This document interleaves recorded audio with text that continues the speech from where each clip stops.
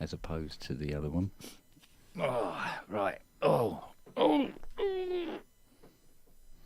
oh, God, my back. So, here we are. Here we go. Opposed. Oh, Yes. everybody can just sit here and watch me sleep. Hey, Hey, it's been a while. bonjour. What are you guys doing? Yeah.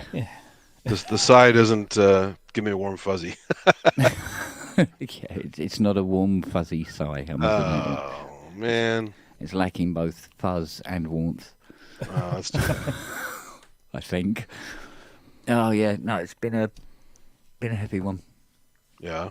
Yeah, been a very heavy one. More But, nasty repairs. yeah, many of. What's up with that CZ101? What was that all about? Or was it a CZ1 or CZ101? There's a 101. Oh, my God. Yeah. Because that's not worth much. I can't believe the guy wanted it repaired. There's a lot of sentimental. Plus, he gigs with it. Oh, wow. And it had 101 different things he wanted updated on it. Swapping out different ICs for different ICs, you know. Oh, wow. Better noise to. Was it just age or just abused or bad conditions, like environmental conditions? No, or what? it was okay. He just wanted to make it more relevant somehow. So I swapped out the op amps that it normally comes with on the output section for more noise friendly ones and stuff like things like that, and put in a new was it OLED display in it as opposed to the old type. And there was something else, but it had this problem. I've tried everything and I cannot get it to do it. When you turn the machine off, the display stays on. Oh. Even though all the lights and everything and it doesn't play, it is off, but the display stays on all the time. And it's like, you little. And the only thing I can think of is that on the reset circuit, when you turn it off, it's supposed to send a signal to the CPU to go, shut the display down while you're at it, mate. And it's not receiving that signal. And the display stays on. But if you double click it a couple of times quick, it does go out. So Weird. We place so many bloody bits in the power supply and the control So how's circuit. it still getting power? That's weird. Well, this is it. It will draw it. So it looks like what it is there's separate feeds, one for the display, one for the synth, if you see what I mean. So when you turn it off, the synth part gets the message and turns off because it's a simple circuit breaker. But the other part of this supply, the computer turns it off. But because the computer's not receiving the signal of it being shut down, it thinks it's still on. So there's this duality within the synth.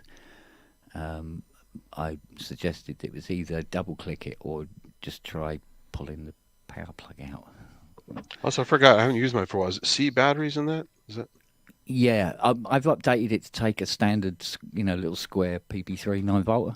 Yeah, because the C batteries makes the goddamn thing heavier than it needs to be. That and they leak like buggery. And they don't last that long either. No. And that's your memory too, right? So if you take that, it just goes your memory. Yeah, exactly. So you put a Duracell in it, little square Duracell in it, and it's a lot lighter, obviously, because of that. And there's less chance of it leaking all over the bloody I have one of those cartridges for mine, but I don't use it that much. So. Yeah, but so I did everything that needed, but see, I tend to try and do maybe. Oh, hello, young man. Hello. See, on average, I try to do 14 machines a week, and the last 3 weeks, I've been averaging more like 30 to try and just clear the decks. Wow. And you threw all that stuff away too, so. yeah. So all that been going on, and I still got no room. So Wow. it's like nothing happened. So, but I'd managed to turn a CS80 over in a day, but it was a long day. Is that a fix or a mod? Oh, there was loads of things on it to fix. It was. But you always do the mod, or they don't always want the mod? They don't always want the mod, which is fine. But no, there was loads of things to fix on it. But it was that kind of thing where it was like there was no voice 2 on both banks, and because it's both banks, it means it can't be the cards. It has to be something before the cards. So I assumed it might be the brightness controller on one of the channel boards. Yeah. Picked out the IC that I thought it was, desoldered it, put a new one in, and up she kicked. I'm getting good at this. So there was literally no diagnostic at all, physically. I was just going, it's probably that IC. It's good to know things are consistent somewhat. That's good. Yeah, exactly. So, so there's lots of things like that, and stripping it down and clean out all the after-touch rubbers and all that sort of stuff. And it was like, and managed to get it back to him the following morning. I go, bye. So, but the GS1 is back. Oh. Literally, they took it into the studio, they rolled it into the room, turned it on, and it was going. So it's back. Plugged it in here, works perfectly. So it's pretending to be modular, is what you're saying? Yeah. That's for Robbie. So. It's into kitten tickling. And it's, brought it back here, plugged it in, and it was absolutely fine. Nothing wrong with it at all. It was exactly the same as when it left. But every time I take it to that studio, it just flips out. So, and I said, have you got any suggestions? I said, try changing the air freshener. Pull the curtains. Do with their power supply, is it? No. Because I can take it here and I can wheel it about all over the shop and rattle it around. But, their actual power supply. Well, no, this is the thing. I asked about this. I said, has the studio been pack tested right across the board? And I went, yeah. I said, have you got a proper earth in the studio, i.e. a girder sunk into the fecking ground? And they went, yeah, that's all been done. The studio's been in use for many moons. I was like, keep the door open. Say 3 Hail Marys. Yeah, because I don't know what, it just won't work in that room. So I don't know. Run a very, very, very, very, very long extension cable from their gaff to yours.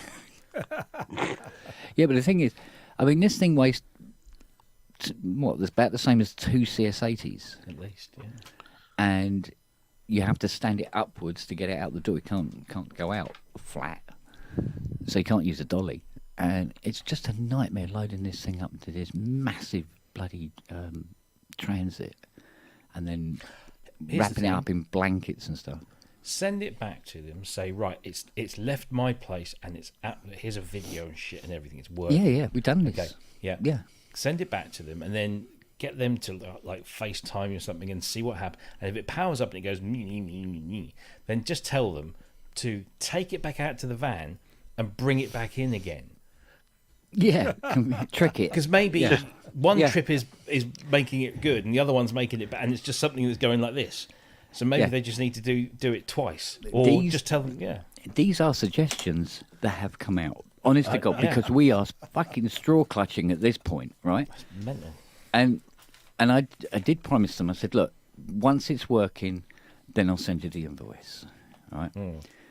And admittedly, I can't keep charging them for every time it comes back. And in fact, I haven't.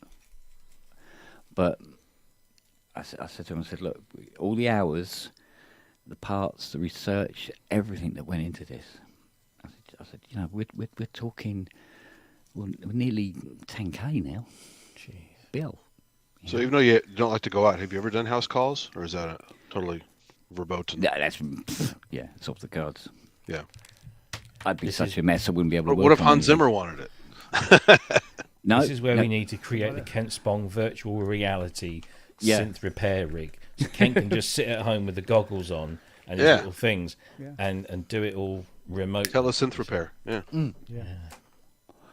Yeah, it's like It's coming. AI But is coming. it is coming, and I'm not sure. They've it's already a had good it with idea. medical stuff for years. So Yeah. medical Yeah, a robots. robot. You want Yeah. a medical robot that's modified to do Yeah. to be Yeah, Kent. yeah. I played with a prototype at SIGGRAPH. It was pretty cool, actually.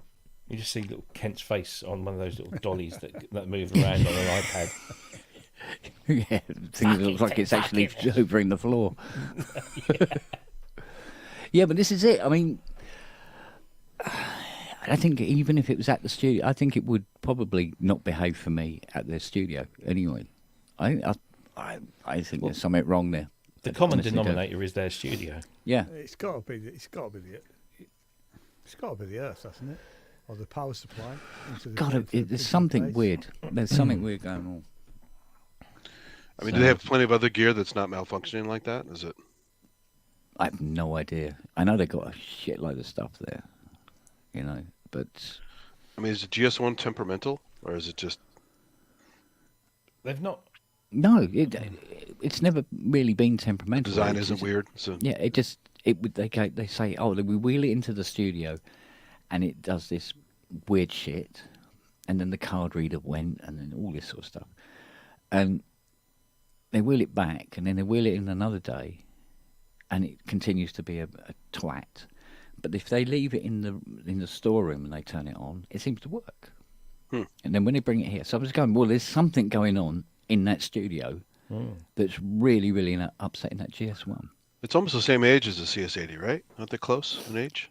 Yeah, it's a couple of years older. Couple of years, Well, the GS1 is technically the start of the whole DX thing. 1980. All Yeah. right. Okay. Right. It's kind of that tech, and then it's 77 CS80. 76. I think September 76 that was launched. I think. Could it be their air conditioning in the studio? There's something in there. It's literally 'Cause flip a you coin. if they haven't got the same air conditioning in the storeroom, but they've got it in the studio, Yeah.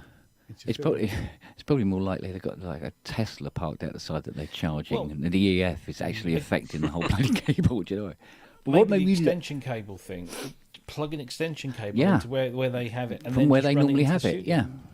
And if Yeah. it works, then it's clearly There's some the weird shit supply going into on. the there. studio.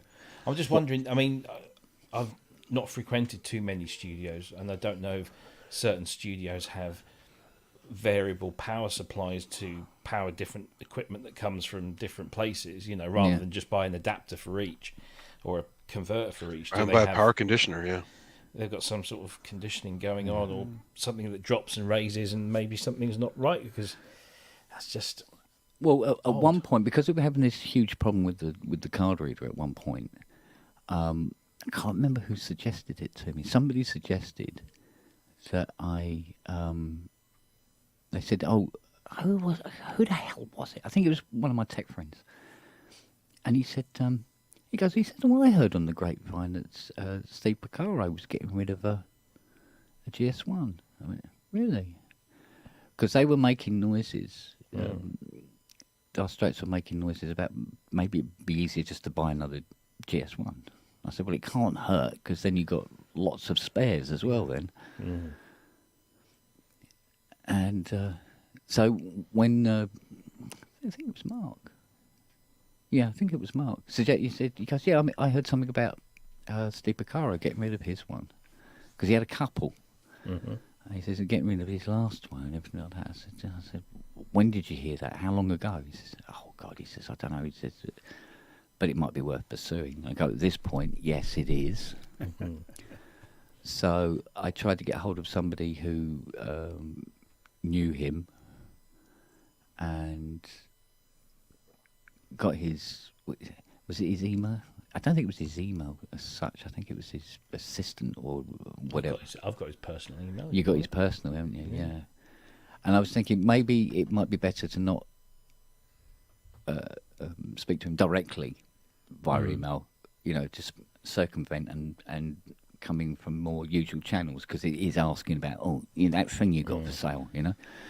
I can't remember the name of the person, but anyway. And they got back to me and said, yes, they'll ask him, blah, blah, blah, blah, blah. They got back to me and said, oh, no, it was sold. It was sold quite a while ago. I went, do you know who to? and he said, I'll get back to you. And they got back to me, and they told me who Steve had sold it to. And it turned out it was somebody in the Midlands somewhere. I went, okay. So I emailed that person. It was, was it something Rogers? Emailed him, and I some didn't waiting. know Niall had moved over here.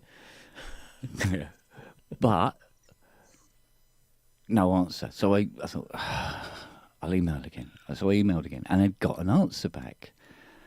And they went, yeah, oh yeah. No, oh no, I sold that quite a long time ago. And I said, is it all right if I ask who you sold it to? You said, yeah, I sold it to Mark Knopfler. I'm fucking chasing down the fucking one I've got in the front room. Oh, yeah. Brilliant. Well, Andrew Brooks wants to buy Mark Knopfler's GS1, so all the patches in there, he's going to love it. Yeah. Oh, mate, yeah, but...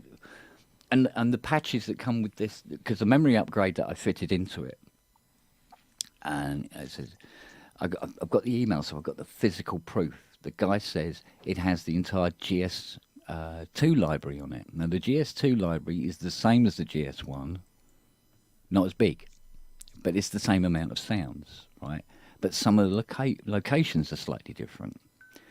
And he goes, between, you have the entire GS2, but you have to put 2 GS2 upgrades into the system. And then you have 2 selectors on the front rather than 1. I'm going, cool. So I put it in, and I'm trying to find like strings 1 and strings 2 and steel drum, and I'm going, I'm not finding them. I'm going through this thing.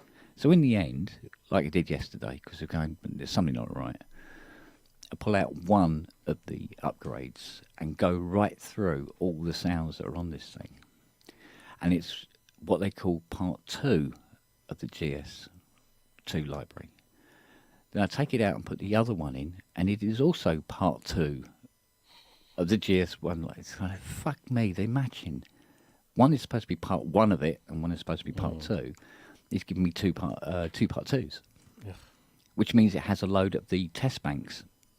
It's 2 test banks at the end. So now I've got 4 fucking test banks.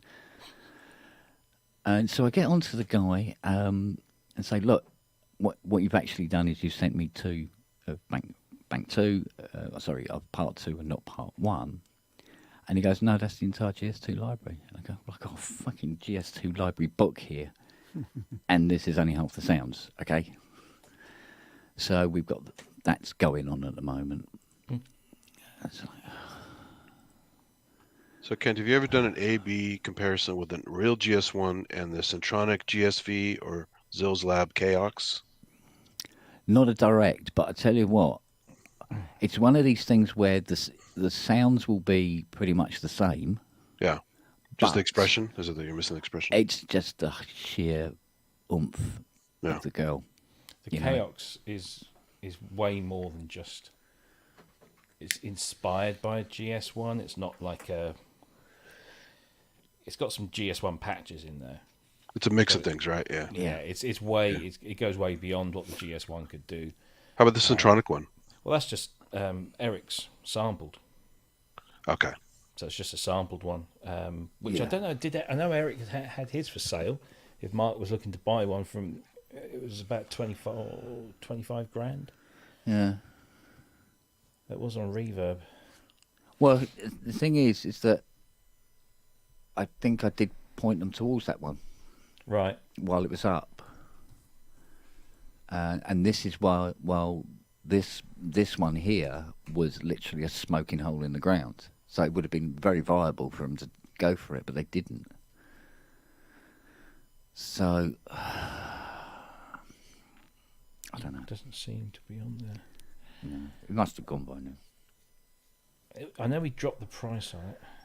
I don't. Probably a hedge fund manager's bought it and it's sitting in a storeroom somewhere. Which is what's been happening with a lot of this stuff. Which is probably where all these overinflated prices have been coming from.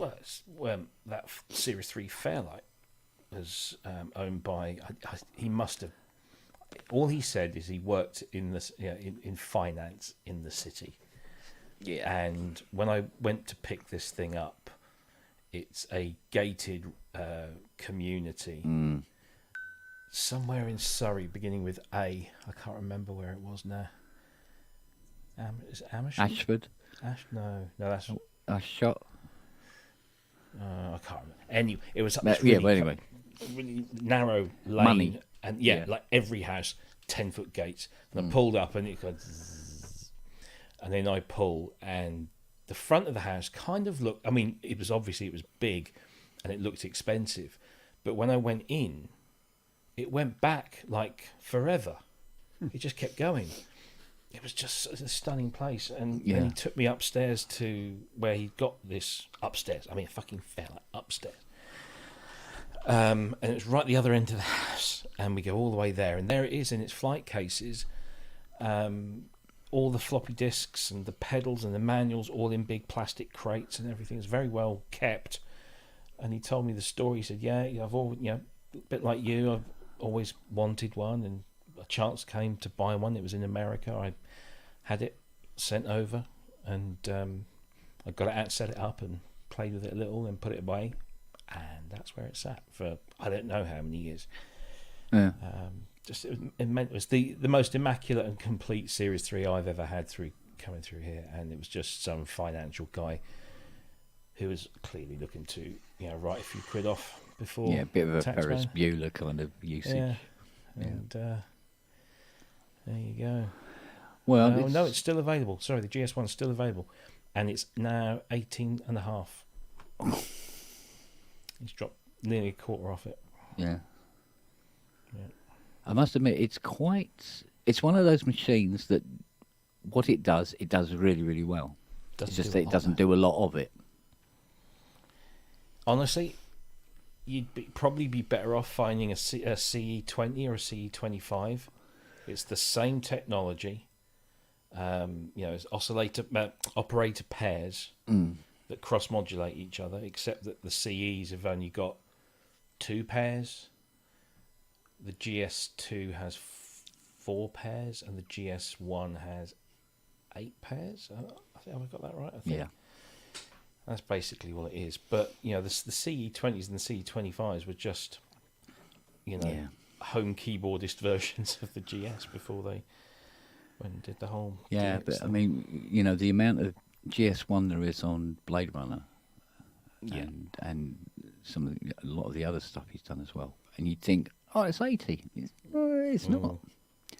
But what's really annoying about it all is I have now 3 complete leather-bound libraries for GS1, and no card reader to put them in. Well, if you want to get rid of, I'd happily add them to the archive. I'm sure we can peel off one of them. Yeah. But it's just one of those weird things where you go, well, I mean, I've gone through those. I've got 3 card readers now, and I've gone through all of them.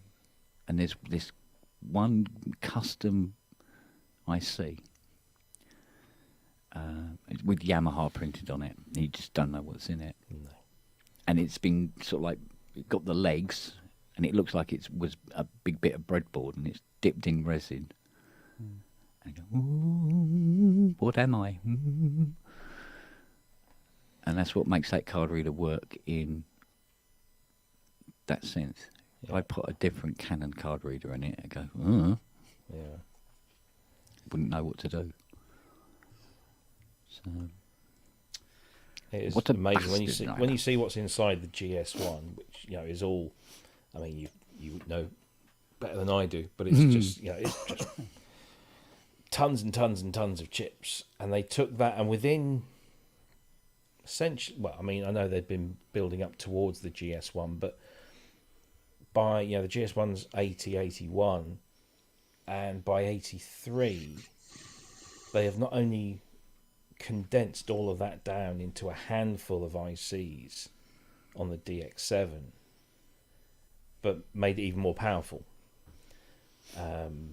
Which is it's at that time, it's kind of a staggering amount of development and that went into that. But Yamaha were the only ones that were set up to do that. Roland could have never made the DX7 because they didn't have the chip making facilities that Yamaha did.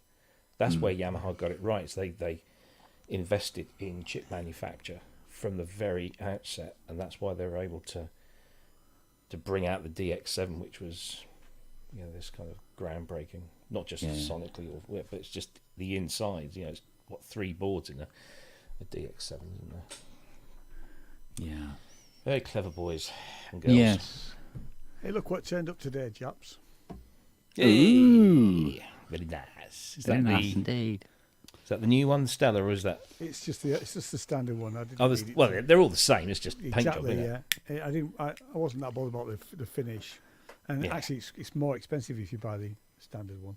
The new one. I was surprised that the Stella edition doesn't come with a microphone. Yeah. You have to But buy it. So, I actually- mean, it's not a huge. It's what, 15 quid or something. But Yeah. But Yeah, the but still. microphone is a bit low. It's not long enough. You watch it is. anybody It's using quite it. small. Yeah. It's you've very got it, short. yeah. Yeah. You sort of- I had a workaround before the microphone actually came out because I bought it the first run, which didn't have the different color on the different microphone. Well, So- I think you can take one of those TRRS splitters that you can get for mobile. That's what I phones. use. Yeah. Yeah. I think just split that, put that in, and then you can plug anything you want in there, really, can't you? So it's good, isn't it? It's brilliant. I mean, I've only just gone through half the presets because I've been quite busy today. But Yeah. I'd have a play and then do some work and then have another play, and this is amazing. Part of the problem is they use the jack as the support for the microphone too, so you can't put a lot of strain on that. Yeah. So they had to make it pretty wimpy. But no, it's fantastic. Yeah, it's I should have cracking, bought one. I should have bought one a long time ago. Well, I've It's when- ordered a when you start- Gemini, So, yeah. Yeah. Well done, that man. and Fiona turned to me and she goes, "So where are you getting that money from?" Mark Knopfler. Yeah, yeah. But Eventually. I've got to get the sucker done first, don't I? Yeah. Get it signed off. So, but well, it's I don't have to. Well, technically, I don't have to pay for it until September. Although technically, I have technically paid for it. Yeah. Well, She doesn't know that, but I said, "Oh, it's I- not until September, really." It's my end of quarter, so I can get the VAT back on it as well. See, I never think of clever stuff like that. Yeah. I just compulsive buy like an idiot. So end of quarter or end of year.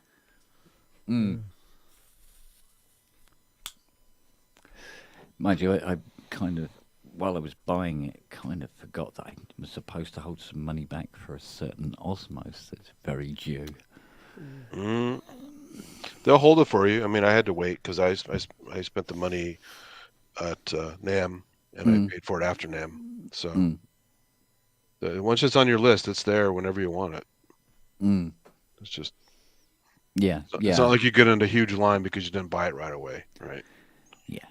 So But it's one of those things that I'm very looking forward to. oh yeah, it's great. I was really impressed with it when I played it at Super Booth. Ben got on there first, Yeah. and he goes, Rob, come here. I'm Hans Zimmer. And he put the headphones on me, and you just hit the lowest note on there, and it was like, and I was like, oh, you are Hans Zimmer. Oh, yes. Yeah. And it's we were just flicking through the built-in stuff, not anything connected to it. And there's a bit of a conversation going on in our group. where Yeah, I some saw people are like, oh, I don't like the presets, or well, Yeah, it's early days, so it's just yeah. Well, I didn't think they were awful. I mean, they're it all amazing depends- actually. Yeah, I don't. It all depends what you're. Oh, yeah, but... But man, he is right. There's a flavor. There's a certain set Oh, based on the programming. absolutely, yeah. So- There's clearly a theme going through Yeah. everything, and yeah, it's the first batch of presets, and But you see that editor, it does a lot of shit. You just Yeah, got to put but- the time in.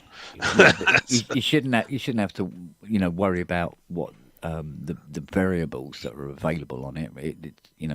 It's how's it built, the shape it is, how it plays. I mean, again, look at stuff the that can't be DX7. Everyone changed. judges it by the presets, but it does so much more. Yeah. I mean, Yeah. I remember buying the Micro Monster, the Micro Monster 1, and the presets on that were absolutely diabolical. Were really terrible. So literally, you had to start programming it and Yeah. making your own presets, which is fine. And actually, you learn to use the synth that way. Yeah. Well, maybe that's the thing. I mean, if the Hydra came with, 6 sounds and they're all shit, I probably would know how to work it a lot better than I do. Yeah, exactly. You know what I mean? The other thing too is you get a lot of live editing. You have to dive in a little bit, but there's a lot of editing on those presets on the Osmos without using the Egan matrix. There are pages and pages of tweaks on there. So plus the arpeggiator's killer. There's all kinds of cool stuff on there to mess around with. And that legato, that pressure legato mode is really cool. Yeah, well, this is it. I mean, this is something I really want to get my hands on. Because even unless they change something on the Rise, even the Rise can't quite do that pressure legato thing. No, I don't think so. Yeah. No. I know they added not, it to... Not like that. Not like that, though. Not like the Osmos does it, for sure. They're adding it to other things now. Other things are going that way with some pressure legato stuff. But I think the Osmos was first. Yeah. Interesting. Because you have like a flute patch or something like that. It makes a huge difference when you're going between notes. You get that expression that a flautist would have. It's Mr. Elisis. Has he sold it yet? Oh, it's not there. Have you sold it? No, it's That's under the bed. standing up, isn't it? It's not under the bed, it's standing against the wardrobe. Yeah, it's standing against You the can't wall. stand it up against the wardrobe. That's sacrilege. You should hide it under the bed where it will be safe. How's the gem going? I don't know. I should probably touch it. The presets are pretty nice. I have the rack one I got recently. It was pretty cheap, but It's a gem. What is it, an S2? Yeah. yeah. Oh, you got an S. Somebody's got polyphonic aftertouch. Yeah, so a Yeah. Fatah polyphonic aftercatch keypad. A Are they still making those in Italy? Well, Is it the from Gem was an Dad's Italian company. But, It was an Italian company, wasn't it? But It was all part of General Music anyway, wasn't it? Yeah, but I believe Fatah also still makes them all in Italy. Well, presumably once you've got your injection molding set up, trying to move that there's no point financially. Yeah. It's like there's so much automation that if you're paying somebody to do that work in China or in Italy, it's not really going to make a difference. It's only going to be beneficial to all the companies producing in China, so that you don't have to pay shipping to get the shit over there. It's finally a thing, isn't it? Been banging on for 30 years about, so when do we get polyphonic aftertouch again? And now suddenly, if it hasn't got it, people go, really? Yeah, no, there's no end to it. It's everywhere. No, it's fucking everywhere now. even the micro freak has it. Exactly. That was, I did. When I got mine, I didn't know it had poly aftertouch, and I was talking to Kent, and he said, "Oh, you could use the micro." Was it Kent? I don't know. And I said, well, "How could a keyboard like that have have poly aftertouch?" And you dig into it, and Yeah. fuck me, there it is. Absolutely. Andy, your tip about how much skin you put on it is quite a big thing. Actually. I got that from Buchla. That's really Yeah. good stuff. Yeah. Yeah. And the pressure points from Make Noise and Yeah. some other stuff. Because I was messing around with that a bit this afternoon. But no, I want to make some tunes with it now. Some tunes, Some wicked banging tunes, man. Wicked tunes. Yeah. Some bangers. Yeah. Yeah. Oh, I'm not so sure about that, Robert. Is that brand new, Ian, or is that a used one? Yeah. So it has all the stuff preloaded already. The It the doesn't new have, oscillators from Noise Engineering and all that stuff. Yeah, it doesn't have up to the latest one, number 5. It hasn't got that. Okay. Because that's not available until the end of the month, I think. Because if you're not going to go modular, those oscillators from Noise Engineering will get you partway there. They're really nice. Yeah. Go on, DX. A little bit Is that further how it's in, supposed to sound? about 6 inches in. Hang on a minute, I'll just measure that. What, 3 times? Sounds like a spring reverb. It's gone wrong. Or it was just a spring reverb. Yeah. Be easy to fix. Oh, there you go. But strangely, see, this is the thing. Go on. So I've just got to stand Chris back up again.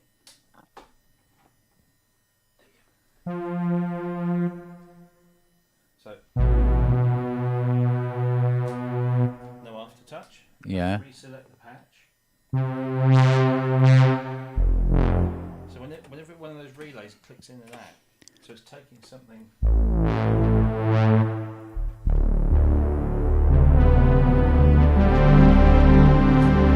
It's gone again. Haven't even done anything. Wow.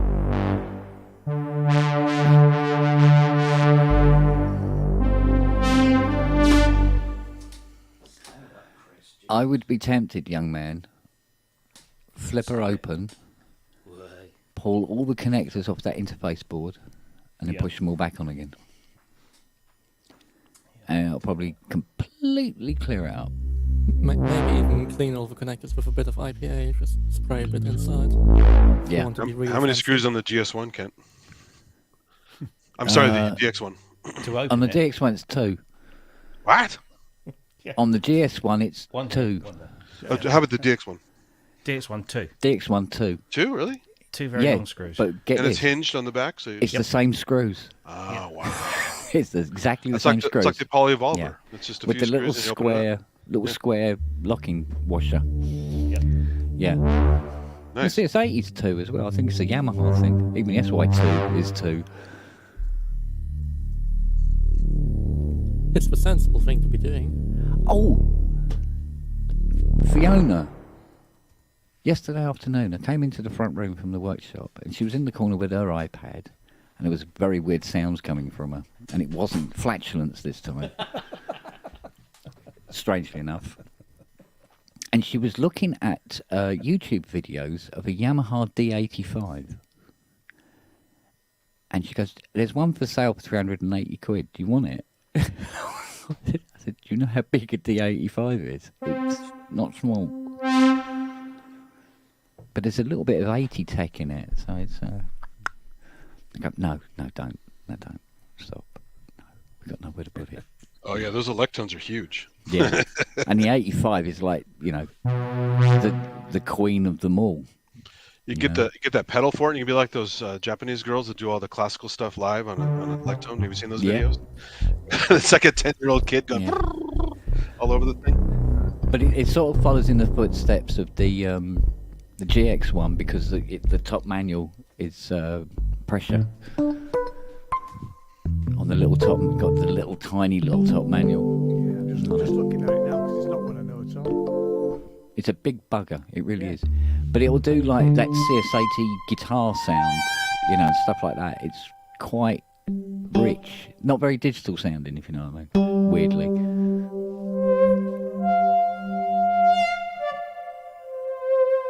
Not bad.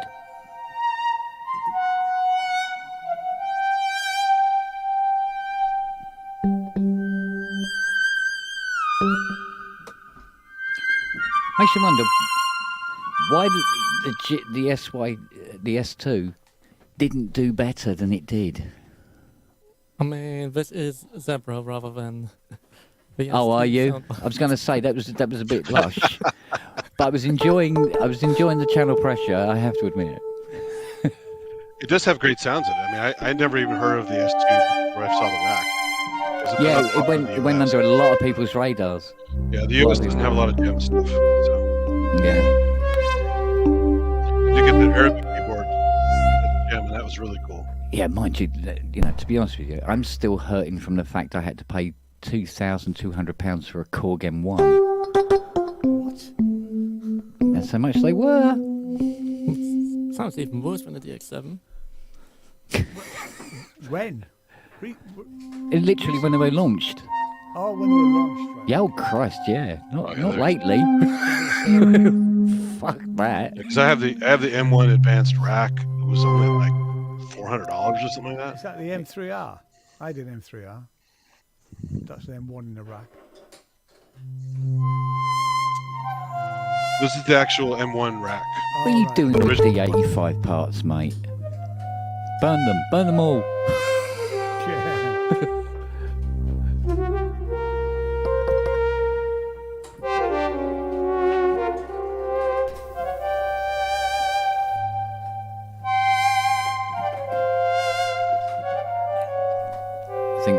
playing to the Yamaha god. Please So work. Robert sounds very Frank Ellis. That's good.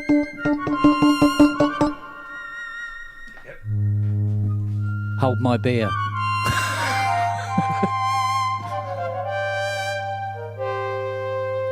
This is 10 DX7 engines in one. Go on in.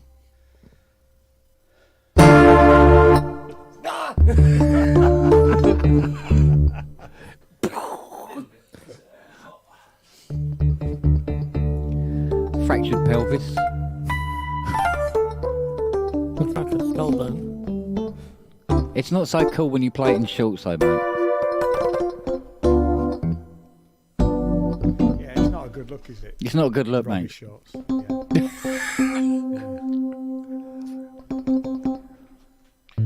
Yeah, thankfully Frank never wore shorts. We can tell. So It's like using petrol to have a barbecue. You know? It's just, no. How else do you like a barbecue?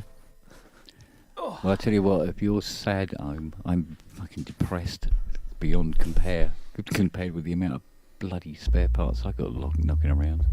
The stuff I'll never ever see come in as well. What am I going to do with a spare stylophone speaker, for Christ's sake? I mean, really? Well, because if my stylophone ever goes wrong,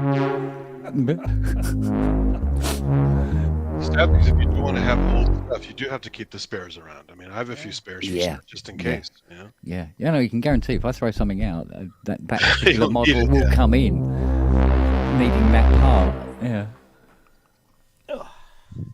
That was just for Steve in the chat. He wanted to hear the TX816. Yeah, that's a beast and a half, isn't it? Fucking thing. Hey, look what I got from my PS5 the other day. Ooh. Now I can put all my games on. Is it PS5 compatible? It's PS5 approved and Oh, recommended. okay, cool. Yeah, because I And it's noticed only that there were certain 158 drives you can put in the back of a PS5, and it went, no. Yeah. Don't just take a regular SSD. No, it's got to be the M2. God damn. Yeah, NVMe M2. Oh, M2. Okay. yeah. But this is the newer SN850X. Well, I already had a pretty chunky external drive on my 4. Yeah, I did, but you And I can't went, play the right, PS5. I'll just whack that in the back of the 5. Cool, and I'll have all the games ready. And it went, Nope. no. I went, oh, you fucker. And it must be something to do with the format. Because it recognised save games that had gone onto that drive through on the PS5 that I'd played on the PS5. So it wasn't that the drive wasn't compatible. I think it was the way it was You can't formatted. play PS5 games that are stored on an external USB hard drive. Whether it's SSD or not, it just won't do it. PS4 games, yes. Really? Yep. So Oh, that's any brilliant. Yeah, okay. because if you want to play a PS5 game, it's got to be running off internal storage, whether it's the stuff that comes with it, which is poultry, or one of those. So if Well, you that's then, a bitch. Yeah, because if you want to move things around, Mm. you have to. If you want to play, you got to install a new game, but you haven't got any space. You then got to offload it onto an external USB drive, Or then cloud it, install I the suppose. new one. No, you can't even do that. No, mate, really? So really, the only option is to fit another internal SSD, and they have come down. I mean, I was watching a video going through. It was only made about 6 months ago. And Yeah. it said that this WD Black with the heatsink on was retailing for around 400, wow. and I got it for 158. Yeah. Brand new from Amazon. That's how much they've come down in the last few months. Are you sure it's the real one at that It's an price? absolutely genuine one, I yeah. had to wait for two months for my drive to arrive. Right. It was just a massive shortage of PS5 compatible drives all of a sudden when I was buying mine. And now they're talking about PS5 Slim. I tell you what they did leak the other day. Somebody had leaked a clip, or a demonstration at least, of Grand Theft Auto 6. Oh, right. That should be good. Ooh, man. I wish they'd hurry up and get it out of the way so they can do Red Dead Redemption, the next one, or whatever it's going to be called. Will there be another? I bloody hope so. Remake Red Dead Redemption, maybe? I wouldn't mind if they did a PS5 version of Red Dead Redemption 2. But No, but like a proper remake of the first one. if they did it, yeah, that would be interesting, like they did with The Last of Us, Yeah. because Yeah. that is Oh. stunning. The PS5 remake of I'd that like is to play on a PS5. the light. One of the noticeable things is when you cut from a cutscene to gameplay, the quality of the graphics obviously is the same, but the quality of the lighting and the dynamics, they've now matched it so that you honestly don't know. That's not me, by the way. Who is? It's not me. Not me. Not It's me. not me. Hang on. This process. Oh. Odd. Oh. You okay, Robbie? I was going to say, as a dog got a paw on the top of the Yeah, my ashtray was playing my major synth. what was it? Oh, it's you. Oh, I didn't. No.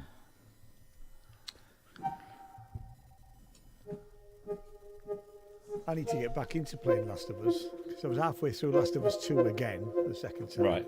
I'd actually like to play Last of Us 1 again now because I haven't Yes, played that for that's a what while. I've started to go back through that, the PS5 version, which is really good. Got the Blu-ray turning up the TV series. Have you? No, it's July, I think it comes I'm out. going to watch it again Yeah. while it's still on Now TV. I'm still paying for Now TV. Yeah. Are you guys into Succession? No, I keep thinking I should. I've given up on the last series. Oh, right. Yeah. I mean, I'm sure people in the chat will love it, but it just didn't work for me, or Jane for that matter. Hmm.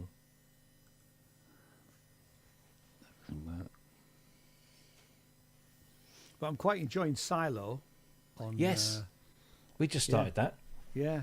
I'm about 3 or 4 episodes in. I like I it. watched the trailer and I thought, don't know if this is for me. And then Ben said, "Oh yeah, that's good." Yeah, that no, so. it's good. So- Bloody hell. That's dry jointing, mate.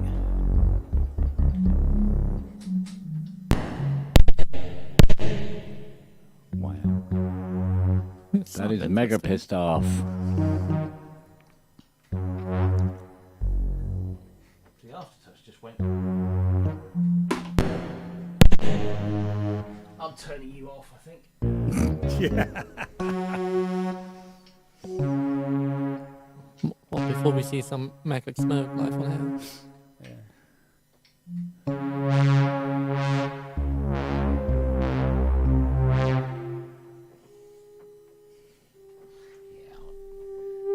I'll be kind to her.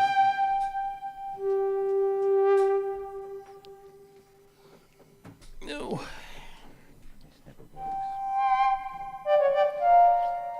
Yeah, so Silo, yeah, that was interesting. It's very good. The problem with me playing games is that once I start getting into games, I don't get anything else done. Correct. I find it really difficult to actually detach from, say, Yeah. making music. Yeah. You know, Excuse me. What if that's been through the game, and then after like those few days of not getting anything else done, you then procrastinate on everything else later? It's like Well, I banned having games on the PC, and just used the my old super duper lappy that has since died, as opposed to the piece of shit one I got now. Can't play anything on that, so I haven't reverted to the PS5. But then Fiona's always watching the TV. So I was like, So when you're switching over to the Mac Studio, then you can have games on the PC. yes. That's why I stopped playing games years ago. Not always a major time sink, but it's hard to keep up with the damn graphics cards. Ah, They're too yes. expensive. Well, yeah, you can't afford that nowadays. Yeah. so- 30 years of rebuying bloody 3D cards. Oh yeah. They can stick that right up their ass. Someone's at the door, Kemp. What Vienna? No,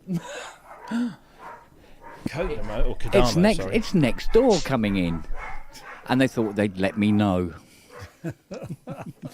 Belt up.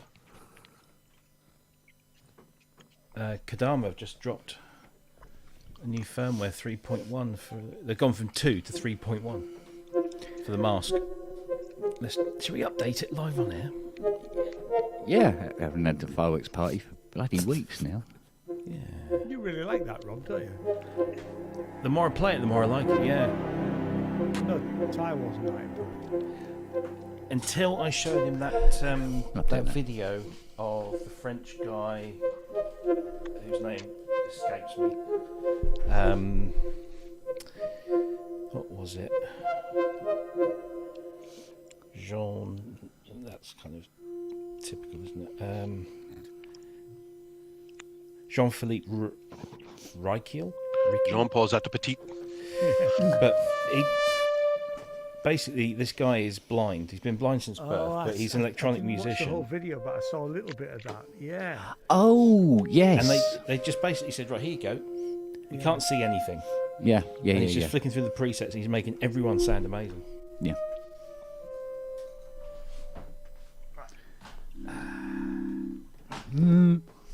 Let's blow some shit up live.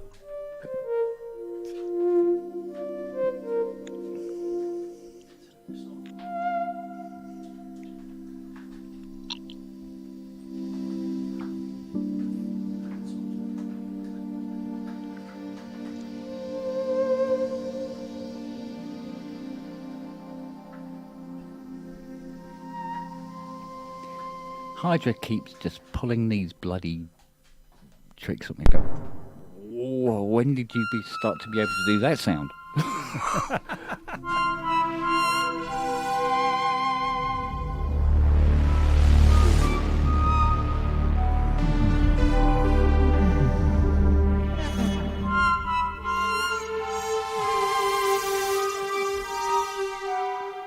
There's a lot of stuff under the Hydra hood. I mean, Ken did that video a while back on the Buchla sounds on the Hydra. It's pretty good.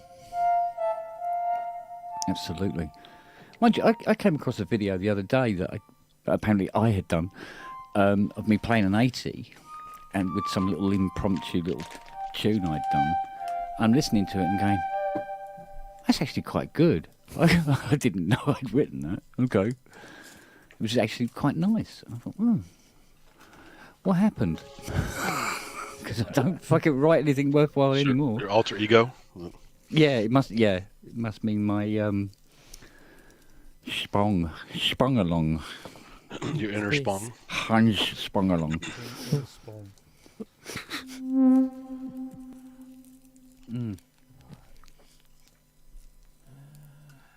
Big chords. Big hands. Rachmaninoff had big hands.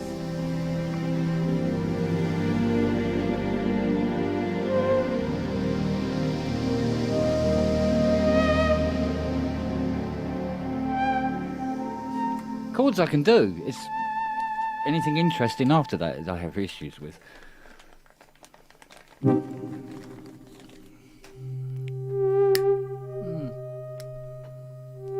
Push this button and wait until the indicator. You can add some little roly waggles here and there, right?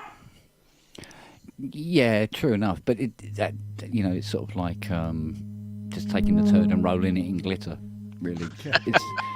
Hey, but some people make a living out of that. So Yeah, I'd rather have chocolate cake than dog turd. To be honest, Yeah. it's obtaining the chocolate cake part that's the difficult thing.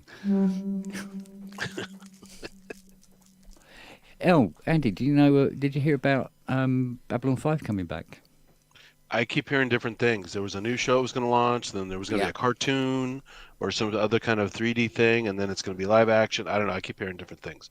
But then JMS did post a thing. It's already done, right? It's already Yeah, animated. it's underway. Yeah. Yeah, it's already been Yeah. made, pretty much, which Yeah. is crazy. It's very smart to announce it when it's already done, so people don't get their hopes up otherwise, right? Yeah, exactly. So yeah, it should be interesting. I mean, with animation, they could do obviously anything. They did plenty with the CGI mixed with live action. But Yeah, now well, I that it's mean, fully animated, they can literally do anything with it. Yeah, the good thing about being animation, if they need Garibaldi or Delenn or Jakar in it, But here's the thing, though. So They just like could. the Grand Moff Tarkin thing, can they do that posthumously? with permission, I would imagine. Because something now new about- contracts are going to be where you can't do that with a lot of actors. Yeah. Yeah, well, there was something about contracts where they were asking actors to sign over Yeah, exactly. Yeah. their image. But that was a while ago, but I don't know whether it's changed now. Yeah. So yeah, with an animated version, yeah, they could literally do. I mean, the organic ships are nothing, right? Because it's animated. So Yeah. now they go off the rails with it if they want to. Yeah. But I think it's Claudia put up a picture on her page Oh, really? I haven't watched her Of, stuff for a while. of the a screenshot of what Babylon 5 is Yeah, looking because like now. like half the staff is dead. I mean, Yeah. everyone except for a couple of the key actors are all dead. I think old Dukakis is still alive, but he's not Dukakis. Jurassic is still alive, but He's alive. he's an old man now. Well, you know, he was. It's funny too because he actually worked with Bruce Boxleitner in the original Tron. They're both characters Yeah, in the movie. yeah, they fought each other, didn't they? Yeah, On the rings. on the disc field. Yeah. Mm. Yeah. So yeah, it's just one of those things, buds.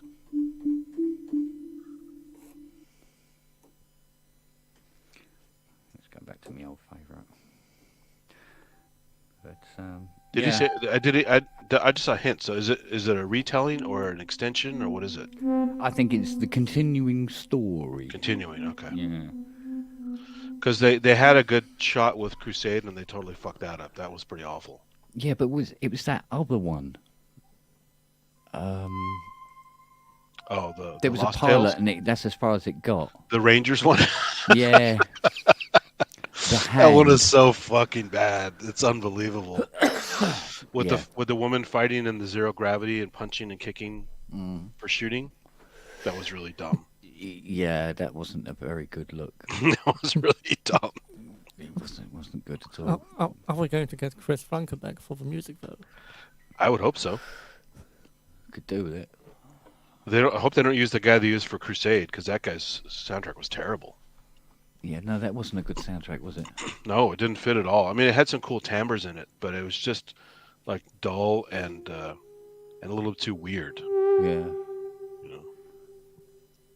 Yeah, well, it's always the same. It's normally the good series that end up dying early. And if they don't get Franca, they could get Haslinger. I actually met Haslinger at NAMM. He's a nice guy. Well, if they throw enough money on the table, Hans will go and do it. There you go. Yeah. Then What? they're sorted. Hans doing TV? I thought he hasn't done It'd have to be a lot of money. A lot of money. I think Hans would do a Fate if you paid him enough. Do you know what I mean? He'd open the Chelsea Flower Show. Yeah. Bless him. Yeah, well, I was saying something about the Delenn character. Yeah, unfortunately, she died like really suddenly. I was watching one of those special videos they had where they interviewed the cast, and she did some kind of a yoga video showing people how to do some yoga. And literally 4 or 5 months later, she was dead. She got a really weird infection. It wasn't COVID, but it was something else that was really bad. Didn't catch it in time, and she died. Oh, Christ. And she was fit and Yeah. everything. So it's terrible. You knew the Jakar guy had to die because he was a chain smoker his whole life. Well, yeah, I mean, he was. Yeah. He was It was everything every else time as they had a well. break on the set, he was chain smoking Yeah. in his makeup and everything because that was his thing. Garibaldi, I wasn't expecting him to. Mind you, He was an alcoholic. He had a real. he was drug an problem. alcoholic, wasn't he? Yeah. Yeah, drug and alcohol. Yeah. Actually, so is Claudia Kristen. I'm surprised she's still alive. If you read her book or hear her stories, she actually runs a self-help thing now for Yeah. alcohol recovery and stuff because she's a mess. Well, I think it was Bruce that was saying something about he wouldn't rule out all the dust on the set because it was all Oh, sure. filmed in that bath factory, ex-bath factory. And he said there was Could be, yeah. fiberglass dust everywhere. Yeah. And breathing it all in all bleeding day. And who knows if it's an older factory, it has asbestos in it and stuff. So Exactly so. Yeah. get COPD just from working on a show. Yeah. Very awful. Yeah. Or what's that one called?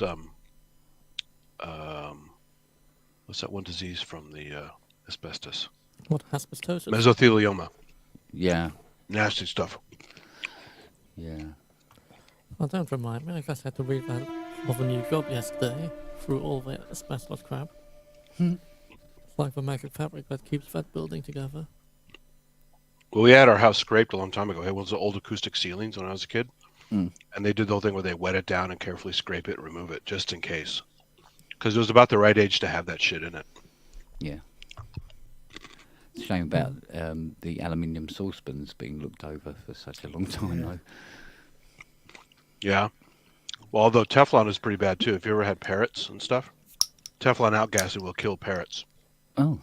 So you weren't supposed to have Teflon pans if you had parrot friends at home. I mean, Teflon itself is fine. It's just as soon as you scrape it, it Yeah. gets It's very the quickly- outgassing. It's the Yeah. Teflon didn't hurt people. It's the compounds in it were actually bad for the birds to inhale. Well, again, if you keep it sealed, then it's fine. But as soon as No, it was just regular Teflon. It was just the actual properties of the Teflon. Mm. I mean, if it's forever chemicals, what do you expect? They are nasty.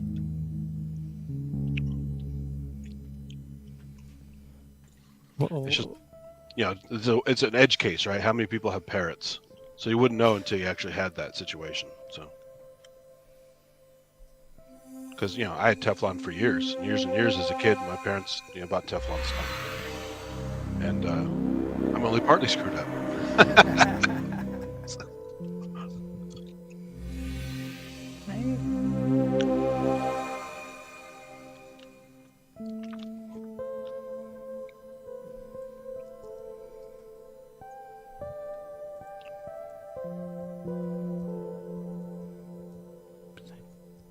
No, it wasn't it.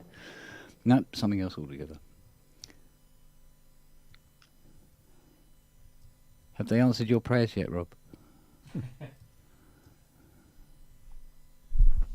The one thing I don't like about the mask is that he hasn't got an official updater for people on Mac. Oh. So, The best thing about the mask is when the dog wears it.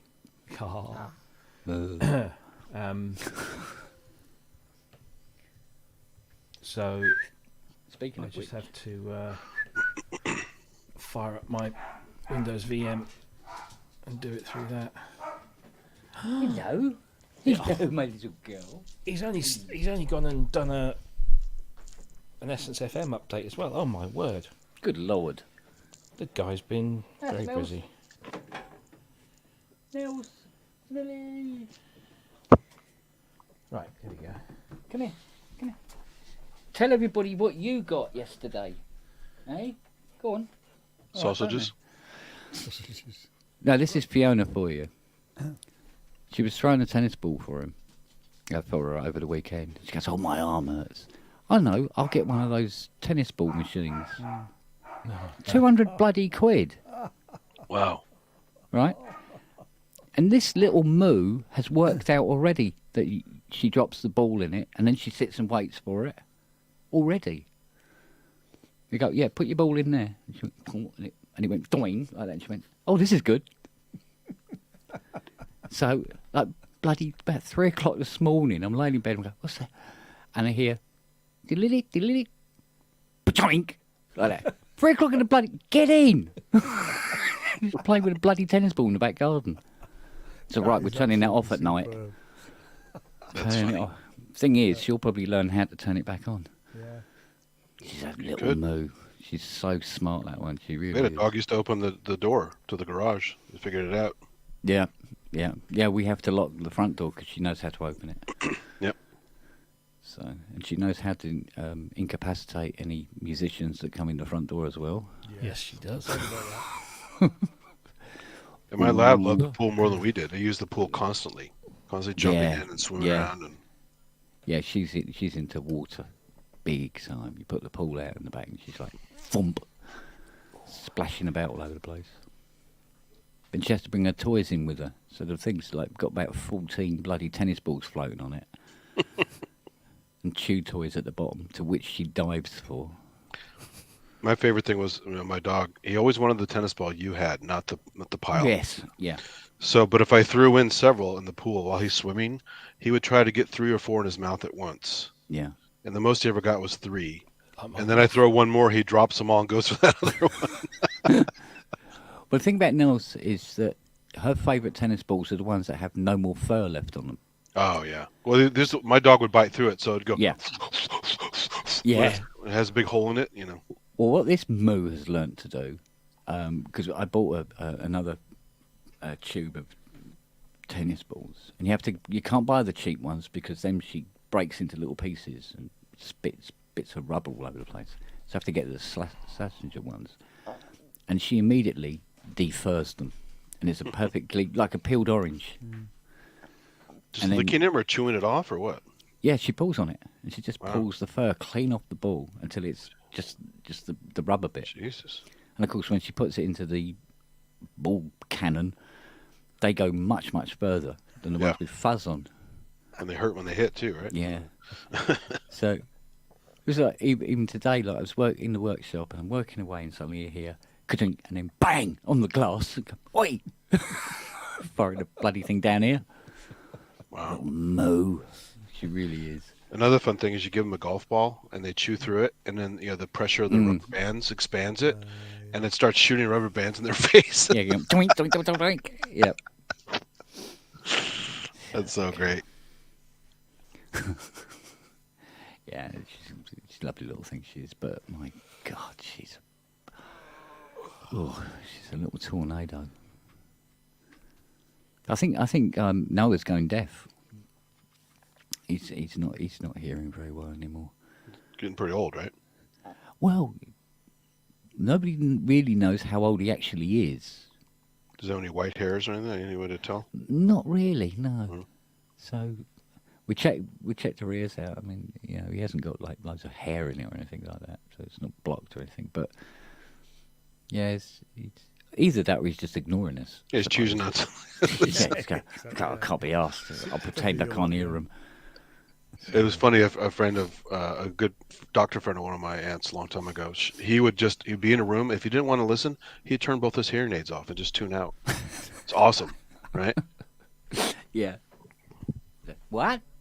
There you go. There he did it. You can see him do it. He goes, "Oh, he did it again." Yep. Yeah, I think Leave him my mum alone. does that when having her up. Actually, she's 92. She's completely deaf in one ear and hearing in the other, and she'll say, "I can't hear you. I can't hear you." Talk to you later. Man.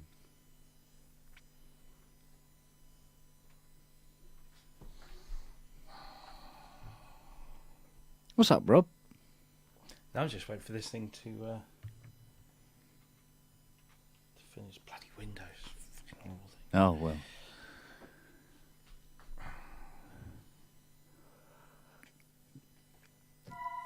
Oh, hello.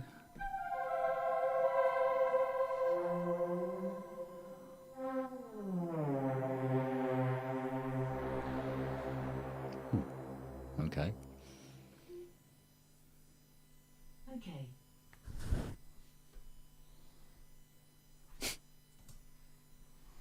Right. Here we go. Hey. I'll turn the volume down, didn't I?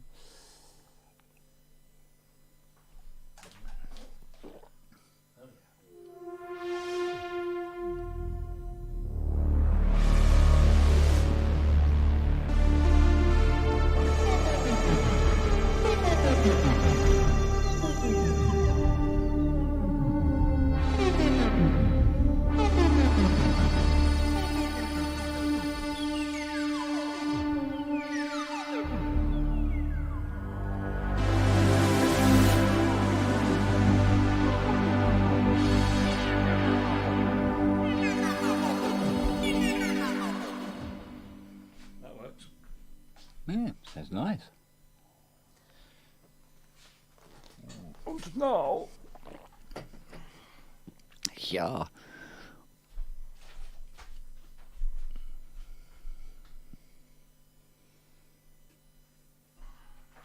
This one's a lot easier to update because you just do it through the USB. Famous last words. Yeah. Get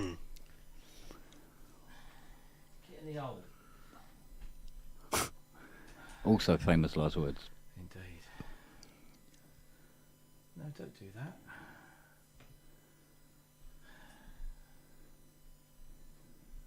I think Robert's using the silent patch. Is that- No, I'm just muted. yeah, sort of like.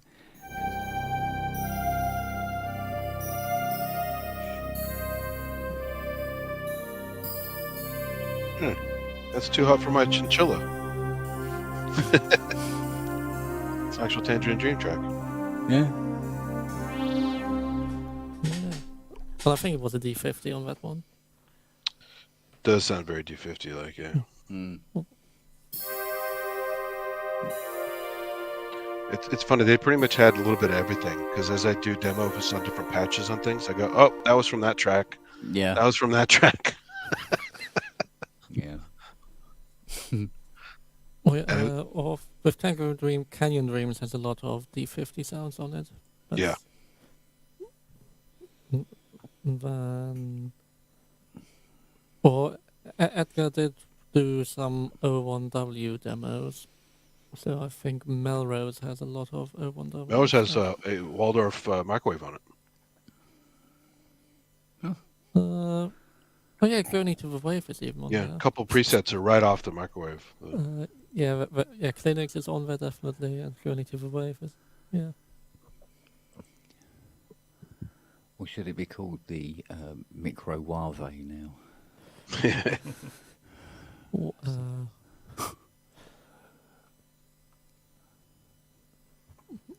is there a reason? The microwave there? No, the microwave. Microwave. It's Nigella. Yeah. Warm it for 10 minutes in the microwave. Does she actually say that? Yes. And you're not quite sure whether she actually calls it that or whether she's just fucking. I think she's just fucking Yeah, about. it's like the people who are calling the Target stores Target. You know? Oh yeah, going up market. Primary. Target. Oh, like my Béranger Yeah. equipment. Put $6 on the price of everything. Call it Target. Yeah. Jackie said, "Oh, I'm going to take Mum shopping tomorrow. I'm going to take her to Bon Marché, which is actually the name of the store, but Yeah. it sounds Bon Marché, but it's actually Yeah. just close for old people." Yeah. Doesn't have the same ring to it though, does it? There's Close nowhere to to dress at people. Walmart though. Walmart's just shit no matter how you name it. So But even when you name it Astor. are they related? I didn't realise. Yeah. Yeah, Walmart They owned were, Asda. they're not anymore. Wow. They still do, don't they? Walmart owned Interesting. Asda. They sold their share. They sold their Because ownership. you can still get George clothing at Walmart.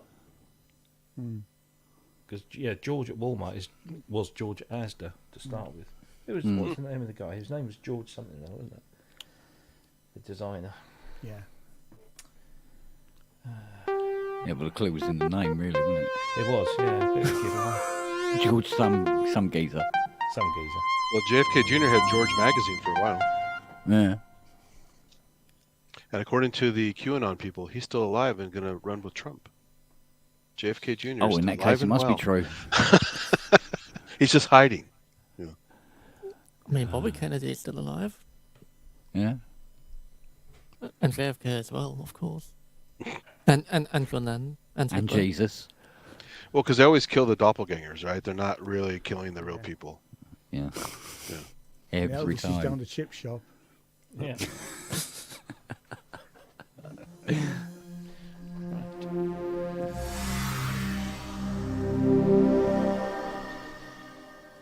Let's update. Another update.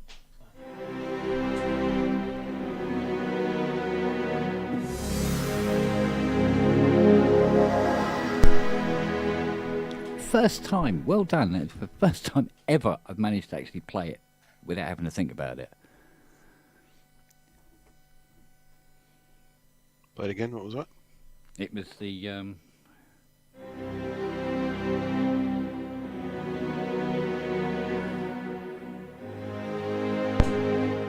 Which hands them over as well? Inception. I have to put a shitload of brass underneath that, obviously, but Yeah, Inception sounds a which lot is like actually a Interstellar. patch. It's called shitload of brass. on the Hans Zimmer collection, it's called shitload of brass, and then fuckload of violins. Yeah, but that's something for Spitfire.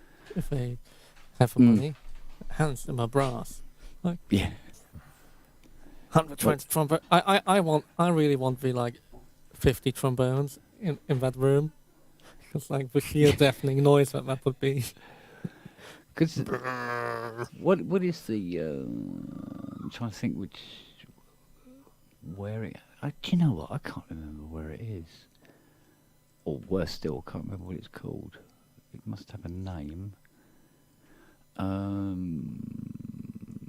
Let's see. Hang on. It's under here. I think it's hidden under here. Let's have a look. Come on. Up fire. Okay. Assigned to Hydra. Okay. Fair dues.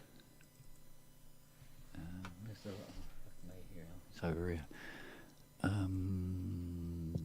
Oh, brilliant! Excellent. Can't find library. Really? Where's that gone? Come on, tell me what's wrong. Error. Something went wrong. Oh, that's fucking useful. Thanks for that. I love the old Windows. You had illegal operation. Yeah. Or that one that really, that one where it said a device has failed. Yeah. Which one? No, a device has failed. Oh, you're kidding! I've got to do all this.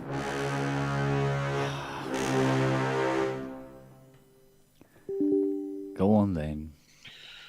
That's some good Wagner style brass. Cue the wabbit. Exactly. Oh, Brunhilde, you're so lovely. Yes, I know, I can't help it. Oh, I see. Oh, is that what's wrong? Oh. Eggs. Yeah, it's eggs. Oh, I see. Oh, it didn't find the library because it was supposed to have an update.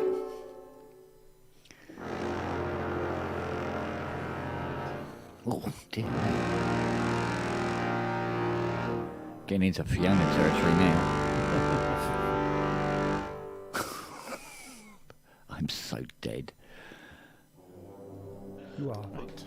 You are. Well, if that's the case, she's very musical, so. She has a tuned arse. Yeah. Alright, let's see if I can... Alright. Can I point it to it? Oh, that's pretty good. Plugins, yeah. Default, yeah, that's all default. Where is it? I can now play Night on Bald Mountain. Go for it. And...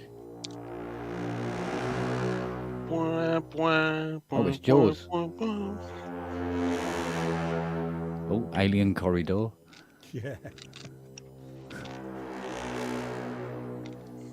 For all those Synphobia fans out there. It's not Synphobia, it's Iceni. No, Alien Corridor is. They've done that.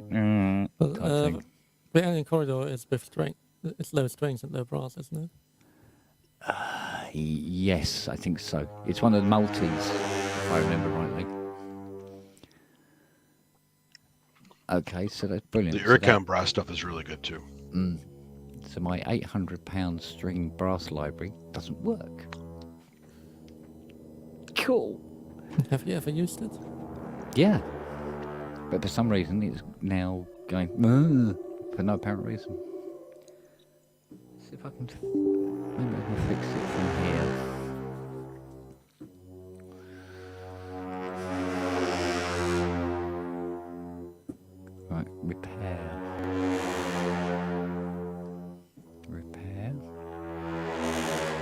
Repair failed.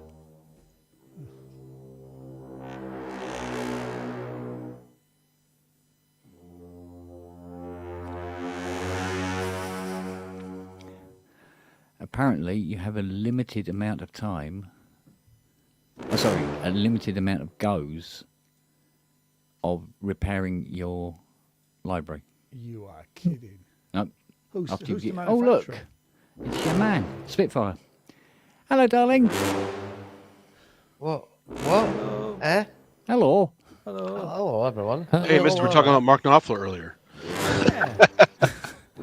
Was this some kind of voodoo you were He practicing, sends his Andy? Or love. Yeah, they summoned you. We summoned you from that. Just a time delay.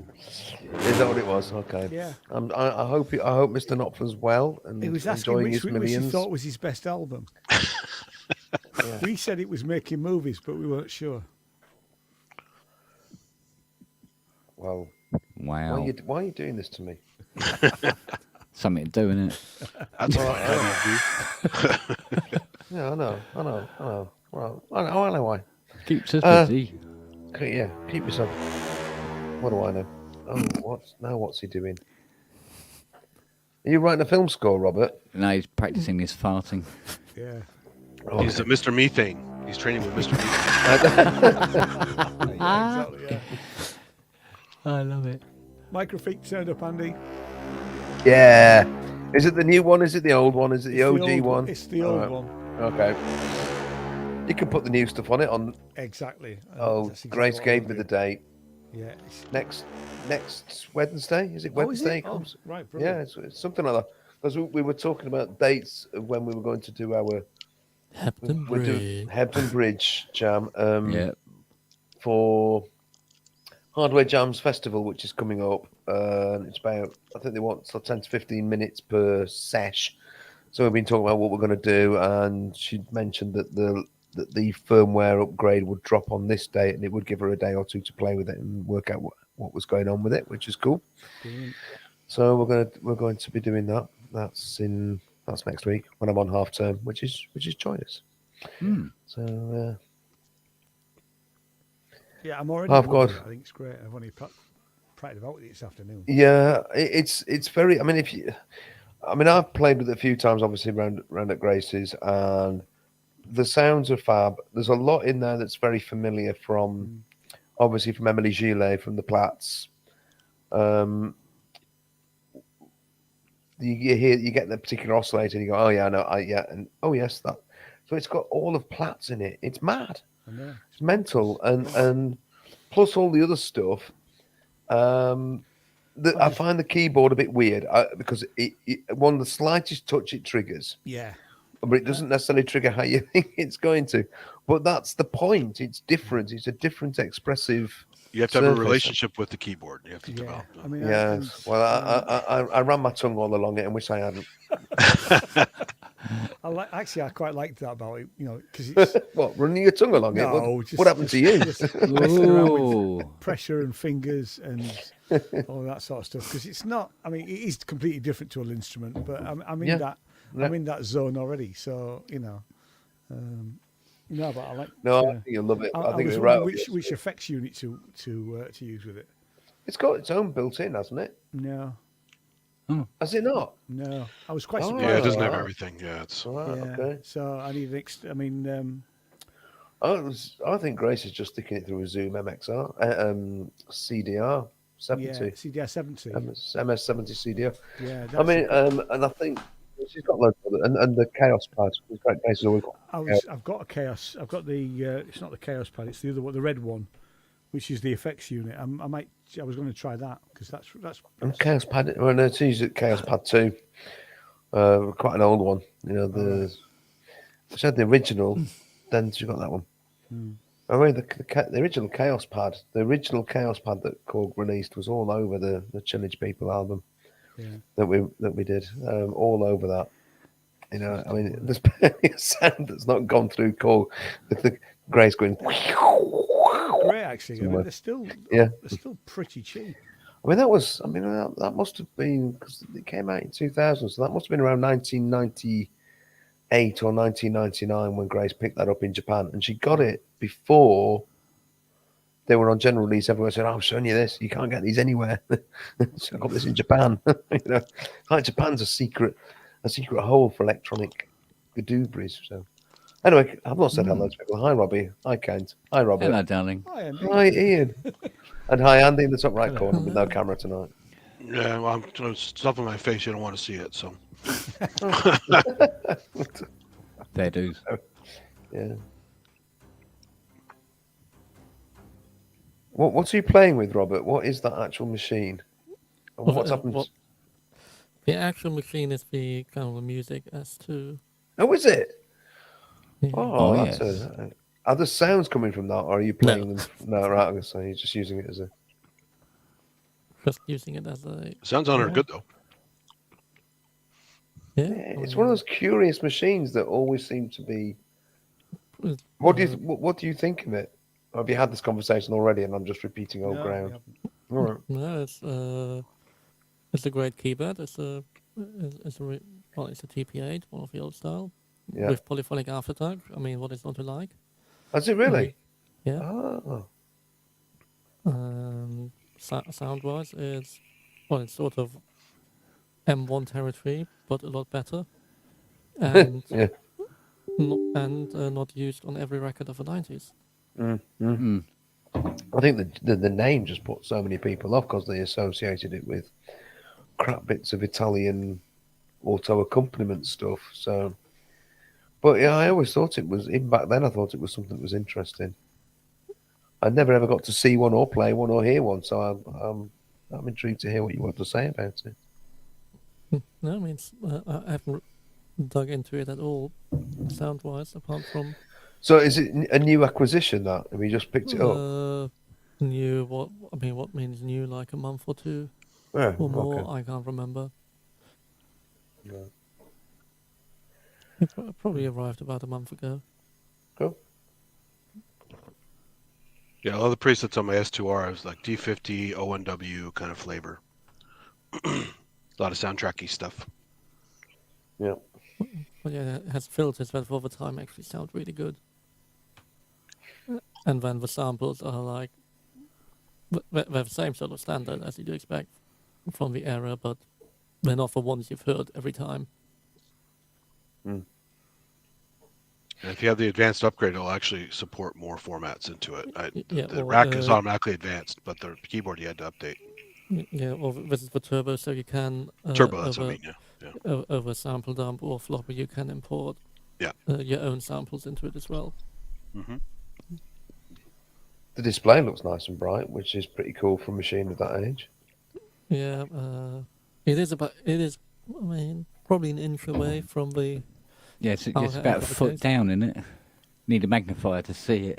Oh, is it? All right. Oh, it's it's quite well compared I with just others. mean because you can see it shining nice and brightly in Robert's camera picture. That's all. So. Yeah, or the reason it's that they mounted the display on the main circuit board, and the buttons also on the main circuit board, and to get them as close to so the soft buttons on the side to get them as close as possible. However, that means the display is a bit far away, because the soft buttons actually use relatively decent buttons rather than really stubby short ones that would fail quickly. I mean, apart from not being able to view any of the lower bit from this angle, it's fine. Just need to actually look at it properly. Put it lower. Yeah, there's a mixing desk in the way. Oh, is it? I'm not a huge fan of the UI on the screen, to be honest, but it's usable, but it's not great. I mean, I think it's all right. Was it from the late 80s, early 90s? That was when UI was late 90s. It's like not great. Full stop. It's like the WSA1. It's kind of a funky interface. Yeah, it's like early 90s, something like that. Was it early 90s? I thought it was late 90s. Yeah, I think it's about 93, 94. Okay. Something around that time. I mean, I've got the manual somewhere here. I don't know. Must be somewhere. Oh, this is just stupid. No. What is Robert looking for a manual? Yeah. Robert, how stupid can you be looking for a manual?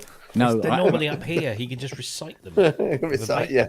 no, Yeah. I'm looking for a fucking entire library that Spitfire says I can't repair because I've used up all my repairs. Apparently, you can repair a library 3 times and then you're fucked. Yeah, I've got to contact Spitfire now. yeah. There are still some yeah, companies, some stupid that's some policy. stupid limitation that Native Instrument did. Yeah. It's almost as bad as IK Multimedia's thing. Where after you 6 only months, get like a few licenses. you have to buy an update voucher. What? Yeah, you can once you've authorised it, you have 180 days Yeah. to download the content and install it. Yeah. This is sound library stuff. Yeah. Yeah. After the 180 days, you can no longer download it. What you have to do is you then have to go to IK Multimedia and buy a voucher, which is, I think last time it was Apparently. about a Pardon? tenner. Yeah, it was about a tenner. But why should you have to do that? You shouldn't have to do that. No. What they say is when you download it, is that they say, you only have access for 6 months. We highly recommend that you download and store, back everything up. Oh, so I'll go out and buy another drive to store all of this stuff on.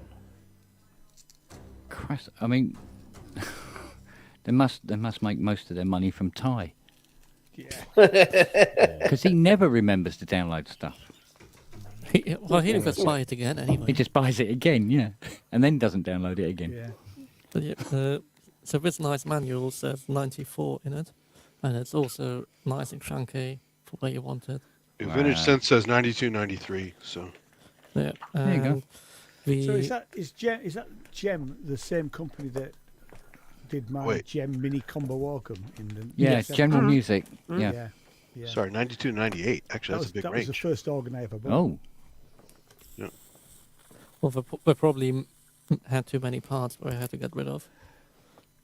After it. well, they really ended didn't up sell. owning so many different companies, didn't they? Yeah, or technically, the S2 and S3 were developed by the Elka team. Yeah. So they Yeah. were the Yeah. last Elka product that was never made. See, if the Synthex had had poly aftertouch, it would have been a stonker. Really? Yeah. There are samples of a syntax in here of like some of the bandpass stuff. Weirdly very close not to do any of the sync sounds. Yeah, that's true enough. But Overly complicated voice cards, though. what the syntax?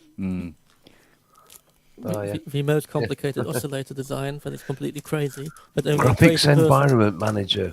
Yeah, Steve Elbow was talking about the Atari ST Gem on the Atari ST.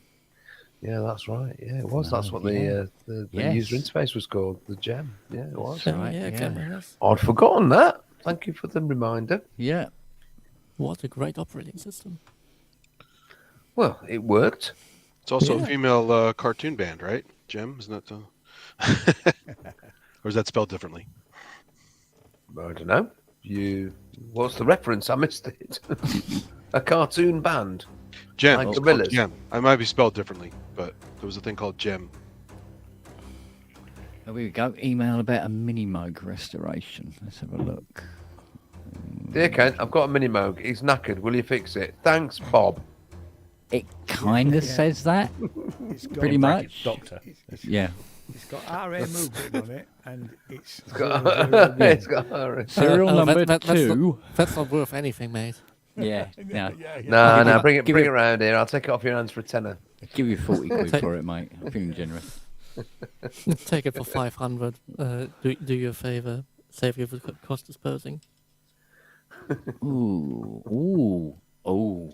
Yeah, Dr. Bob. Dr. Bob. Oh. What do you mean, Dr. Bob? No, Dr. What? Hey? Oh, no. no. No, not him. What? Talk about I Dr. bring Bob. you. Go on. Yeah, go on, Bob. Dr. Have Bob. you seen the The new raffle? Yes, I Is there a saw new the raffle? Yeah, yeah. Yeah, What's in the new raffle? It's Uh, the brand new. 2022 Mini Moog Model D serial number 000001. 1. Yeah, there's loads of them. Yeah. So when we met up with Michelle at Super Booth, she kind of took us to one side and told us all about this. Swore us to secrecy, obviously, and Which you've just blabbed. which no, because it's out. it's out there. Oh, it's out there now. now. It's Okay, out all Yeah, right, okay. yeah. But I think the thing that she was most excited. I mean, obviously, Moog Music have donated serial number 1 to the foundation to auction off, and that would not have happened a few years ago. No. Because then you could have taken the Arctic and the Antarctic and put them in between BMF and Moog Music, and it still wouldn't have been as chilly a relationship as it was. That's sad, but I'm but- glad it's warmed. Well, it had Jupiter could pass through. yeah. So they've melted the ice caps. Brilliant. That's good news for everybody. There's been a significant change of structure, shall we say, at Moog Music, Yeah. and the new structure is incredibly apologetic and Yeah. wants to repair the damage that was done, and this is Oh, the shit first they couple. pulled on her is. absolutely I hope she writes a book about it one day. yeah. Well, If you don't, I those will. those people that did that Get are on with it, Kent. Yeah. no longer there. So Is that the last management when Bob was alive then? Because I've just finished the book. I don't know. Yeah. Most of them. Yeah, the previous management, Yeah. because obviously they had a spot of bother a few years ago with sexual harassment claims, multiple. Oh dear. Mostly about me. I think. Yeah, well, sexually harassing Michelle. Yeah, Yeah. Oh, she she told us loves about it. that as well. Yeah, she loves it, mate. Stop it. She is very huggable, isn't she? Yeah, she loves to hug. Yeah. I just took that the wrong way. I mean, that's what Oh, my man, anaconda where was always it? says as well. Sorry. My anaconda always tells, I said to people, she loves to hug. Oh. Oh, you mean your snake? Yeah, he wasn't talking Oh. about Nicki Minaj song. Oh.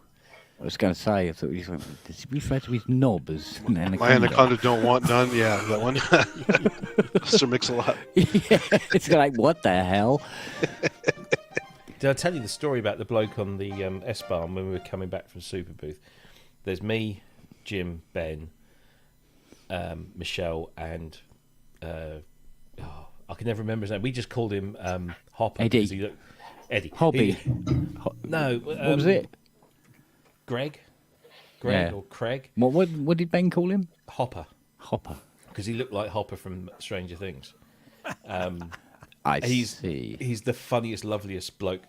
We had a moment actually whilst we were still on the Super Booth venue when we're having a sort of like just a general sort of joke around and stuff, and I can't remember what was said, but he turns around and says, "Yeah, but we won the goddamn war," and we're like, "No, you're in Berlin. Don't say that," because like everyone was like. Anyway, And the Germans all turn around and go, Yeah. yeah, but we won the goddamn peace. There you go. So I've seen Germany. Yeah. I think they won everything.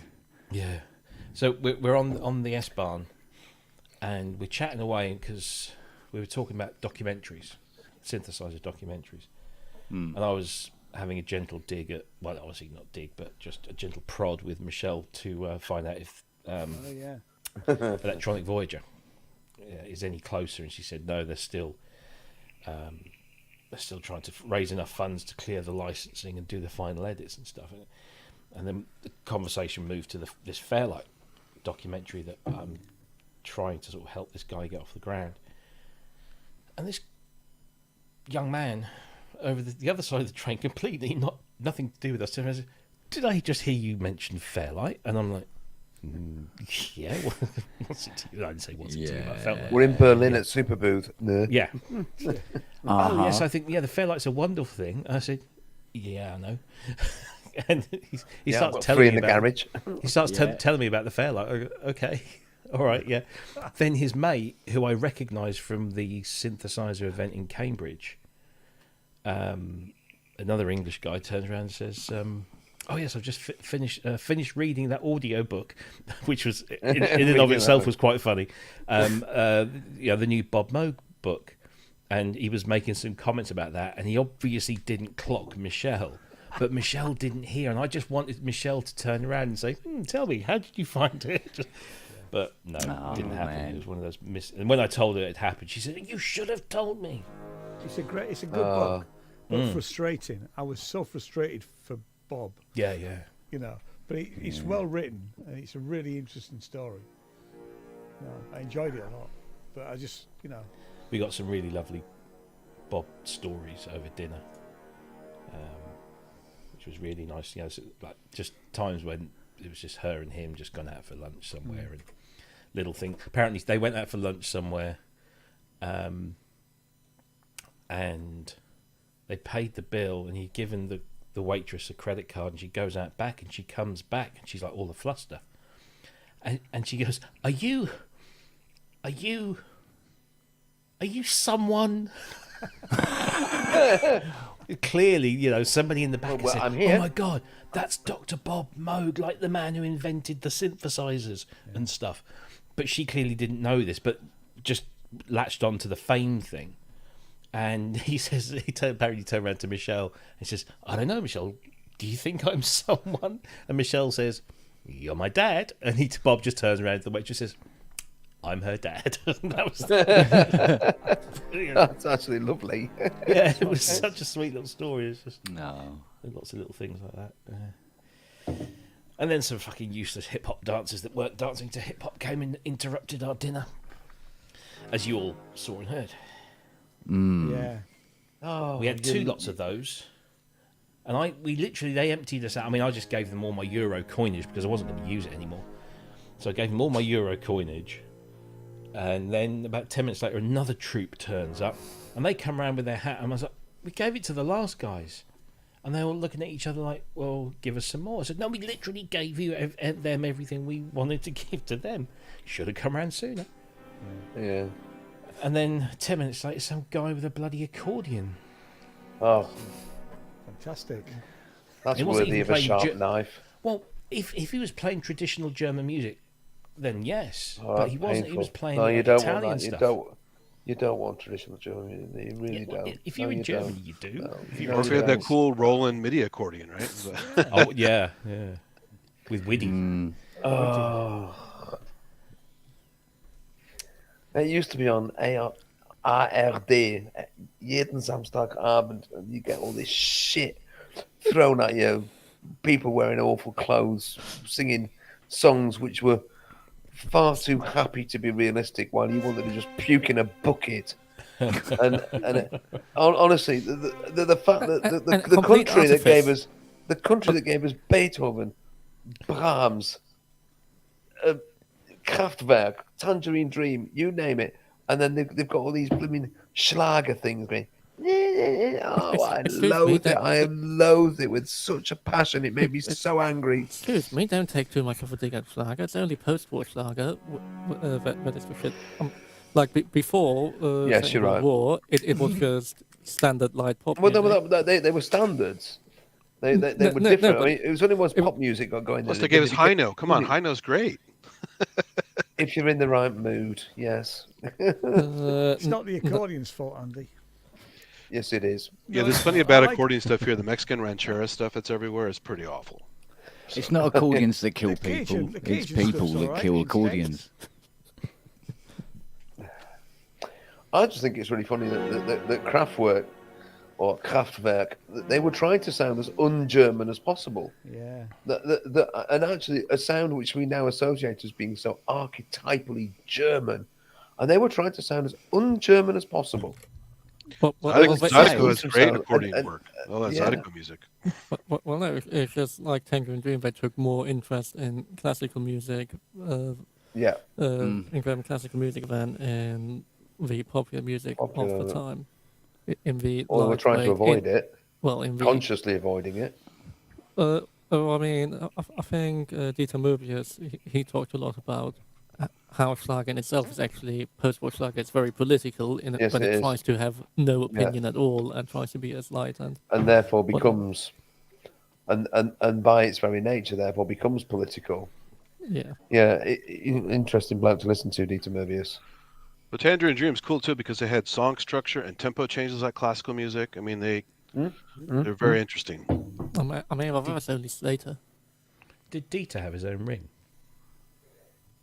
Dieter What? Mobius. Oh,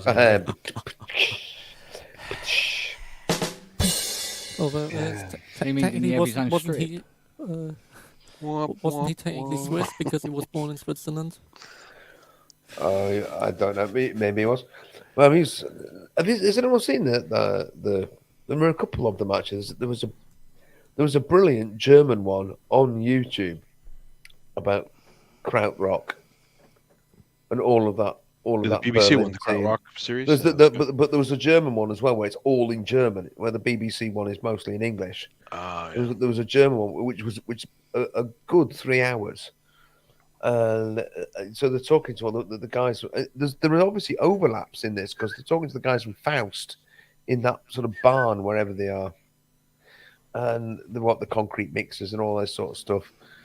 But yeah, there was a load of really fascinating stuff about certainly the Munich scene with was it Popol Vuh or Amondul.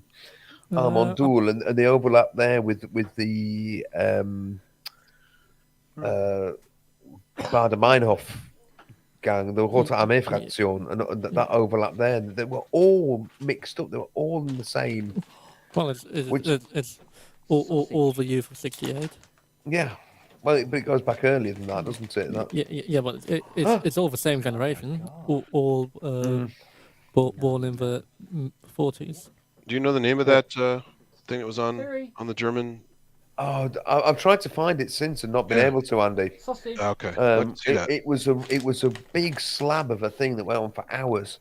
That was brilliant. But it had Did it have no Krautrock in the name subtitles. at least? Was it? Yes. Okay. It had no subtitles. That's fine. I could do the and was Google one, which virtually is all in shitty, but German. it works. Yeah, it was. If you can't find it, it was really good.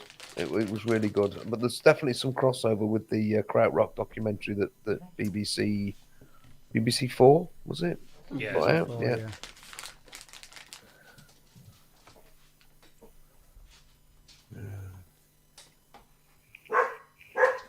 Okay then.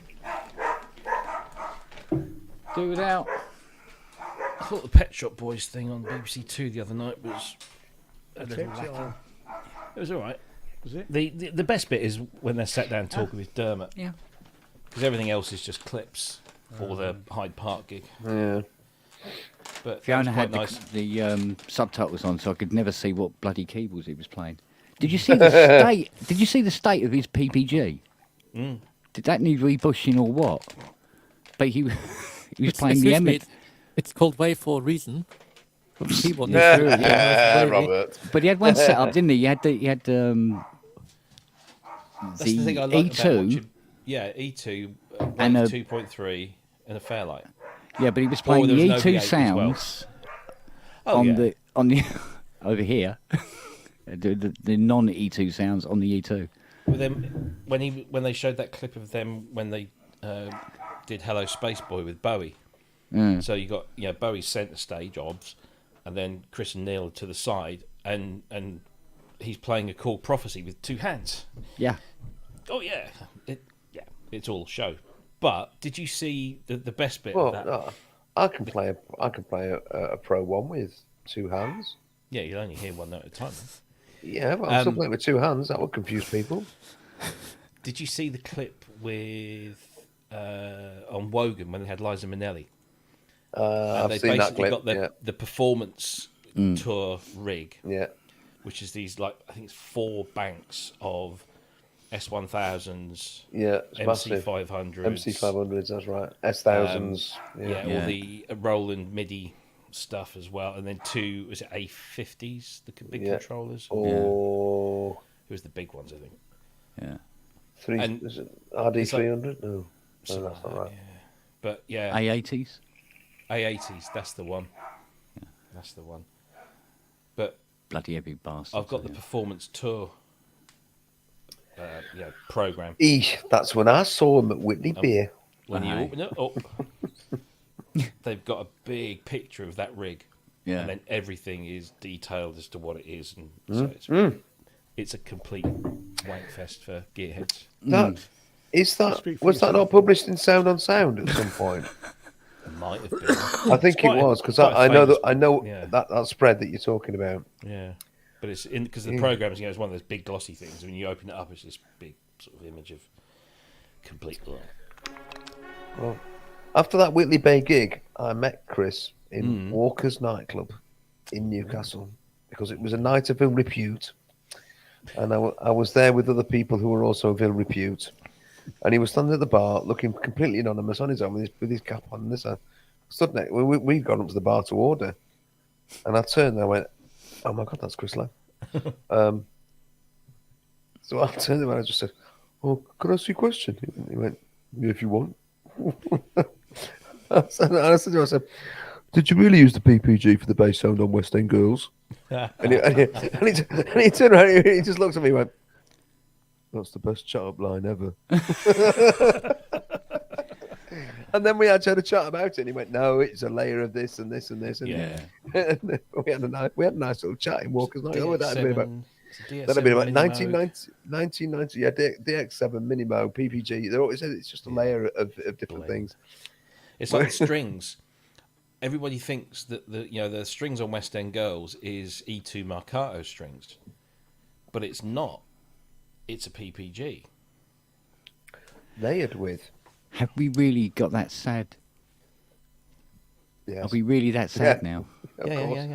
Are Some we? of us are. No, I was just shamelessly name dropping again.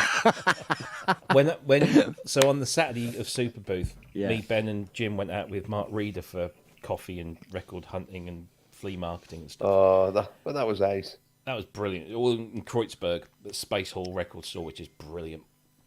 And we were talking. Mark was sat there, kind of like holding court and just telling all of these amazing stories of people and stuff. And we were talking about when he came to London to debut his film, and that's where I met Neil Tennant. And I said, "Yeah, it's a shame," because I said Neil was there, and there was half of New Order were there, and that. And I said, "But it would have been really nice if Chris was there." And he turned around and says, "Chris was there." I said, "You're kidding?" Because he's like the really interesting one. He's the one I want to talk to. I know he's there. He turned up. He turned up sort of like just before the film started. Then went and sat with Neil. And as soon as the film finished, they both got up and left because that's what they do. Because they don't want to, bump into people and get asked awkward questions about what bassline or what instrument was used on the bassline. What instrument was used on the bassline? Yeah. There's always one prick that does that. Yeah. You'd think they'd know better, wouldn't you? But in Other chat-up lines are 1991, available. Yeah. other chat-up lines are definitely available. Like, do you fancy a fuck? But I thought that was Yeah, but what probably are you not trying to likely say? Yeah. I mean, I was- really, I was don't beat actually about more the bush. interested. The truth of the matter is that in that nightclub of ill repute, at a time of ill repute, I was actually more interested in what made the bass line on West End Girls than I was in a fuck with Chris Lowe. If I'm honest with you. I'm You've got sure to if I admit, it's an turned, in. you never have I lost an opportunity there? Oh, Yeah, think you I could might be have the third member. You could be Mrs. Lowe. Yeah. Mrs. Lowe. done. Mrs. Lowe. No, I don't. I was already Mrs. somebody else at the time, and I don't. No, Never stopped you before. Never stopped me then either. Oh, what are they fucking barking at now? Oh, you've given them all the snacks, and now they want more. You know the story. Oh, for Christ's sake, it's a woman walking by with her dog. Shut up! See, Fiona's not here. So they, sort of like, oh, that means we can bark at fucking anything that walks by. And maybe the dog's in heat. That'll drive him crazy, right? So Nah, All nothing. behave. Nah, nothing of the sort. Nothing of the sort. Oi, for a deaf dog, you make a lot of noise. No wonder you're deaf. That's right inside your head. Okay, cool. it's like that Monty Python Beethoven sketch where the minor bird is like, "Just you wait, ha ha ha." He goes, "I'm not deaf yet, you stupid minor bird."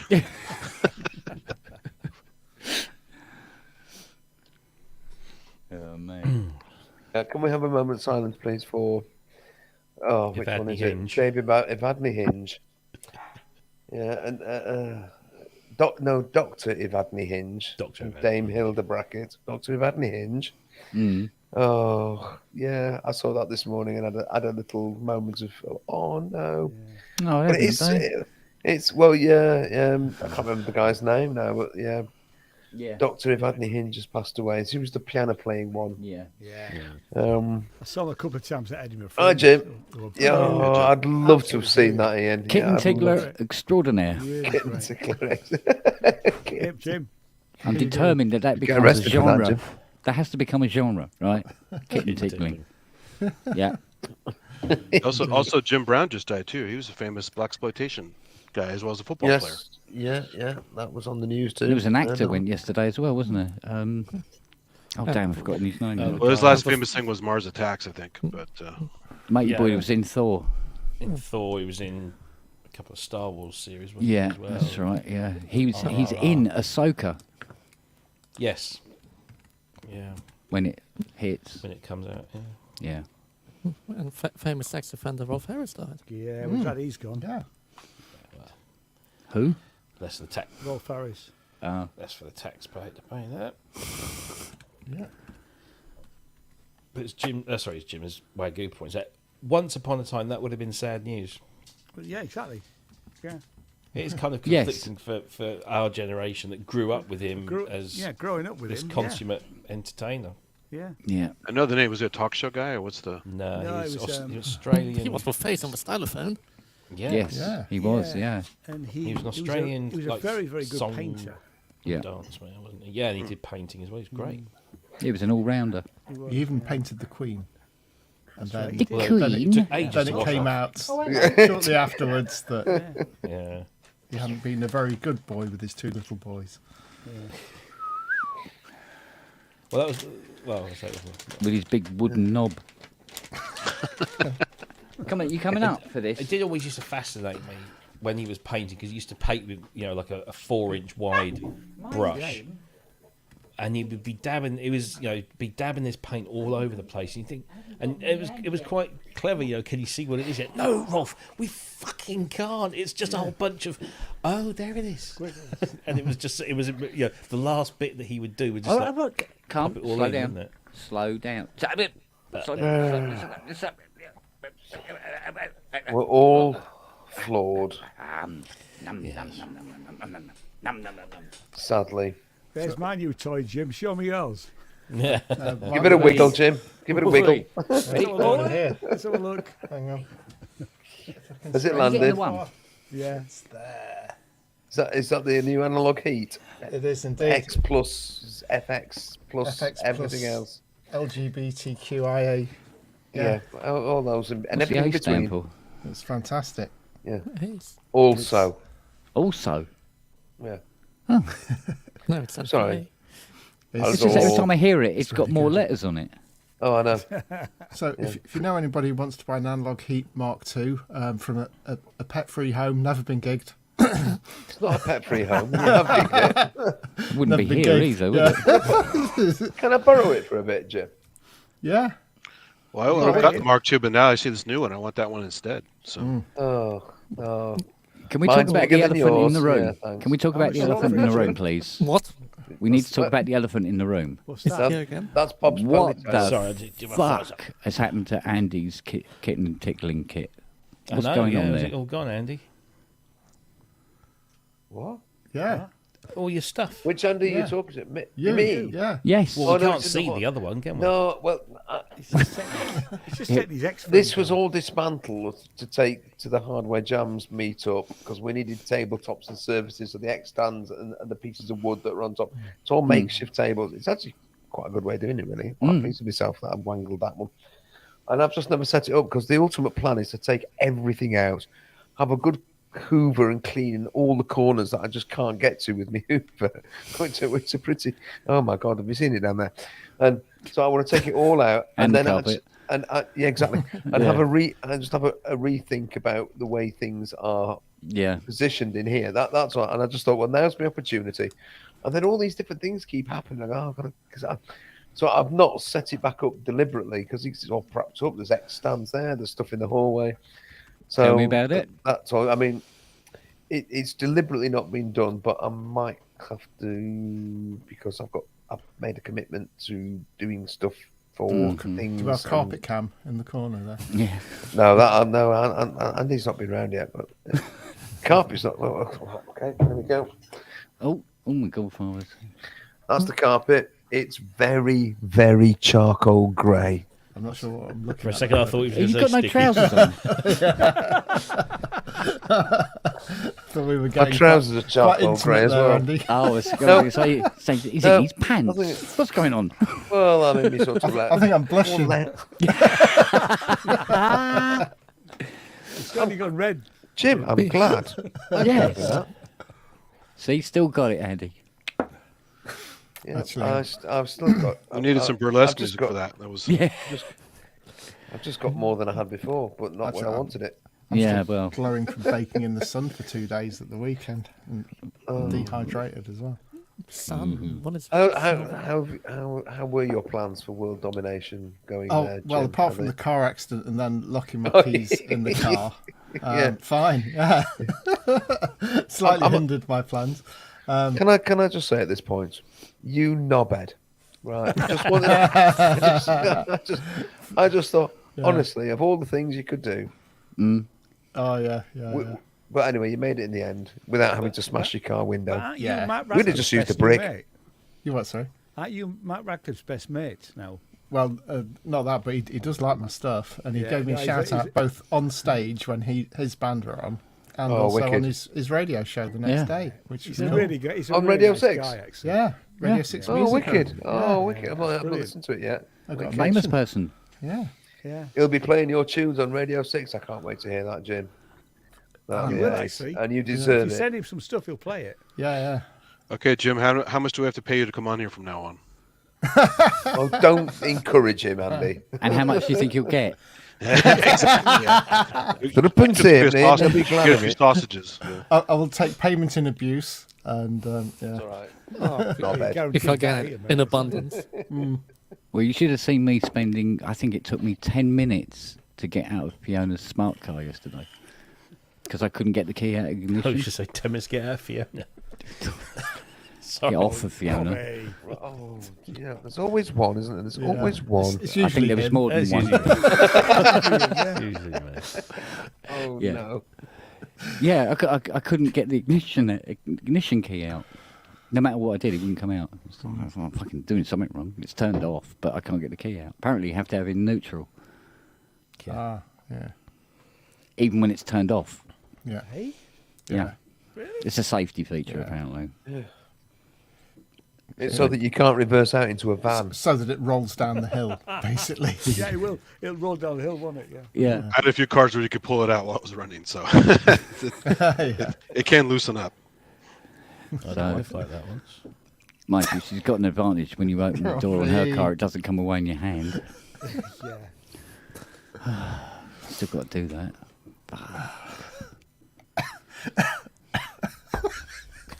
So many things got to get. I've had, how long have I had this monitor? How long have I had this monitor now? It's not the Messiah. 3 weeks? Yeah, it's It's still there. Still there. How long have you had the Mac Studio? About the same?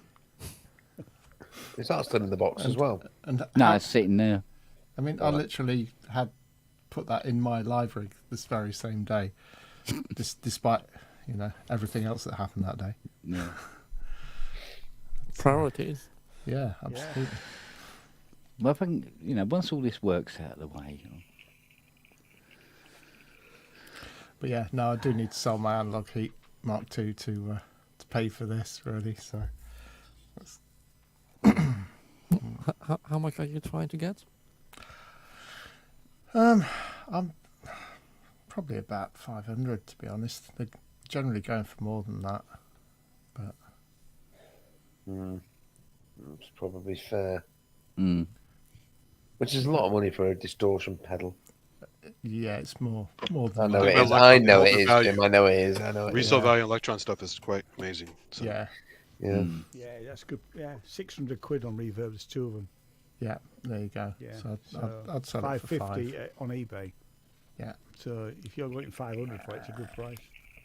Go make me a coffee. So yeah, you know, I think 5's reasonable.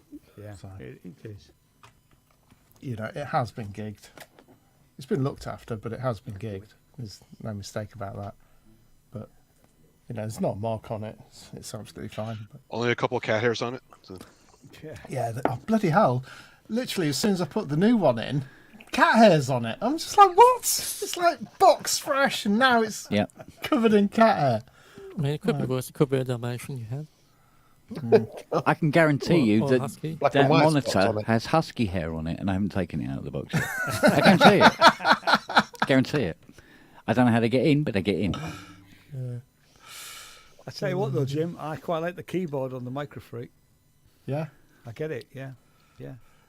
I wish You've just got wonky fingers, Jim. I loved it when I played it at Synthfest. It worked fine for me then.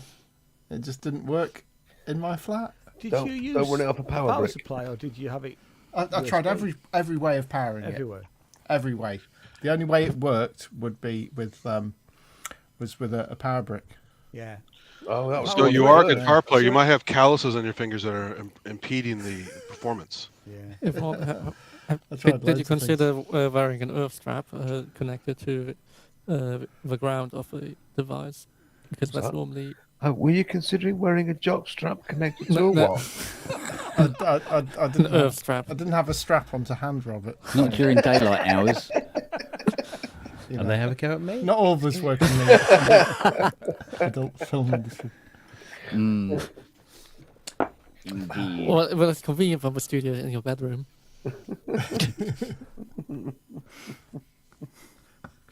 You have these things closer.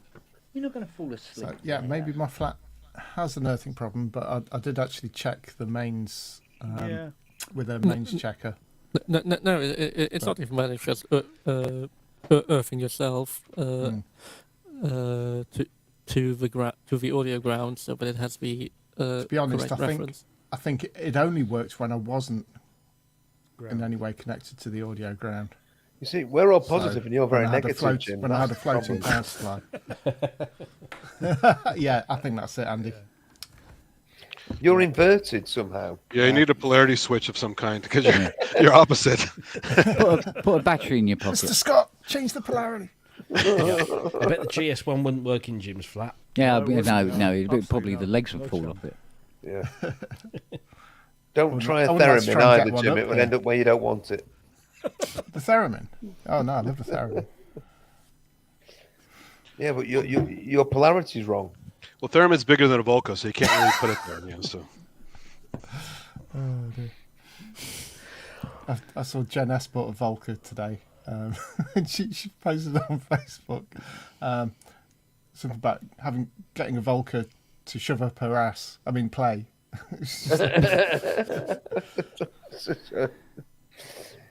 Oh, which one of the many did she actually plump for? I can't remember which one it was now. One The that Vulcan fits. there.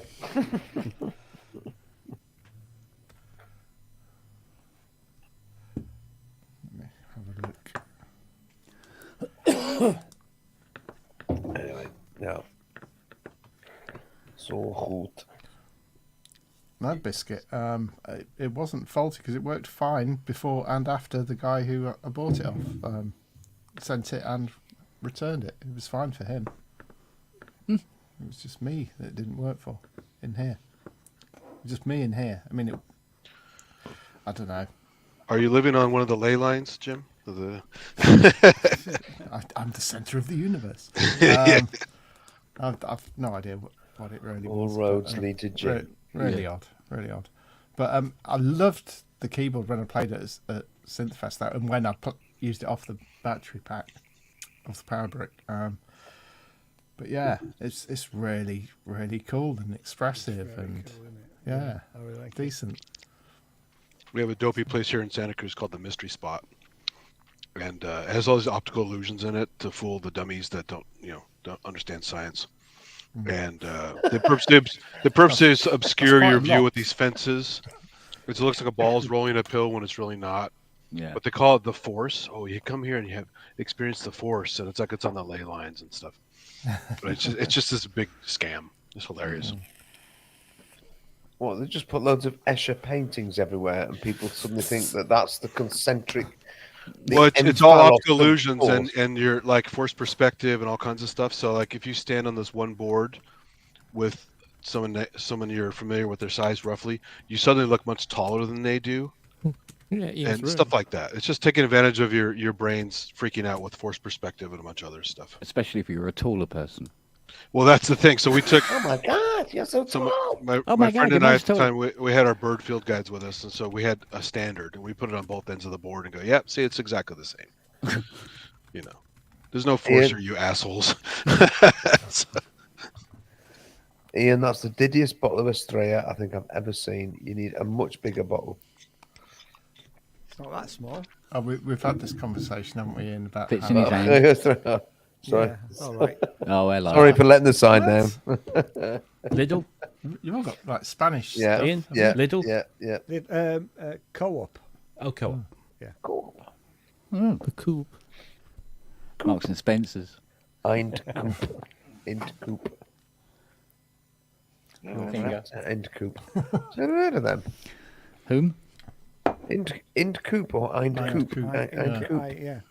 Yeah, I've still not around. seen anything of theirs for ages. They might have been taken over by somebody else. Yeah. Like Marston's or Yeah. Yeah, or They were Boddington's. quite a and big turned brewer into at piss. Coles. back in They the were, day, I yeah. think. Yeah. In the barrel. Eindcoop. Red. yeah, Watney's Red Cresset's Barrel. right. Red barrel, Watney Red Barrel. singing Torremolinos.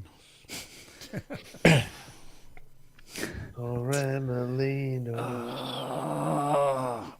That's the fat German businessman forming pyramids and all that. In Sorry, and what? out. That whole spiel, the whole Watney's Red Barrel. No, that's the travel agent. Yeah, it's the same one. He's like a fat German businessman. Oh, We're yes, going to be yeah, acrobats and forming pyramids. And Would you like to come upstairs? No, I'd like to book a holiday. Oh, okay. No one drinking Bud Light. Now, why would you? Sorry, Chris, said Bud Light. It's just. Yeah. Bud's too gassy. Exactly. Whether it's light or not, it's just. According to some Americans, too gay. Yeah, too go. Really? Yeah, apparently. It's light on taste and light on beer. Oh, my cup plays music. so the silly thing about that whole campaign, it was never even published with that person's image on it. It was just a promotional thing sent to that person and published. And all the crazy Trumpies went nuts and wanted to buy Bud Light and smash it. So you just supported the company. You know? Yeah, Okay. Yeah. Stupid is as stupid does. Well, Exactly. there you go. amazing. I'm sure that the company that sells Budweiser doesn't care whether you drink it, freeze it, smash it, pour it down the drain, Of course or not. have a shower in it. You know, They would understand if you poured Once it down you the bought drain. it, you can do what you like. I think I might indulge in a can of something myself. Yeah, you can Oh. top up it. What, like Can of WD-40. San Pellegrino? I'll have a can of San Pellegrino. Don't know, I think I'll have a look downstairs, see what we got. I can answer the question. It was a Volca base. Oh, really? Volca. Oh, the bottom one. BS. Yeah, Well, be ass. yeah. That's a good one. Do you know what I've discovered, Andy? Teachers seem to have an inability to use light switches. Why is that? Teachers have an inability to use light switches. Yeah, because every Let night me- there's lights on that over in that school in all the classrooms every fucking night. Oh, that's the caretaker. Oh, what caretaker, Actually, Probably that's as good a question as any. They Yeah, probably they- don't have one anymore. mate? did This hit- is Surrey. They're Yeah. gone. I did hear about Yeah. a school where they couldn't actually turn the lights Lights off. off. Yes. Yeah. Yeah. Actually, we've got a college in York that's like that. Yeah, it's weird, isn't it? 24/7 the lights are on. Yeah. Yeah. But it seems to be different classrooms every night. Our Well, air- maybe they turn the power actually off and then just wait for the emergency lights to drain the batteries. There's plenty of emergency lighting outside that's always on all night. And yet they turn the street lights off. Yeah. Yeah. It's odd. I mean, our air quality control system, which is not the same as air conditioning, but it's getting there, is controlled from somewhere in Denmark. And every now and again, the windows in my classroom all open. So there it'll be in the middle of December. Yeah. All the windows will open, and all the cold air comes out. Saying that you don't know what they detected at the back of the classroom. Yeah, to be honest. it's all to do with yeah, exactly. It's to do with what it picks up, the carbon monoxide levels, and all of this, that, and the other. It's all supposed to keep us alive. Thank you very much. While I freeze my bollocks off in my classroom because you've opened the windows. So it gives new meaning to something rotten in the state of Denmark. Yeah, it's so. the back row. Thank you. Row Thank that you, are Hamlet. vaping, And Yes. that's what it is. There's Right. nobody All those vaping at the kids back of my vaping. classroom. I'm going to get something to drink, and I'm going to bring up a little bit of ham for Gladys. Right. I'm going to go Well, do an Ian. I'd rather I'm you didn't glad bring this. You're gonna anything do up, an to be Ian. honest. But Yeah. Yeah, well, you go do an Ian. I'll be following you, Ian, but not in the same direction. I promise. And you always you're claim. welcome in your East Yorkshire anytime, mate. That's just a joy to know. Kettle You're not Falls from on round Highlands. here, are you? See you You're later. not from around here. Bye, Cheers, Ian. Ian. Take care, chap. Yeah. See you later, darling. That's all right. Right. Bar humbug. Let's see if I can find a drink. That was in honour of his jumper, by the way. I just thought I'd say that.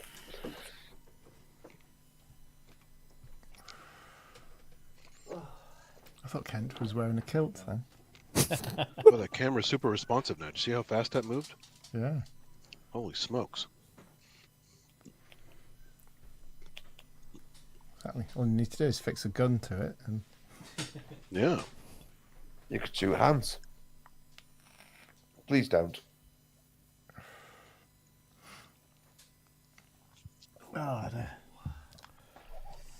desperately trying to rehydrate myself. I'm supposed to be going to give blood tomorrow. You're trying to dilute your blood. What's Well, in there? Just have some liquid before they remove a good pint and a bit of it. So, Oh, well, yeah. Very sensible. Do you guys have the blood banks where you get paid for donating, or is it always free to donate? oh, you get a cup of tea and a biscuit. You get a good, That's it, huh? We do it for our fellow man, Yeah. not for our Wally. Who is Tony Lowe? I've no idea, Prom. I've no idea who Tony Lowe is. I know who Tony Chris Lowe? Lowe is. I know who Tony Basil is, but I don't know who Tony Lowe is. Who's Tony Lowe? What are you asking me for? Have I missed something? Arthur Lowe's brother. Yeah. Mr. Mannering? Give him your name, Pike. No, Tony Pike. Yeah. Yeah. You get an apple. Don't. Tom Lowe. Brilliant. Tom Lowe. Tom Lowe. Tom Lowe. That's from. Sorry, I've no idea. I've had a long day and You I'm must be about to thinking go of to Chris bed. Lowe. Oh, you made sorry. reference last night, apparently. Hey.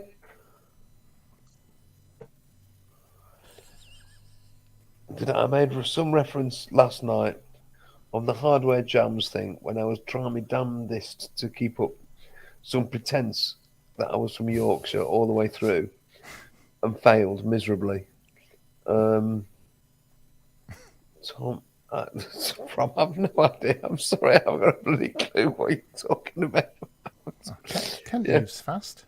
He's knocking on Steve's front door. Yeah, you had that little cap on, the vest and all that.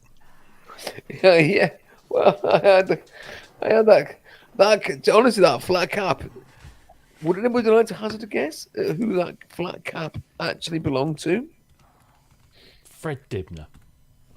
Yeah, it was Grace's. Grace said, because I was unable to obtain a hard hat. I thought I'd be able to get one from work. I thought, but the caretakers have got a hard hat. No, we all got hard hats. Well, why would we have hard hats? Okay. I thought that. So I couldn't Don't get do a any hard. work. Don't even turn So the lights off. I got round to Grace's in my high vis jacket, which I'm supposed to wear when I'm doing a duty at school. Which makes sense. You can see who's on duty. Yeah. And And Grace said, "Well, I've got a flat cap in the cupboard." I went, "You what?" He said, "I've got a flat cap. I've got this flat cap here."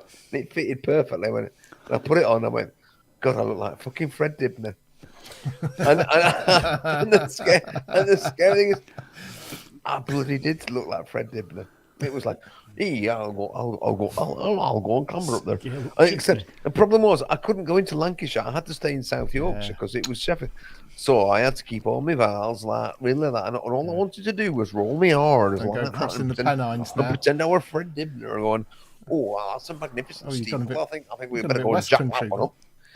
Oh no, Lancashire, you got to roll your R's like that. Every R has got a little bit. Listen to Dave Walker. His R's are rolled with magnificence. Anyway, so yeah. Oh, we were just being fucking stupid last night. Honestly, I don't know what. I have no idea what possesses me and Grace when we get into You that. can't have any. Oh, we won't then. Well, sorry, Well, thanks see for Grace in thanks for July. not offering, Kent.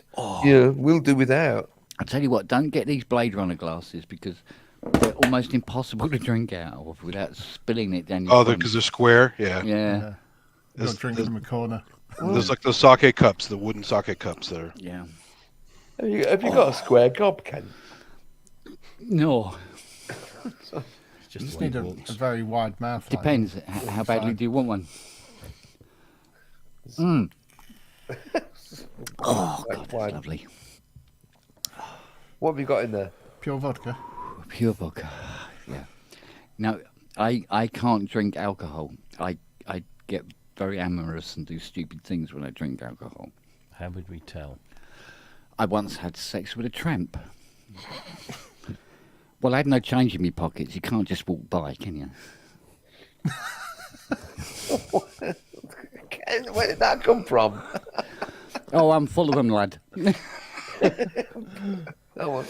I once had it's- sex with a tramp because I've got no change in my pocket and you just can't walk by. You can't Yeah. just walk I'll by, tell you what, lad, you know. I can't give you a tenner, but here, suck this. Yeah, sort this. That rolled off the tongue rather easily there, Andy. That's the only meat you've had all week. No, it's cream soda, Yeah. but it's a really, really nice one. I mean, really, really, really nice one. It's really nice. Tell you what, big blob of vanilla ice cream on the top of that. I'm fucking made, mate. Your reference was to Stanlow. Stanlow. No, from Stanlow. As in OMD. The track, Stanlow. And oh. No. No, you're doing that deliberate to wind me up, aren't you, Prom? I know you are, because I know you know what I'm talking about. Oh, okay. You're reading, what is it, something in the chat? Yeah, Oh, thank God Prometheus. for that, is just because I thought you were having like an Prometheus, episode. we're talking about Tom Lowe, Tim Lowe, Rob Lowe, any Lowe. Give us a blow. Sweet and Low. Anyway, and Swing Low, Sweet Chariot. And I didn't know what the reference was. And Gary Barlow. apparently I mentioned Stan Lowe. No, not Stan Lowe. Stanlow. Stan Lowe. As in One word. the oil refinery in Birkenhead or wherever it is, you know, and It's like Dire Straits Tourette's. yes. OMD second album, organisation, second side, starts it or ends it, or it's somewhere on there. Just put the needle on. 3 minutes 40. And even no, it goes on for about 8. It's great because it's industrial. It's Good industrial. guess. It's OMD doing proper good, unintentional industrial noise, beauty, and these lovely sounds that come drifting in. Stanlow, it's a delightful piece of music. Probably heard. Which album is that on? Organisation, Okay, I'll go back second and check. album. Big side. Yeah, so it's on the second side. I'm pretty sure, Ken, you're right. It's on the second side. It's a beautiful, beautiful track. Ambient, industrial, wonderfulness. I'm It's mostly just- familiar with Dazzle Ships and the second one after the one Yeah. after that. So No, what Dazzle Ships is later. The Organisation is the second album. sorry, I meant the one after OMD. Dazzle Ships. The one after. Oh, Junk Culture. Yeah. Junk Culture with some pretty dreadful music on it. But Which one John has Coleshill. "Don't You Forget About Me" on it? that's none of them. Don't you Simple forget about Minds. me, you Oh, simple no, I'm sorry. minds. I'm not that one. No, my bad. You mean Pretty in Pink? The Pretty in Pink album is. Yeah, that one. Uh, The one they did for the John Hughes. If you leave. if you If leave. you leave, that's it. If you leave, yeah, that's much later. Much and later. all the best OMD is much earlier when they're just sitting in a garret with a load of tape recorders and some weird crap synths that don't work properly, which is what Stanlow is. You know, it's brilliant. I'll It's go back and check that. I don't absolutely remember that one. brilliant. Yeah, the album is Organisation. It's not. I mean, the album starts with Enola Gay, which is so. Oh, okay, right. Which is so untypical of the rest of the album. There's even a cover version. There's a cover version of Waiting. Which is it? The Lou Reed song. I'm waiting for my man. I'm waiting for the man. And it's a good album. Great. There's some cracking tracks on it. But Stand Low for me will always be the standout track on that album. So who's Stand Low? Yeah. Thanks, Prom. Keep going, chap.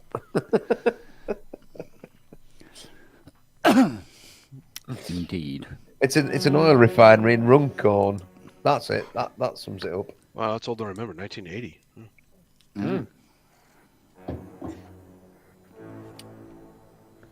Back when bands released 2 albums in 1 year. Yep. Steady on. Yeah, OMD, followed by Organisation in pretty quick succession. And Julia's song off the first album. Boom, boom, boom, boom, boom, boom, boom, boom, boom, boom. Great bass lines. Volume 1. Just thought I'd throw that one in there. You can ignore me if you want to. I don't mind. We are. I can tell. They I can are. tell. Yeah.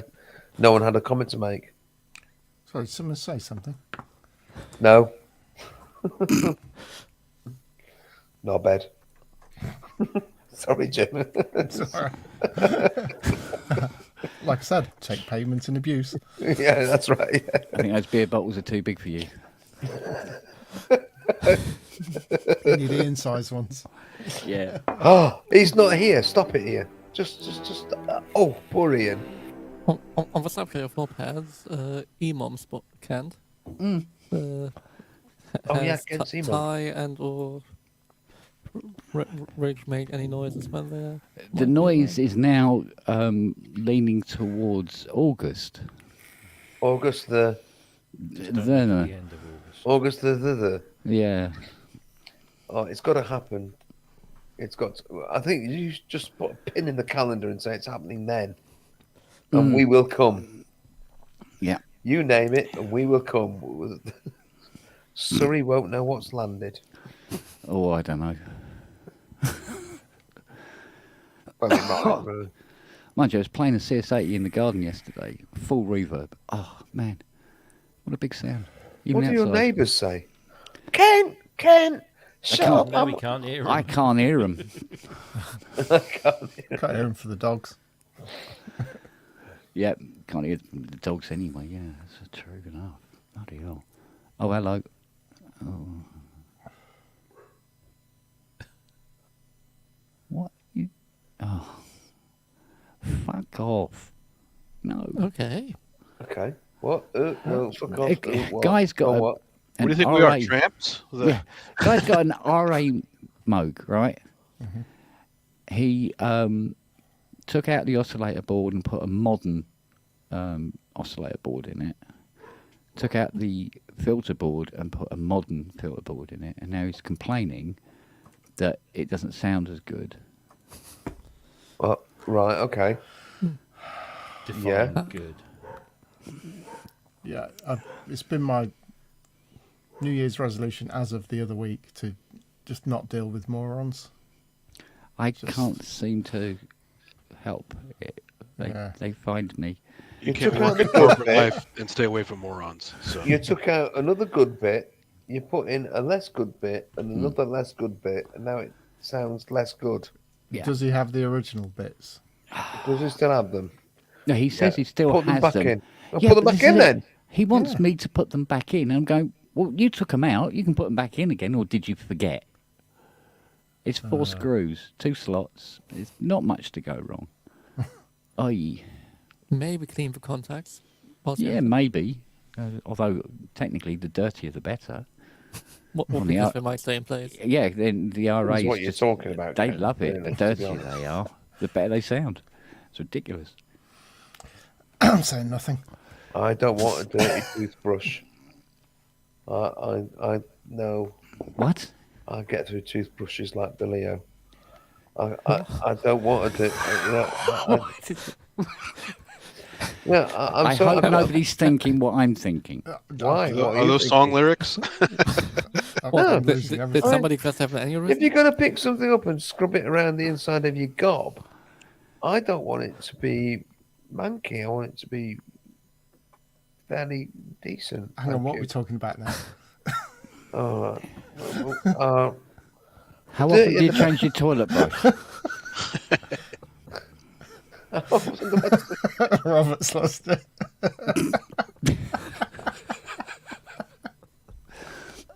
What? I don't clean the toilet with my toothbrush. I'm sorry if that makes me weird, but I just don't. Right? As long as you don't Right. clean your teeth with the toilet brush. Yeah. It's like Ken Shabby. After 5 years, they give me a brush, right? Yeah, that's it. Oh dear. Have I said something I'll regret For later? good behaviour. Probably. Never mind, eh? Part of the course.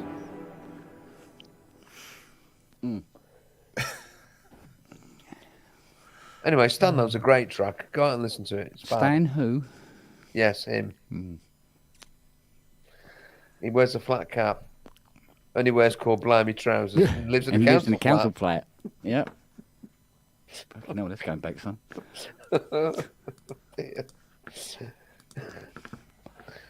Sorry to all our American listeners who have no idea what's going on right now. Oh, there'd be loads that they wouldn't know.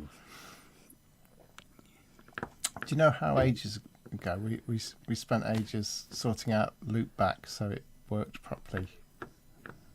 Have you just broken it, Jim? Well, I got a different interface, didn't I? And it's not worked since. Ah.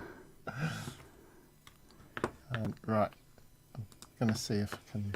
Right, audio. Stan low. Stereo audio. Am I in one side of your head? Yes. Yes, yeah, very right. Left. Okay. Or well, that was You're very right on my end. conservative at the moment. You got your headphones on the wrong way. I wouldn't know.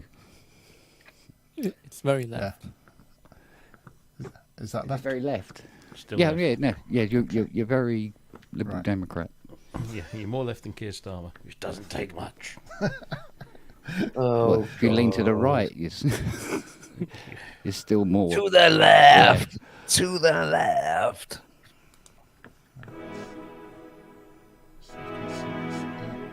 Yuck, that doesn't sound nice at all. Yeah, very. Simon Yeah. Forsyth summed up today's obituaries quite nicely today. Can you guess who's dead yet? Yeah, I saw that.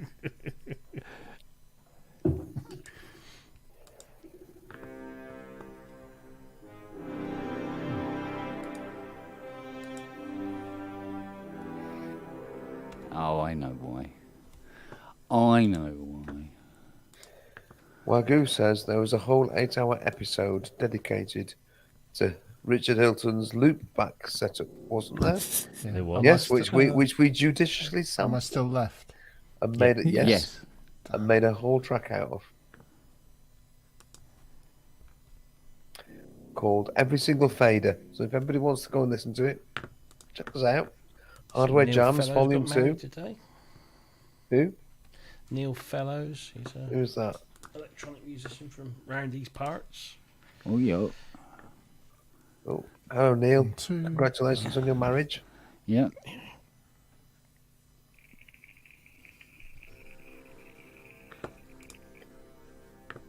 Do you know Neil? Are you? Yeah, you're right. Stan Lowe is good. I just played it. Yeah, I told you it was good. Stanu. Stan flat cap low. With his pipe. Oh, hello. Oh, hello. Oh, we got an echo Oh, going a on. bit of an echo No, going on. it's Oh, it's gone. gone again. It's gone. It's all right. It's cool. But we don't seem to hear any of them at all. Unless it's very good at miming. Ode to You an seem to oil have refinery. improved things. Not. You can tell it's an older track too because it starts out slow and then builds to another faster bit. Yeah. No one does that anymore. It's all No. the same shit. Ode to an oil refinery. We do. Me and Grace do. We like doing I mean, slow no. stuff. I mean, hardware jams, modular people do stuff like that, but I mean, pop No music doesn't do commercial that. artists. Yeah. No, they don't. I always like Tempo change. People always have like- fallen off their chairs. I always like OMD's intros. Yes. They're always like completely nothing to do with the song, but somehow kind of fitted. They were great. Still are. Still, Really cool. Yeah, still are. although they charge a fortune to go to their gigs. Hardware Jams Volume 1, there's only been one. No. Sorry, Inky. Grace and I have been gratuitous and put out Volume 1 and Volume 2 of our Hardware Jams on whatever that site's called. Bandcamp. That's it. On Bandcamp. So, yeah, I'm dribbling now. I'm dribbling? Drooling? Right, I think I better go to bed. Right, it's time to go to bed. Good night, everyone. I think Night, Andy. that's a signal that I really should go to bed. So now that I'm dribbling when I'm not, or dribbling when I am, or dribbling and I'm not aware of it at all. Beer talking, so. Thank you, Andy. You calling me? Are you saying I'm pit? Yeah, I'm going to shut up now. Bye, everyone. I'll see you later. See you whenever. See you later, babe. Get a drink.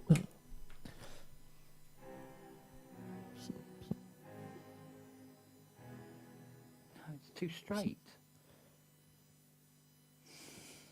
So, annoyingly, Richard would be in the States the last weekend of August. Really? Well, looking at the sheet schedule, well, 26th of August, in Las Vegas.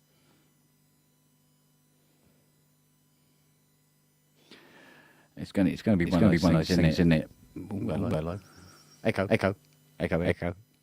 Oh, gone again. Echo? No. No echo. Apparently, I'm the only one that echoes.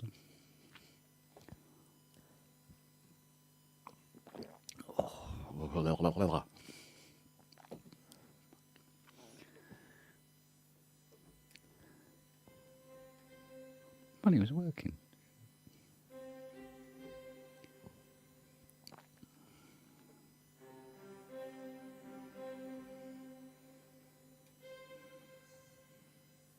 Yeah, August will give me more time to get my passport situation sorted out, but unfortunately, I might be stuck on work projects, and we'll see. I can see this being a Christmas eat moment. Yeah, but suddenly the garden no longer sounds as appealing.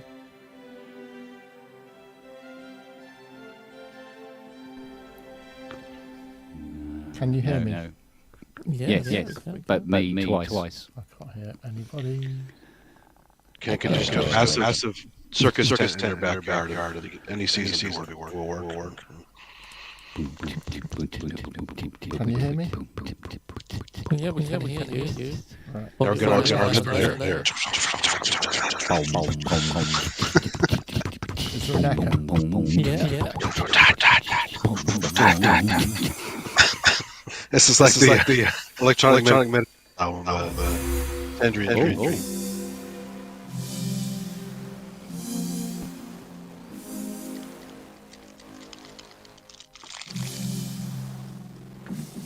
Oh, the echo back from that is still something rotten.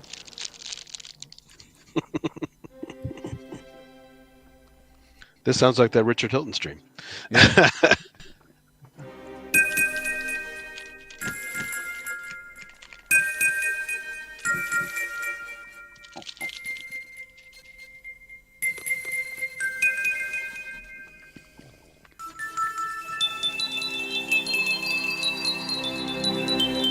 Are you playing with back jack, Jim?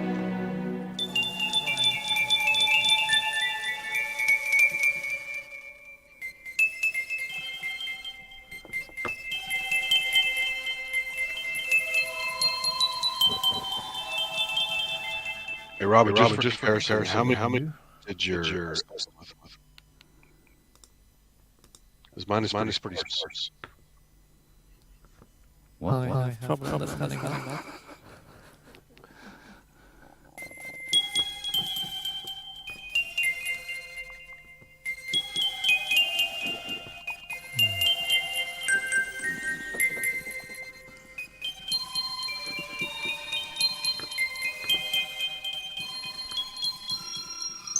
Can you hear me? Yes. Yeah.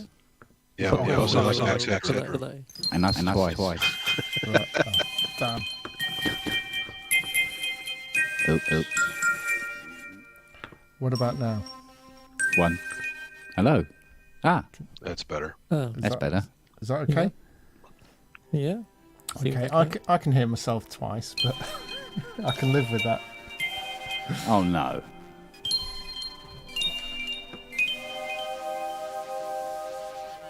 There still seems to be something coming back.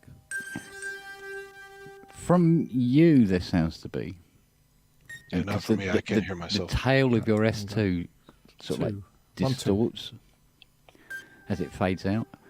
Unless we're just another op amp going on the console.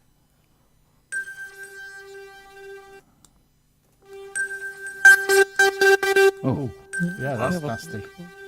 That might be the preamp being asymmetrical. Or it could be one of the transistors gone in the preamp.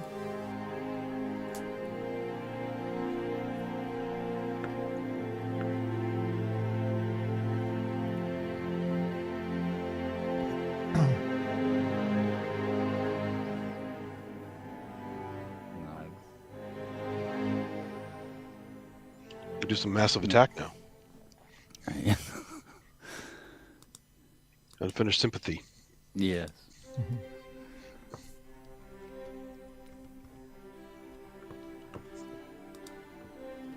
No. Can't hear me, can you? No. I just my latest Yeah. piece of UDO gear. Ooh. You can have it when you get your Super Gemini to clean it with it. Nice. Haven't even taken it out of the wrapper. I think it needs to clean off. Oh. Okay. Oh. No, gone again. That's weird. Yes. Well. It's gone again. What's gonna go? The echo. Are you still messing around? Yeah. Perchance.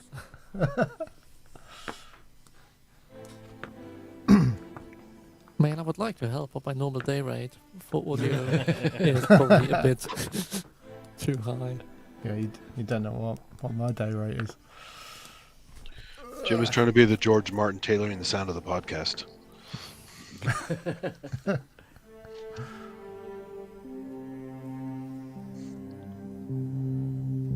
I can't See. read. I need my There's- glasses. No. It's something like Hollywood filled. But No, it's this Starmer- one. Yeah, you Starmer- can't read the text. What's it say? You gotta make a full screen. Yeah. Don't worry. About the only sane piece of reading I get every 2 weeks.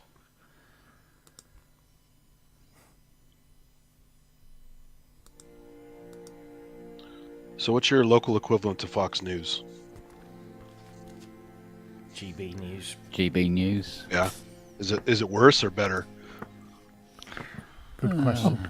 I mean, it's better in that fewer people are watching it. Yeah. 1,000 people watch it. It's also better that the people who do watch it, even they sort of like going, I don't know whether that's true or not. Yeah. But do you have more fringy stuff like Own and Newsmax and all those the ones that came out afterward? Those are Trump's favorites. No. No, I we don't. have fairly. Is that where Tucker Carlson works We now? have slightly, We have more laws. slightly more robust legislation against people telling barefaced fucking lies. Right, is this working properly now? So, Well, except for that appears to be. Sunak guy. Isn't Sunak spouting stuff constantly? What? 50 ballsack? Yeah, full set. Yeah. Yeah, Despair. he promised honesty and integrity in his government, and Nadeem Sahawi, Dominic Raab, and now Well, did they just this Cruella evening- Braverman. Yeah, Cruella Braverman, who first of all tried to dodge out of a speeding ticket fine and asked for her speed awareness course to be held in private. But now it turns out she has ties to Rwanda, which is where currently the British government are sending Well, trying to. refugees. Well, trying to send refugees to. And she has ties there that were not disclosed beforehand. Well, did you know about the big alarm thing that they did on that Sunday? Oh, yes. Yeah. Well, the contract was awarded to Fujitsu, who then subbed it out to Infosys, didn't they? Yep. And whose wife has a huge stake in Infosys? Oh, Can't be Rishi Fishy Sunak's Fishy Ballsack's wife. Fishy Ballsack, yeah. I mean, if that's not corruption at the highest level, what is? Well, Honestly, what about the Fujitsu's- Yuli's Conflict survey? of interest. The Yuli's survey they did to find out whether there would be any improvement if they extended the Yuli's all the way out to the M25. Mm. And it come up with, yes, it would, whereas an independent study said, no, it won't. But the one that said, yes, it would, and the one the government's listening to, Rishi is on the board of the company that did the survey. Kel fucking surprise. I mean, massive, massive cock surprise. Malum. Shameless, aren't they? Aye. Shameless. Anyone for a revolution? Yeah. The trouble is, this is the UK. They go, What- revolution. You go, oh, I don't know, maybe next week. Yeah, I can't really be bothered. I've got things to do. I mean, This I'm is where pretty we sure should there be are more plenty of French. There are plenty of guillotines in store at work. oh, We just yeah, ask for one of them. Yeah. awesome. Let's just hope it's not like the trick magic ones. Something you're not going to hear is Viva la Chelmsford, is it? It's not going to happen. Games for what I don't know, revolution phase, make revolution phase. Yeah.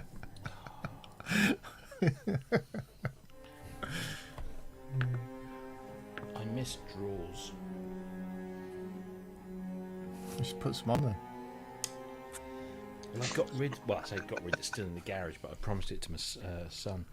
I had like a 3-drawer thing, and they were never in any order. I would just open it up, throw shit in, and close the door, and it would be gone miraculously. I wouldn't have to worry about it anymore. Welcome to Jim's world of tidying. Exactly. Everyone loves a good junk drawer, you know. That should have its own jingle, Jim. You ready? Every drawer's a junk drawer. My flat place is tidy, but only on the outside. Yeah. Like sweeping under the carpet. Scratch at the surface and all the junk falls out. Yeah. Yeah. Which was quite funny when I was trying to find my spare car key on Sunday. Oh, God. Well, Zoe and 2 children were stranded in deepest Derbyshire. As the night was drawing in. There are worse places to be stranded in, like South London. Yeah, true. So, Even God, I though lost my people spare that live car 2 there. years ago. let's say. That I need to. My wife's car only came with 1 key, so I need to get a spare made up. But they're not cheap, are they? These, with the. Well, the older dongles were cheap. Universal I got a Symbol. Ford replacement on eBay once. It was dirt cheap. But the proper ones that have to be programmed by a Toyota or BMW or whatever, forget about it. I dread if I lost my one for my car. It's because my car's completely it's keyless. Yeah, so's mine. Mine's keyless, no entry, Yeah, as I found out. yeah. Technically, my Chrysler isn't, but it is. Because the passenger door that has the key thing on it is for a different key that I don't have because it's a door from a different car. So when the battery went flat, I couldn't get in it. I had to take the front bumper off to get into the car. Took 2 days. What? Because the bumper's so big. Well, when you take the bumper off, you can get to the catch to open the bonnet, and then you can connect a charger at the front under the fuse box because the battery's in the back, locked. But you can get juice to it, so the the key fob thing will work. But if it goes flat with it locked, you can't get in. I had a keyless entry option on one of my cars a while back, but the problem is if somebody messes around with it, the keypad locks out for security, and if you're depending on that, you can't get in at all. So. Oh, mate. Mind you, I can't get locked out of the Mustang because technically it doesn't have a door. Not good. I At least took a save Mac. yourself. I took a 71 Mac 1 out on Gran Turismo yesterday. Not fast, is If it? If you put a sail on the top, it wouldn't seem out of place. It handled like a barge. Oh, they're all right. You're supposed to power into the bends. Yes. Yeah, but I think it's only got a top of about 117, Yeah, it's not a fast car. something like that. You know. Does it have brakes in GT? Well, they It built has them to brakes, go, but not to work very stop. well. Yeah. Thank you, Mr. Bugatti. You can always use a van for stopping. Or a tree. Or a wall? Or a wall, yeah.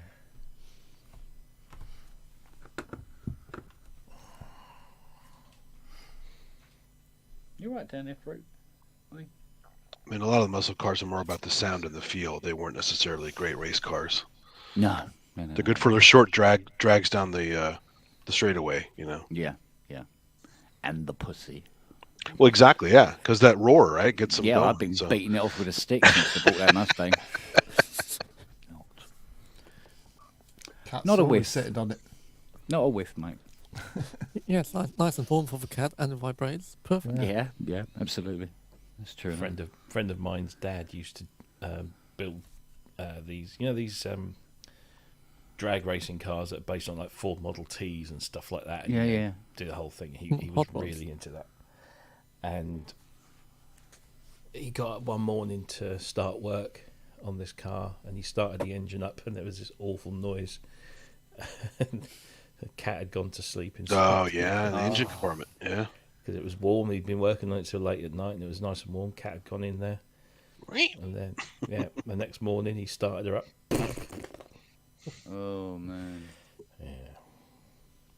Oh, we thought we'd got rats at the back of our garden in our new place. Turns out there were squirrels. Or tiny cats. No, tiny cats. Honestly, my little one, right? She doesn't mind not going because we're not letting the cats out because if you go over the fence at the back of our garden, it's a slope right down. It's the verge to the A14. It's a big, not good. very busy road.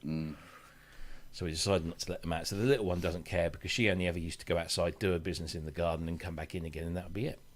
Milo is a proper roamer, hunter, killer, and he's going through a phase now. He's kind of coming. I think he's kind of used to it now. But talk of the devil. Meow. Which one's that? Oh, no. But he like sits there and he'll just do the most heartbreaking. Wow, yeah. And he's just sitting there and looking out of the back door. He can see the outside. Even if we have the windows on a latch, so there's just a bit of air moving around, he'll put his nose up at the window. He's like this. He's like, it breaks my heart because he was such an outdoor cat. Can you take him out on a lead? I know it's a really old lady thing to do. No, but at least he can go out. We got a lead which had one that went around the neck and then one that goes around the body. Yeah. But I wasn't too enthused. It didn't look because if he gets the urge to go, he's a very strong cat. Very strong cat. It'll end up like that Pinky video. You ever see Pinky the cat for adoption? No, I'll put the link in there. You got to see it. but Jackie was looking at these they're almost like jackets. So you can't even a cat couldn't wriggle out of it. And I said, but yeah, that's all well and good, and you'll take him out in the back garden on a lead, and hope that the lead doesn't break or he doesn't slip it. But then you're sort of saying, that thing that you used to be able to do all the time, every day. Look, well here it would be like a bit like Bullseye. Look at what you could have won. Have a little sniff around the garden, then you're back indoors again, and it'll just kind of It's like teasing him. Yeah. I'd love to let him out, but Besides, he probably wouldn't actually go on the lead because he goes, no, when I go out on my own, dude. I'm not being told where to go. He almost got out. We had somebody come to the door the other day, and I thought he was the other side of the house. Yeah. But he'd snuck up. Yeah. And I say luckily, the person that came to the door, Initial, the cleaning company, they do, commercial cleaning and that kind of stuff. Yeah. They also take away, harmful waste, or medical waste and stuff like that. Yeah. So this guy knocks on my door, and I answer the door, and I sort of open it slightly, and he said, "Oh, hello, I'm here to collect the sharps and something else." And I said, "Excuse me, can you say that again?" He said, "The sharps." And I think you might have the wrong address. And he looks, he said, "This number 18?" Yeah, it's number 18. Oh, okay. So as he's looking through, my cat has just snuck down. Yeah. And all of a sudden he's appeared. He's on the porch. He's actually crossed the threshold. And he's that shocked that he's managed to get outside that he stopped, which was time enough for me to go, "Whoa, fuck!" grab him and pull him in. Wow. So, yeah, it's You should tell me you have plenty of sharps and flats. Well, I said to this guy, I said, "I have no idea what you're talking about." He said, "Oh, this is the name that we've got." And I said, "Yeah, we keep getting her mail." I said, "I think she was the person that lived here before us, but I honestly don't know. But there's certainly nobody here of that address, and we don't need anything collecting." Yeah. And so now I'm curious as to what the fuck she was doing. And I'm just wondering if she was offering... Diabetes? Yeah, needle collecting. Well, yeah, if they're collecting needles, it could very well just be that. But usually, if you're diabetic and you have to take those jabs, you can take them back to your GP, and they'll dispose of them. You don't necessarily pay a company to come and take them. My flatmate gets them collected. Okay. Just put the biohazard. She might have outside. been housebound. She didn't look housebound when I saw her when I came in here. Oh, okay. To Maybe look at she's the place. just doing heroin. Or she could be, heroin. Yeah, get some free needles. Yeah. The thing I thought was that she was a beautician who does all of these Botox injections and stuff like that. Yeah. What, from home? Yeah. Because, and this is, so we're slowly okay. piecing things together, because when I looked, there was a hand towel dispenser in the downstairs toilet. Okay. You don't normally have a hand towel dispenser in a private. True enough, yeah. And then the other thing we noticed was that there was a coat hook. So it's like a piece of plastic with coat hooks that you can just pop down when needed and then push them away. Now, why would you have that in your downstairs toilet? Well, okay, maybe, they're often referred to as cloakrooms, but there's one just around the corner by the bottom of the stairs. So it made me wonder if she was using this room, because this is the one with the wooden floors and everything. Maybe she was using this room as a consulting room, and she was. I don't know. I've been trying to find out. I've been googling her name. Did she have an arse like two badly parked VWB? I don't remember. She was. Because if she did, she might be into Botox in a big way. Maybe she was. No, she looked quite. She was American, I think, or she was from the continent of North America. Yeah, because I don't want to insult her. Yeah, a lot of Americans love their Botox. Yeah, so. Yeah, the continent of America that's vague, isn't it? Well, no, it's deliciously vague. If you call an American a Canadian, they generally don't mind, but the other way around, they get rather upset. Hey, Kid, before I forget, look at the chat. You got to see Pinky the Cat. It's a classic video. You should play it on the thing. So, I'm curious as to what was going on here. Yeah, Carl says check the garden for bodies. It's a bit lumpy out the back.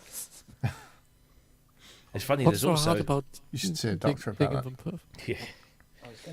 There was also a thing in the corner, like a sand pit, but they didn't have children, so we think that was like the dog toilet. So we've kind of stay there. We won't touch you for a little while, because they also had out the back. I thought it was a shed when I first looked at the place. I thought, oh, it's got a shed. Great. Somewhere to put the lawnmower and bits and bobs. It wasn't a shed. It was a kennel.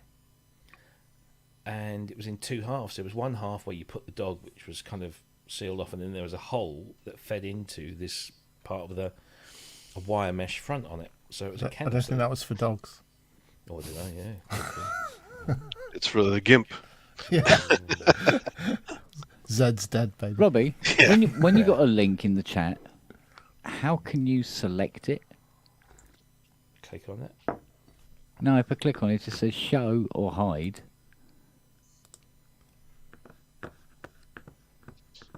Never did figure out how this pigging thing works. Well, you have to, like, yeah. Yeah, but I mean to actually select it, so No, it's a you tab. you have to click it from the YouTube. Oh, on what an YouTube. arse! What a fucking runaround, or what? Yes, Prometheus, I have thought about a Casio, but again, it's kind of like, look at what you could have won sort of thing. It's like teasing the fucker.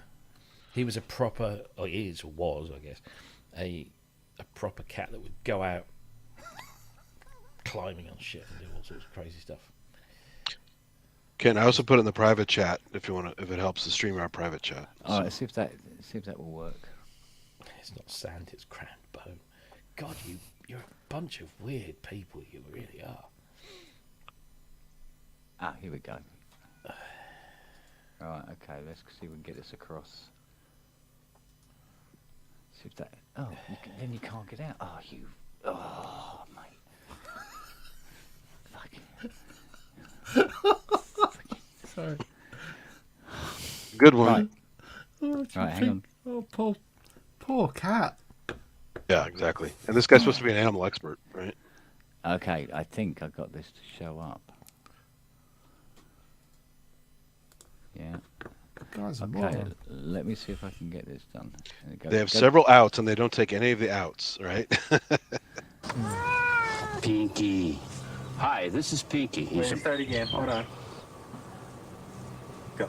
This is Pinky. He's a male cat, domestic short hair. He's available for adoption. He's pet of the week, Placer County Animal Shelter. He's a very loving cat.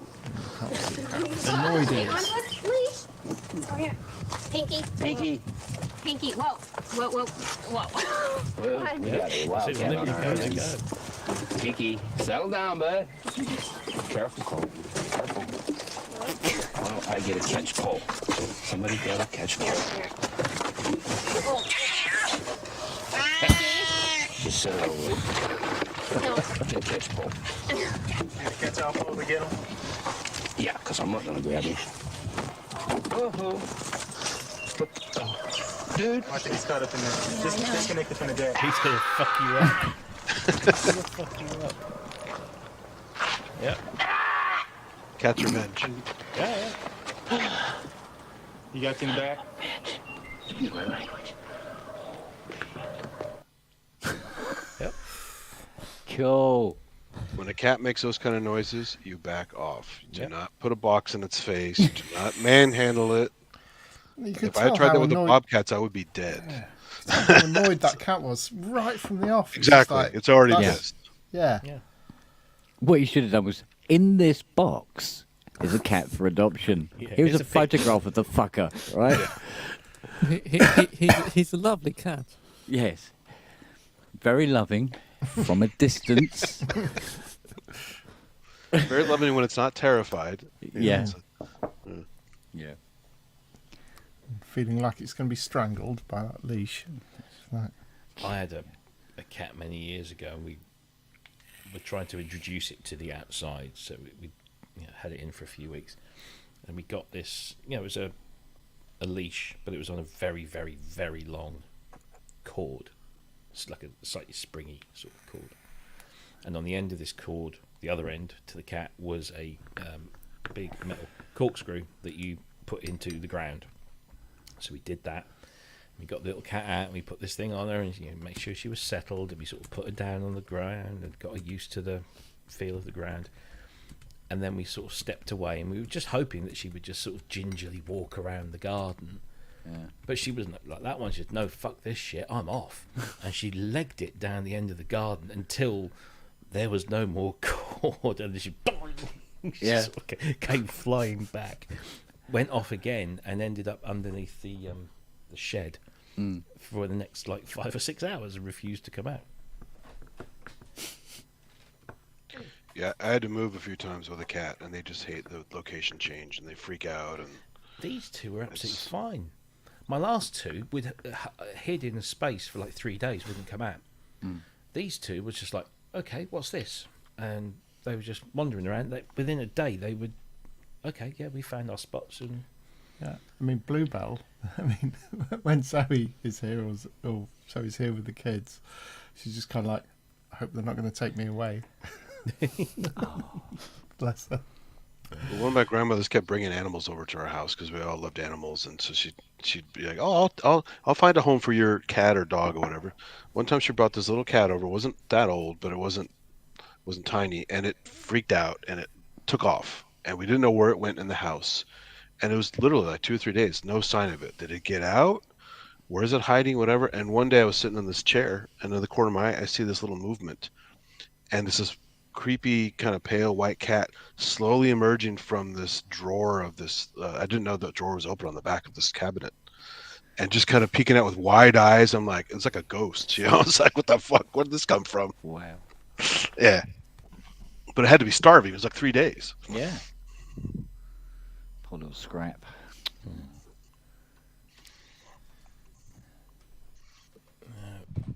we've just decided they're staying in. And that's that.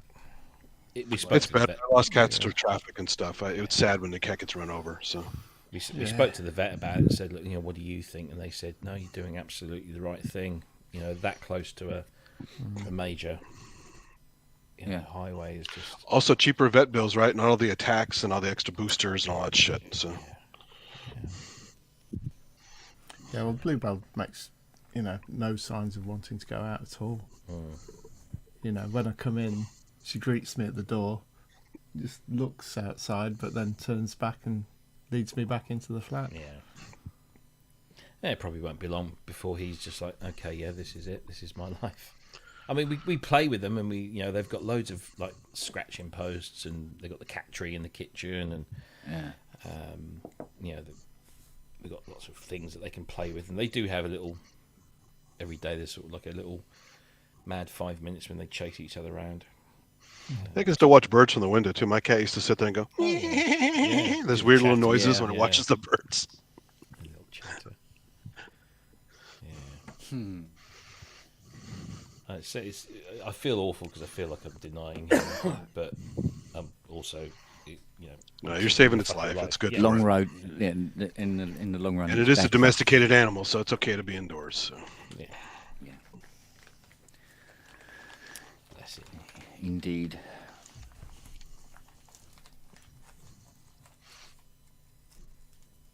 God, that Noah will sleep anywhere. Bit like me. Yeah, I know. While Google like this is the story about Carl Pilkington knew some guy had kept a horse in the house. Have you seen Banshees of Inisherin yet? No. Oh, it's brilliant. There's a donkey, and the donkey comes in the house. No spoilers. No, it's a great film. Watch it. It's so good. But yeah, the donkey's a star of the show.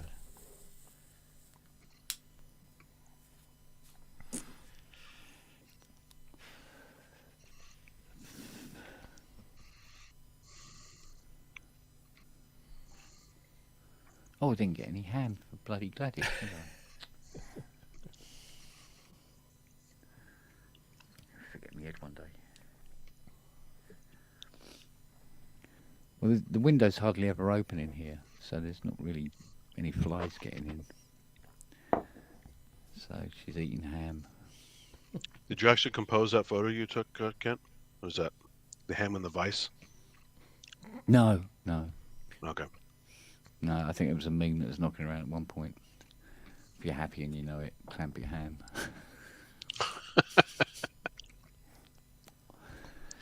That's where that was from. Wow. Yeah. I had nightmares of singing that song as a kid. So Yeah.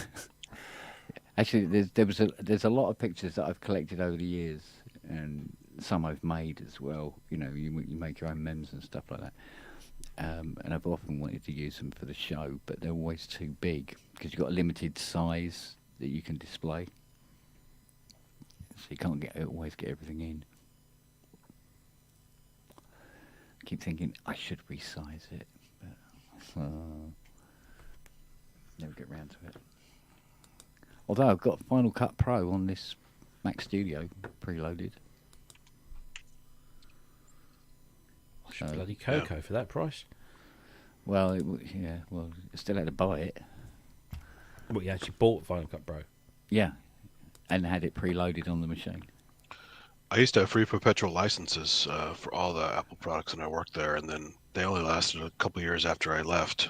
And we're trying to go back in and log in, and they've killed that access. So it's my personal account too, so they just on the back end they just got the access. So Yeah, no, get him out. Nobody more with that. yeah, but I was able to download them at least, so I have them. I just don't have it registered.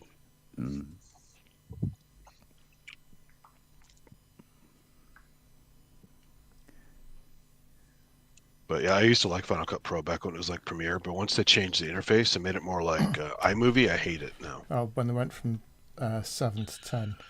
Yeah, same thing they did with photos, from iPhoto and Aperture to Photos. Like, oh man, you guys dumbed everything down. They really did. That was painful. That was. It's just... Logic hasn't done that, but they may eventually. You never know. Yeah. What do you mean, GarageBand Pro? Yeah. Yeah, that's the worrying thing about this Subscription. iPad subscription thing. Is are they going to do that with Logic? Because if that's the case, oh, Jesus. Yep. I'm so invested in it now. Go into something else. I mean, when did they first charge or last charge for Logic? You know, that was like the 200 quid. Well, when it became Logic 10. Yeah, Right, probably. It was, wasn't it? I mean, Which was a while ago. So that was 12 years ago? yeah, I've not had a paid update since then. It's not bad. I know we've kind of had a good run, I suppose, but Yeah. Mind you, what about this Push 3? Blimey heck. 1,700 quid.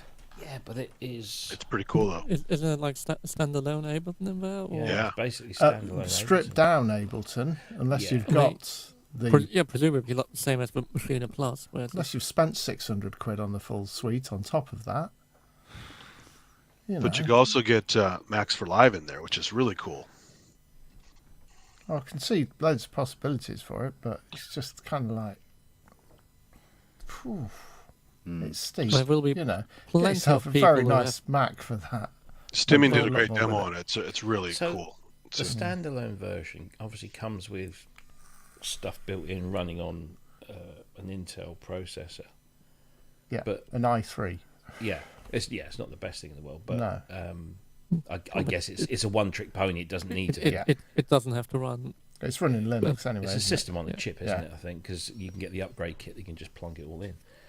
So what is this thing? Because I keep seeing people talking about, but you've got to have a full Ableton license, and I thought, well, the whole point is that you don't. What am I missing? Have I missed something? Because there's two versions of it. There's Push 3 standalone, and there's just Push 3 controller, which is just like an updated version of Push 2, which obviously is just a controller. You need the software. But I thought the whole point of the Push 3 standalone was that you didn't need any software, and you could still.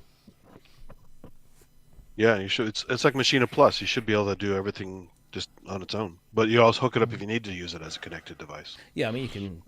Yeah, if you want to do that, but the whole point was that it was completely standalone. You could. Yeah. I mean, I've seen people talking about it, saying, "Oh, it's like Push with Live Suite built in," and I'm thinking, well, Live Suite's a heck of a package. You can't host VSTs in it for sure. That's one thing you can't do with the Push. No, you can't.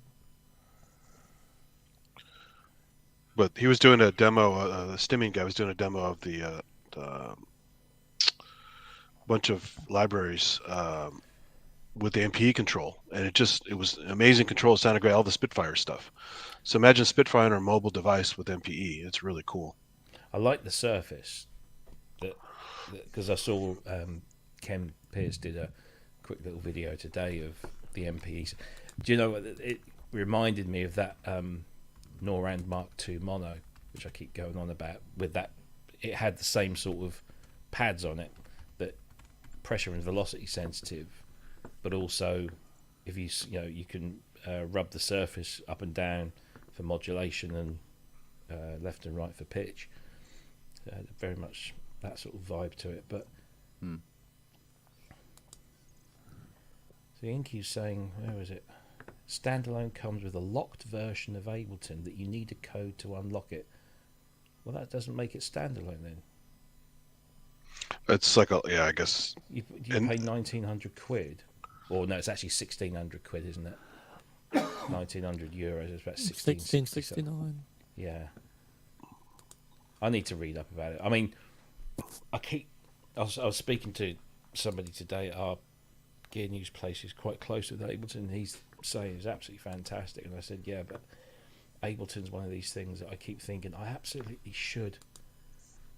It should work for my brain, but then every time I play with it, it doesn't. I just can't seem to. Do you know when you can't? I can't gel with it. So I don't want to spend any money on it. So I said, if you know somebody at Ableton, I don't want Live Light. I've got like 4 or 5 Live Light licenses that I've picked up through various bits and bobs over the years, and it's just not. It's not enough to really get into. Is it going to do what I want it to do? I don't know. I think I'm still on Live 9. I think. Yeah. But I haven't needed it for work for a long time, so. Most of the time, I only need it. Well, I say need it.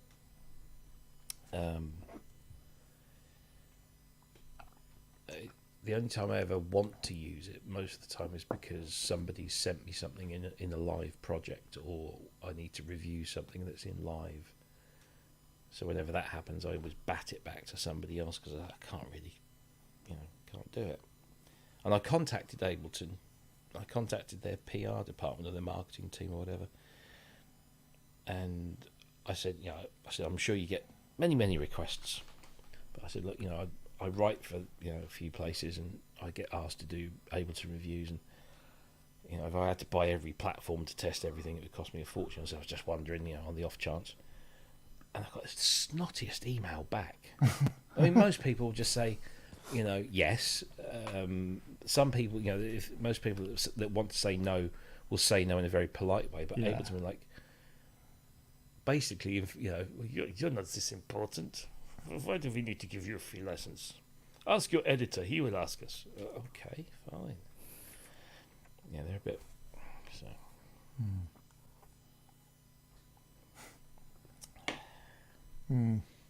But no, I have no idea what I'll do if Logic goes subscription. Because Well, not go to Ableton at 600 quid. But You both.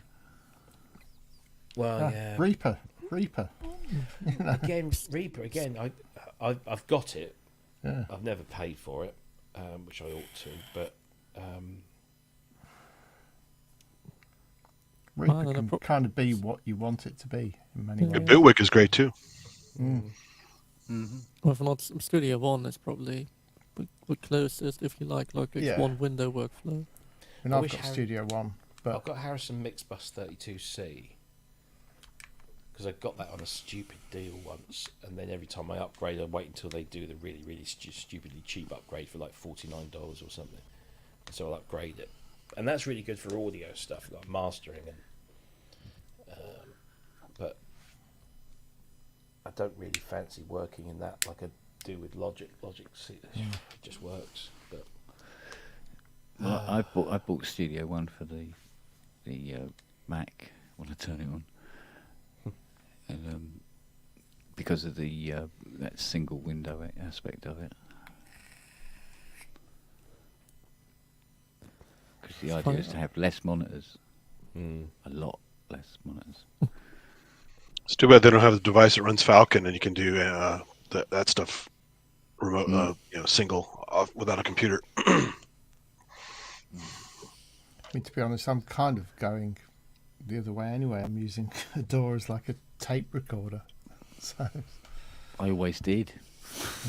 Always did. If And it's so not I've right, got one of delete. them now anyway. Recording.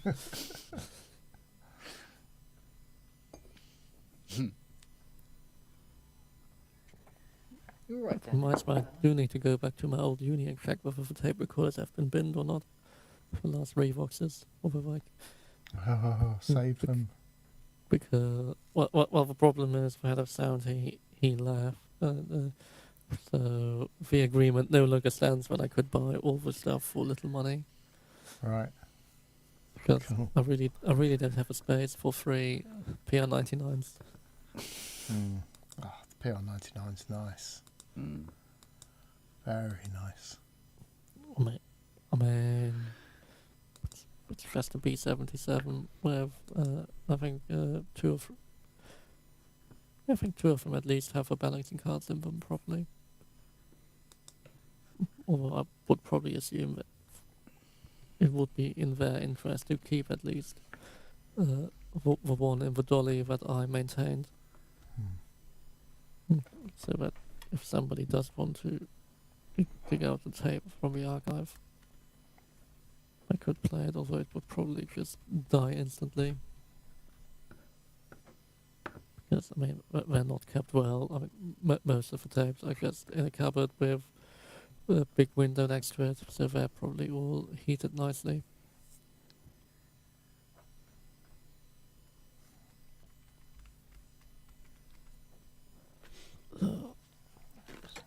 Anyway, on such excitement, I should probably have some dinner and slowly start going to bed.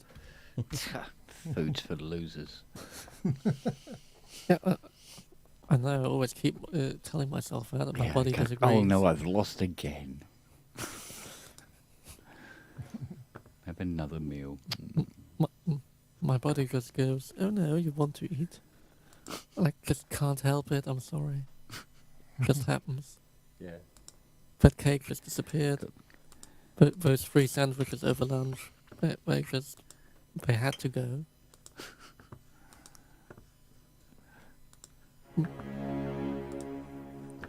Whoa. It was fun as always. Indeed, sir. And well, Thursday or next Thursday, Saturday, who knows? Probably more likely Saturday. Yeah. It was that 1 week. I had like 3 or 4 shows. Oh God, yeah. We don't talk about that week. There's that one show that's, what was it, 11 hours 22? Oh yeah. Hey, wow. Well, 3 hours was off stream, right? Yeah. A decent amount was just. Yeah, it went on, didn't it? Even after it stopped. Christ. I was even getting tired, and that was still early for me. Yeah, that was a long one. Fine use of time. Mm. Anyway, I really should have some dinner. So it was lovely seeing you all. Likewise. You too, Robert. And you, dear. Take care. Yep. Au revoir. Yeah. Au revoir. And please play for soundbite. Is it to hand? It is. Oh. It is. What a wanker. There you go. And we're back Ask- in the room. Ask Yeah. and you shall receive. Yes. Do you know what I'm flagging? It's not, Yeah. No, not your gym. at least got my sound stuff sorted with loopback. Yeah. Yeah. That only pissed people off for about 10 minutes. It was an audio extravaganza. Yeah. We all experienced RE201 for a moment. Very grainy digital version. Yeah, very grainy, sort of like woolly kind of fade out. I have to say though, the analog heat plus effects really cool. Very versatile. Perfect. Well, especially since you have control per step over those effects. I mean, that's the best, right? It's crazy what you can do. I mean, Yeah. you've got 3 LFOs on there as well. Controller inputs, expression pedal, foot switch and stuff. Which is like, yeah, I hadn't really explored that on the Mark II, and it suddenly occurred to me, being able to do like send effects off an expression pedal with it is just wicked. Really cool. Because If I've you run out of have- hands, so I'm like, I need to start using my feet now. If you have conditional trig set on like a Digitact for internal stuff, and then you MIDI it out to that, can you use those same trigs for the effects on that as well? Yeah, I mean everything's MIDIable, so I know, but I just didn't know how far they went with that conditional trig stuff, especially for an effects unit. Because this is the first standalone effects unit they've had, right? This is the... Well, it depends whether you class the analog heats 1 and 2 as. But it didn't really have effects. It was just It processing. had some stuff, and like sort of you could do like sort of filtering. You could do pseudo compression. You could do stuff like that. Oh, you could. Okay. All right. Yeah. But no reverb delay and that kind of stuff. No. Yeah. So it's really cool being able to sort of, you know, and you've got a proper mod matrix in it and stuff. It's it's perfect for my use case basically. Like I say, not for everyone at all, but because even the little crappy model samples that I picked up cheap has all that control over the effects, which is really cool. So, yeah, well, the Electron sequencer is just cool. I mean, this doesn't have a sequencer built in, but it has, you know, you can still sort of trigger stuff by other means. Hey. Hey, Dave. Hey. Guten Tag. So have you ordered your push 3 then? Oh, yeah. He's got questions. I'm not ordering that. I don't even have Ableton. It's your gateway drug. At this point, it's too late. Right. Can I just say something? It's like I just can't learn. I've seen so many people at EMOMs fucking struggle with Ableton.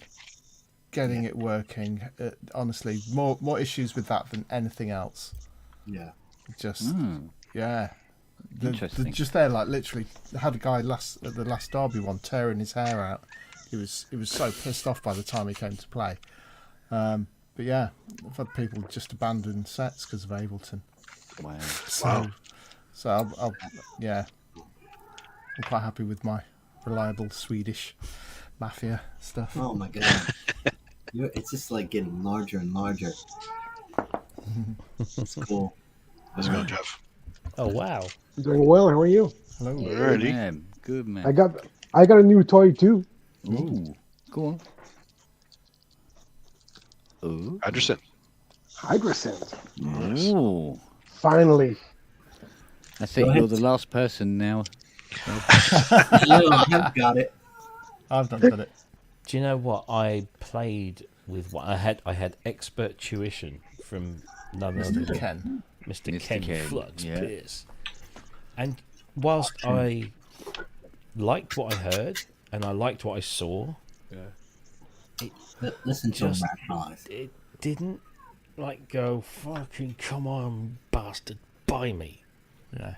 Really? It's Yeah. never had Not that even effect preset on me. 1, the Blade Runner preset? It's preset 2. It was a 2, sorry. Yeah, I haven't used it for a while. Yeah, the first one is shit. Not on the deluxe. I've heard a lot of the presets that I've heard have just made me go, oh no, just don't like it. But it's such a joy to. I just regret not buying it before. That's my only regret. I've got the Argon 8X and I've always just preferred the sound of it. It's just got a smoother tone. I got both. Yeah, I'm not interested. I wouldn't get it. I'm not interested for the synth engine. But all those modeled filters they have on there that you don't get anywhere else, that's cool. Stuff straight from Modular right on there. Yeah. Yeah, but you know, everything is not for everybody, is it? No, exactly. And actually, thank God, in many respects. Yeah. I mean, I'm not saying I don't like it. I'm not saying it's rubbish at all. No, I know it's a I really know great exactly synth. what you mean. Really You great still synth. want one, don't you? Yeah. Murphy? Look, if somebody gave one to me, I wouldn't say no. Yeah, it's But if priorities. I had £1,800 in my pocket, where am I going to put that money? Into half of the Super Why Gemini. not? Half a Super Gemini, Yeah. or an Osmos maybe. That Yeah. that appeals more to me Yeah. as an individual than the Hydrosynth does. Yeah, but you could get a little Explorer, right? Get one of those little babies. Have your. Yeah. See, I would. But you don't have the But see, rip. this is why things are going wrong because I've now bought a Gemini. Oh, I have a Roly. I have I have two Hydrosynths, and dude. I knew you were And the osmosis on the way as well. Holy fucking hell! Where am I putting all this? When I saw that, when I heard the Gemini, I was like, "Oh, man, I can't screw." Seriously, there's a synth that you put your hands on and instantly you're looking around thinking, "Is George looking? Because I'm going to fucking leg it out of here with this thing." And your arm, yeah. So, well, you couldn't though. That's the thing. It's a big old thing. Yeah, but you know, the thing it has the capability of replacing. It's not something you could get under your arm and run out the door with. Either. To me, that is more. You know, lots of people will say, "Oh, Hydrasynth." You know, I think the Poly Aftertouch drew too many comparisons to the CS80. Yeah, but it can sound, very nice. But the Gemini is more a CS80. If you're going to do that comparison, it's more a CS80 than anything else. Weird because, regardless of the fact the amount of controls there are on the front panel of a Hydra, there was something really homely about the controls on the Gemini. Yeah, because it's two strips. Yeah. Just like the CS80. Yeah, and it was sort of like it was just going. No screen required. Maneuver me, mess with me. Yeah. No screen required. Everything's laid out. Yeah. You know I mean, that was the thing. People were going up to it and instantly getting good stuff out of it because you look at it and you go, I know how to use this shit. Yeah. Because this is laid out the exact same way as good synthesizers have been laid out for the last 40 odd years. Yeah. It's that classic. And that's the thing. It is kind of like a CS80 with a Jupiter interface in a way. Kind of, yeah. It has that about it, it's got that. Yeah, like a Juno 60 kind of layout. It's got that classic Roland layout. Yeah. But this brilliant sound, and the filters on it. Yeah, because I was going, 35. I mean, fucking hell. And then I play the video back again and go, yeah. It's a bargain. Yeah. It's a steal. Yeah. Oh, you got one, really? Yeah, I've ordered one, yeah. Oh. Right. September. Can't keep up, Jeff. Yeah. You can try. I watched the video and it was literally going. Me too. I was drooling over the keyboard. No, I won't watch it yet. I'm not watching. No, don't. It's a $5,000 keyboard. Yeah. Easily. Yeah. For $3,500. Everyone was walking out of that bungalow going, "How much? It's crazy." Yeah. And then you look at the teenage engineering stuff. Please, come on. Stupid. Fuck off. If you can if you can actually see it, and if you can get close enough to it without being good, this is a business conversation. You go, I'm going to mix. I know what I'm going to do. I'll mix this down with my teenage engineering mixer. Although I have to say, where the fuck did I leave my teenage engineering mixer? Because we couldn't get to see the whatever it is. Oh, I just threw it in the bin thinking it was my fag pack. Well, just used it in the Volca does, so it's. But when I saw a demonstration video, and the spinning disc on the top of it, and what they were doing with that, I thought, oh yeah, that's kind of clever. I can't see it. I can't see a musical need for what that does. No, but it's not about that. It's kind of cool, and the fact that this disc is spinning as you're recording, and I think the example he used, he said, now we're going to say something off the record, so you just hold that spinning disc, and then let it go again. And I thought, but do we need that? I mean, we had pause buttons for how many years? It's just a cooler way of doing it, and therefore they can charge more for it. But you could change pressure and do Varispeed on it, right? Stop it, Andy. But why? Stop defending them. But why? I can do that on there. Just like a sampler can do it. Yeah, exactly. I can do that on there. I can just put my hands on the reels. It does the same thing. Yeah. Okay, it's not quite as portable. But... Not at all portable. A lot of us actually had reel reels. It's just like, no, you're not. Well, come on, according to Yamaha, a CS80 is a portable keyboard. I mean, it's got a handle and a case. Yep. Ready to go. Yeah. I mean, to Andy's point, probably what was the first one, the OP1 or whatever. They have one great, really product. OPZ is great too. You just have to get your mind around it, but they have one great so product, powerful. And then but everyone complains has never tried them. That's the point. Why would I? I'm not saying their later stuff is brilliant because they are overcharging for stuff because they're artist nerds, right? Don't get me wrong. If money was no object, I'd buy all their stuff. But I didn't hear musician in there. So Troubles. I mean, a couple of them are Yeah. musicians, but they're mostly video game guys and artists and nerds. But look at guys like Heinbach use them, and Cuckoo, and guys like that. You're going to say those guys aren't musicians? And they do brilliant stuff with them. So Those guys are shocking for the money. Heinbach? He's got way cooler stuff than that. Yes, but they gravitate to that gear for a reason. They're not getting kickbacks from those guys. They just like the product. And from what I can tell, all these big YouTubers are not making much money out of this at all. No, Yeah. because they like it. You know, I'm kind of over most of And it. you they can don't buy do it it used. 'cause You don't they have to buy like their it. stuff full price. So. Except Rob. There are egos being massaged here. Let's be honest. Yeah. I just get, they come on like Twitter and they come on with this bravado. And Twitter's like a different place, right? It's got different players and its own. It's not a shithole, but It is. It's a fucking dumpster fire. Well, especially the guy running it, right? It is a dumpster fire, but within that, there's a really massive amount of cool people. And you can feel them try to penetrate in, like they'll come in and they'll say something about TE, or like they come in like, oh, let me explain to you the deal. And it's like, and I always just write back, thank you. We appreciate you.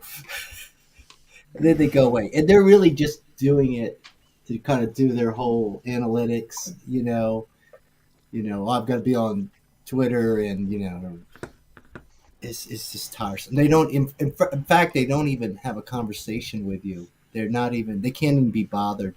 They just want to make their little silly posts. And some of them are really talented, like the guy, Myler Melodies. He's really talented, but still arrogant and annoying. I'm like, dude, you're not that brilliant. I'm sorry, you're not. You're just a really smart guy with modular. I like what you do. Most people on YouTube aren't that great. So. But he is talented. But these people are not in it for tech. They're not in it to deliver us everything we want from technology. If they weren't into synthesizers, they'd be making YouTube videos on postage stamps or I don't know, cars or whatever it was that they were into. They're not there for the technology. They're there to massage their own egos, and they want to play television presenter. They want to be famous. They want to be, a legend in their own postcode, small fish or big fish in a small tank sort of thing. That's what they're there for. Well, I think that's my point. There's about 4 or 5 I can name, and I really respect. They're all outside the circus tent that's super. Yeah, I actually really respect the Myler Melodies guy. He's done some great stuff, so I don't want to get. He's a really nice guy in person too. He's one of the. But the point is that they come on and there's something they're pissed about. They're always pissed. And they're coming on telling you, and you're just like, dude, what the fuck? You're like, because controversy sells. Algorithm loves that shit. Yeah. That's exactly it. If you and I guess that's all. You look at one YouTube channel I will watch quite frequently is Justin Hawkins, who's the singer and guitarist with The Darkness. Oh, he sometimes gets it way wrong though as well. Sorry, what? I said he sometimes gets it way wrong as well. Yeah. He does. But most of the time, he's hugely entertaining, and I'm a big fan of his anyway. But whoever's behind his, because he's not doing it all, whoever's behind his YouTube channel production, who does the thumbnails and the titles, it's classic clickbait. It's the title will suggest that he's about to absolutely lay into artist X or this thing and the other, and it turns out actually no, he's not. He's singing their praises, saying they're doing a wonderful thing, this is amazing, let's analyze it, let's talk about it. But the title in the image says something that's going to get you to click on it because you're going to be angry, you're going to want a response, and that's what the trash news channels do as well, isn't exactly. Well, yeah, how many times have you gone one of those and the title is not even mentioned once in the video? Exactly. Yeah. It's all done for clicks and likes and revenue and massaging egos. Yeah. I mean, there's a certain YouTuber at the moment, I'm not going to mention his name, but I'm sure you'll all figure out who it is, who is currently on a crusade about hipsters making YouTube videos and having yucca plants in their, the overhead shot. So you have a synth and you have a little yucca plant, A wooden desk and little plants and little thing, figurines. And that's his shtick for the next few weeks, I guess, because that will attract people in, and they'll either go, "Oh my God, you are so right, we hate that shit," or "What the fuck are you on about? You're talking bullshit. These guys are really talented and they're just doing and that's all YouTube cares about. YouTube does not differentiate between likes and dislikes. The only people that care about likes and dislikes are the people making the videos, because they think, when they see, I look at our stats sometimes and I see on PSN that we have regularly 1 or 2 dislikes every week. Now we don't get it's the law. Yeah, but we haven't got a huge viewership, so that's fine. So 1 or 2 dislikes. But YouTube itself doesn't care, because as far as YouTube is concerned, the algorithm's concerned, that is engagement. Yeah. But we should work harder to get more dislikes than we do. I'm doing the right thing then by disliking. Yeah, absolutely. Yeah, it doesn't matter. We need more, though. We really must work at it. Well, I actually like when they showed the dislikes, but people got offended. Like, I don't want people to see how many dislikes I have. They stopped it. I know, and that sucks. I like to see that, actually. So. Yeah. And as Matt points out in the chat, there are some rare exceptions to the rule, like Alex Ball. Yeah, and there always is. There always will be. But but when you see a post on social media that says, "Hey, do you want to come and meet your favourite synth YouTubers at Super Booth? We're all gathering outside the circus tent at 1:30 p.m. on the Saturday," and you get to meet, and then all the names are the ones that you'd absolutely expect to be there, because they want to, they put themselves on display for their fans. The thing is that there's a weird thing going on here, is like, because they are creating, sort of fueling the gear acquisition syndrome stuff. Oh, it's like, sure. Yeah. And it's like, so they're getting sent, this stuff, either for free or whatever, or for a period of time, or at a discount, etc., whatever their particular arrangement is. And us all us viewers will see that and go, "Oh yeah, I really wish I had that bit of kit," or whatever, and it creates this sort of this desire or whatever, for that particular or not, in case of push 3 or whatever, and it's kind of, it's weird, because these people are not making hardly any money out of this. It's like, these are the top people in the world doing these things, and it's a struggle. It really is. It's like you're probably better off just doing shifts in McDonald's than what a lot of these people are actually making, if you discount any of the equipment that they're able to sort of get through it. And it's I wouldn't. There is money to be made, and as Ben Jordan's video recently, I would thoroughly recommend anyone. There's not a lot of money, There's not really a lot, isn't. but there's quite a bit. Yeah, but there's the more still quite a bit. shill-like you are, multi-millionaires. Yeah, Not the more really. shill-like you are, the more money there is to be made. If you play the game. Yeah, it all depends on how you do. Yeah. If you're going to do 90-second readers, halfway through your video. Yeah. This video is sponsored by PCB Way. They really get it. All that. You can really make some big money, but nobody's sending you any wreaths. For the amount of hours that they're probably having to put in to make not very much, it but really isn't a lot. But then what Ben annoys me Jordan is was saying, like, what, $3,500 a month or whatever. And it's just kind of like... look, people like Ben Jordan do lots of different things, and his YouTube channel is just one aspect. He's a business guy, you can tell. Absolutely. Yeah, and but he's what really annoys me is when you get somebody, and again, I'm not going to mention names, who will make a specific video about how we don't make much money, and I gave up my full-time job to do this, and it's really tough. We don't care. We don't care. Ben was also a touring musician for years, long before YouTube, as the flash bulb. So he knows the business in and out. But he only does like 1 or 2 videos a month. What's crazy is there are what I've seen, even let's say in modular, there's a few people out there. Is it Omni Cohen or something? Omni Cohen, yeah, like that guy's brilliant, and he's got some really. There's a few others that I've watched them. It's just purely educational. It's deep and it's amazingly valuable, and you're just like, wow, this is really helpful. I have a lot of time for people like Lou Pop, who a lot of people seem to dislike. But Ah, I- right. Video it's manual, fucking- that's great. the thing is, he's actually providing a I kind of a learned- service. I learned something about Loopop though, is Right. that he often, I'm not going to say where I got this information from, but he will often insist on exclusivity Okay. before reviewing a product and Right. doing his usual. I mean, his reviews are amazing, really good. Yeah, and he everything, but- puts in. And the fact that he never, Fine. But nobody knows he does push other people out of the scene in order to do what he does. I notice he'll have a video first quite often. Yeah. Yeah. But Well, I his mean- video will always be informative, instructional, and eminently usable by anyone. And there's no, I guess there's Forever. no ego. There's less Honestly. of an ego involved because he's not. There's we no don't know what. personality. Nobody Well, knows what you he looks say like. that, but the demand for exclusivity is Yes, an yes. ego thing, you know. Yeah. Or money. Well, yeah.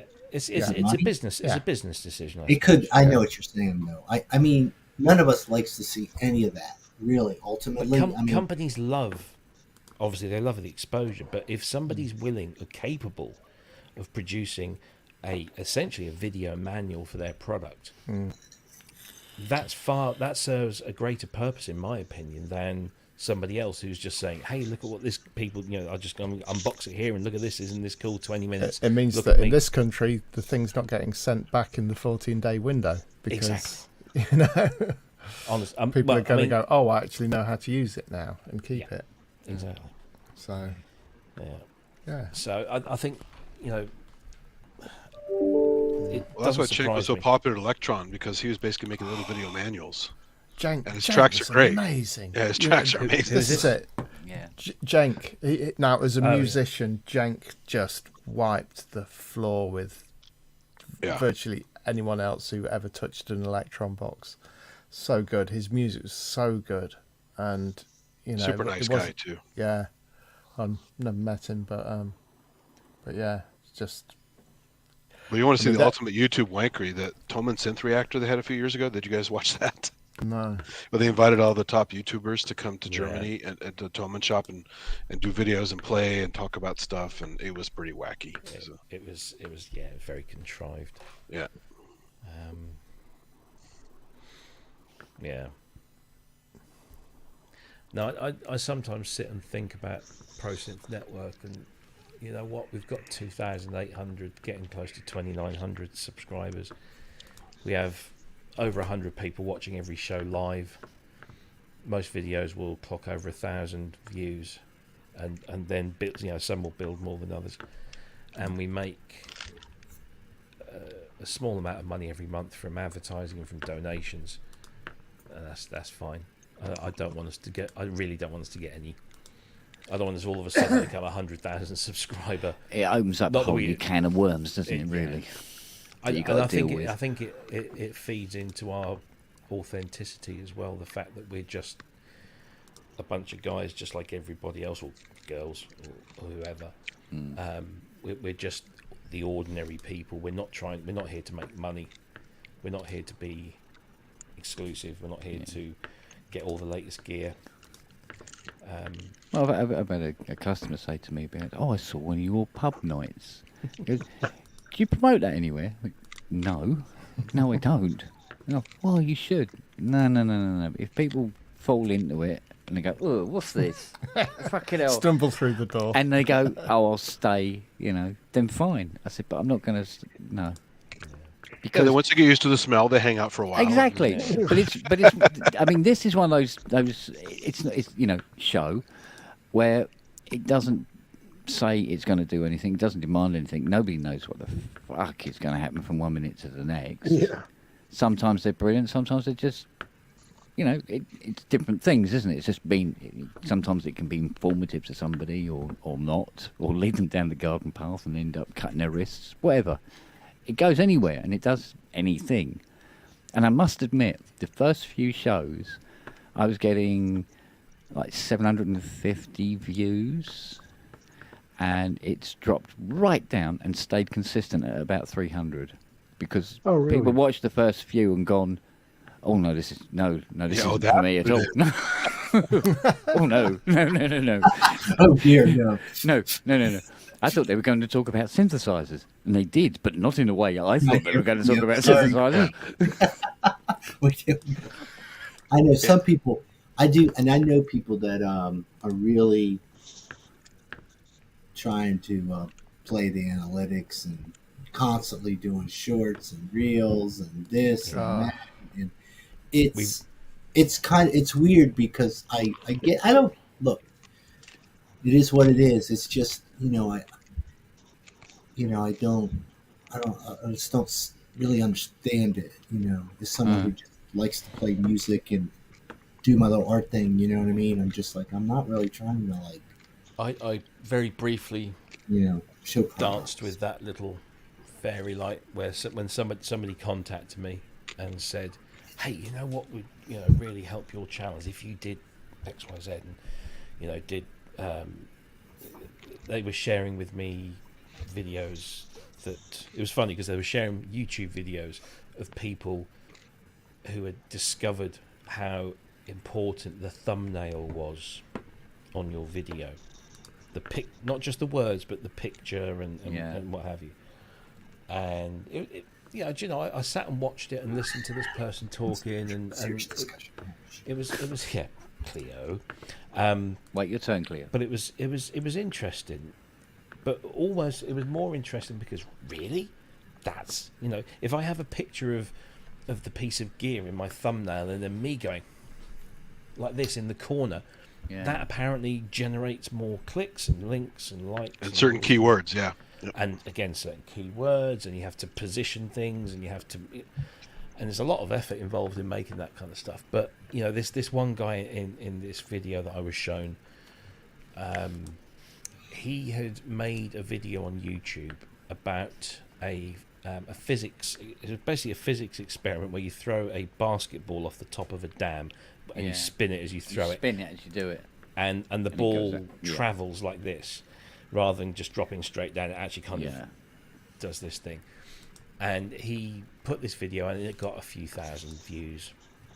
Someone copied, literally just ripped the video, posted it on their channel, but did the flash title, the big thumbnail and it got millions of views. Yeah. Millions of views. Obviously they were making a fair few quid from it. He challenged it. YouTube saw in his favour. They took obviously gave him whatever he was owed. But then that led him down this path of trying to figure out the thumbnail whole thing stuff. And I said to Ben and Chris at the time, I said, look, I just watched this and I think we should maybe take segments out of the live show and put those up as mini vids or shorts as they now call them, and maybe we should do, and we did a couple, and do you know what, I can't lie, you do better. We changed the thumbnail title of 2 short videos. Chris had done one about a hack in Logic where you can organizing your plugins so that you can easily find what you want, and Ben had done a comparison video between a real JD800 and the rolling cloud thing. And as soon as we changed the thumbnails, they didn't shoot up, they didn't go stratospheric, but there was a significant peak in uptake. And I thought, we're onto something here. And then the realization hits that I've got to spend a couple of hours for every video to make up an image. Yes, I can probably have a template and make do it quicker each time, but I've got to think about words. I've got to do this. Do I really want to do that? Is it what we want? Do we want that sort of thing? And we very soon just stop doing it, and we don't care, No, and that's right, because that's what's happened to some of those YouTube influencers. You have to keep doing it, and I just did the shorts too. Someone told me the same thing, so I created a couple.